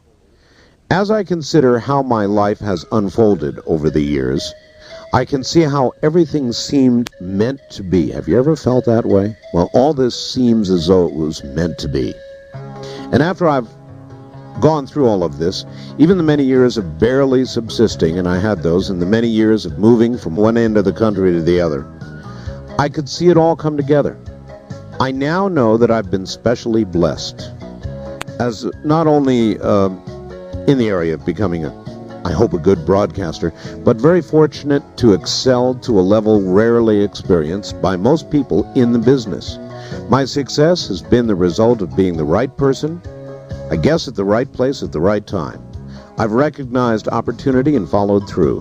The last few years have proven to be very good ones for the talk radio business. Popularity of talk radio has grown tremendously. When Larry King ended his nighttime radio career, there was also another important opportunity and a significant turning point in my own career. There it was, a vacuum. I filled it. Also, there have been a lot of people who helped me along the way, and I'm grateful to all of them. Grateful to my mom, who encouraged me when I discovered ham radio. Grateful to the general at Amarillo Air Force Base, who made it possible for me to experience commercial radio broadcasting for the first time. Grateful to the Air Force for introducing me to the Orient, which resulted in my incredible radio experience on Okinawa. I'm grateful to all the radio stations, big and small, those in between, that helped me learn my craft. I'm grateful to even Claire Reese at KDON in Las Vegas, who gave me my first break in Big Talk Radio. Grateful to Alan Corbett for making it possible for my show to be syndicated all over America and beyond. Grateful to my wife, Ramona, who's encouraged me and helped me to succeed. Without her, I couldn't have done it. And I'm immensely grateful to my many, many listeners. I'm grateful to my longtime listeners, those of you who are new to the show as it continues to grow. I'm a fortunate man, and I'm grateful for all I have. And the last line I can think to give you is, and it is true, life is good. From the high desert, I don't know if it's morning, afternoon, or evening, but I guess I'll say good day, America.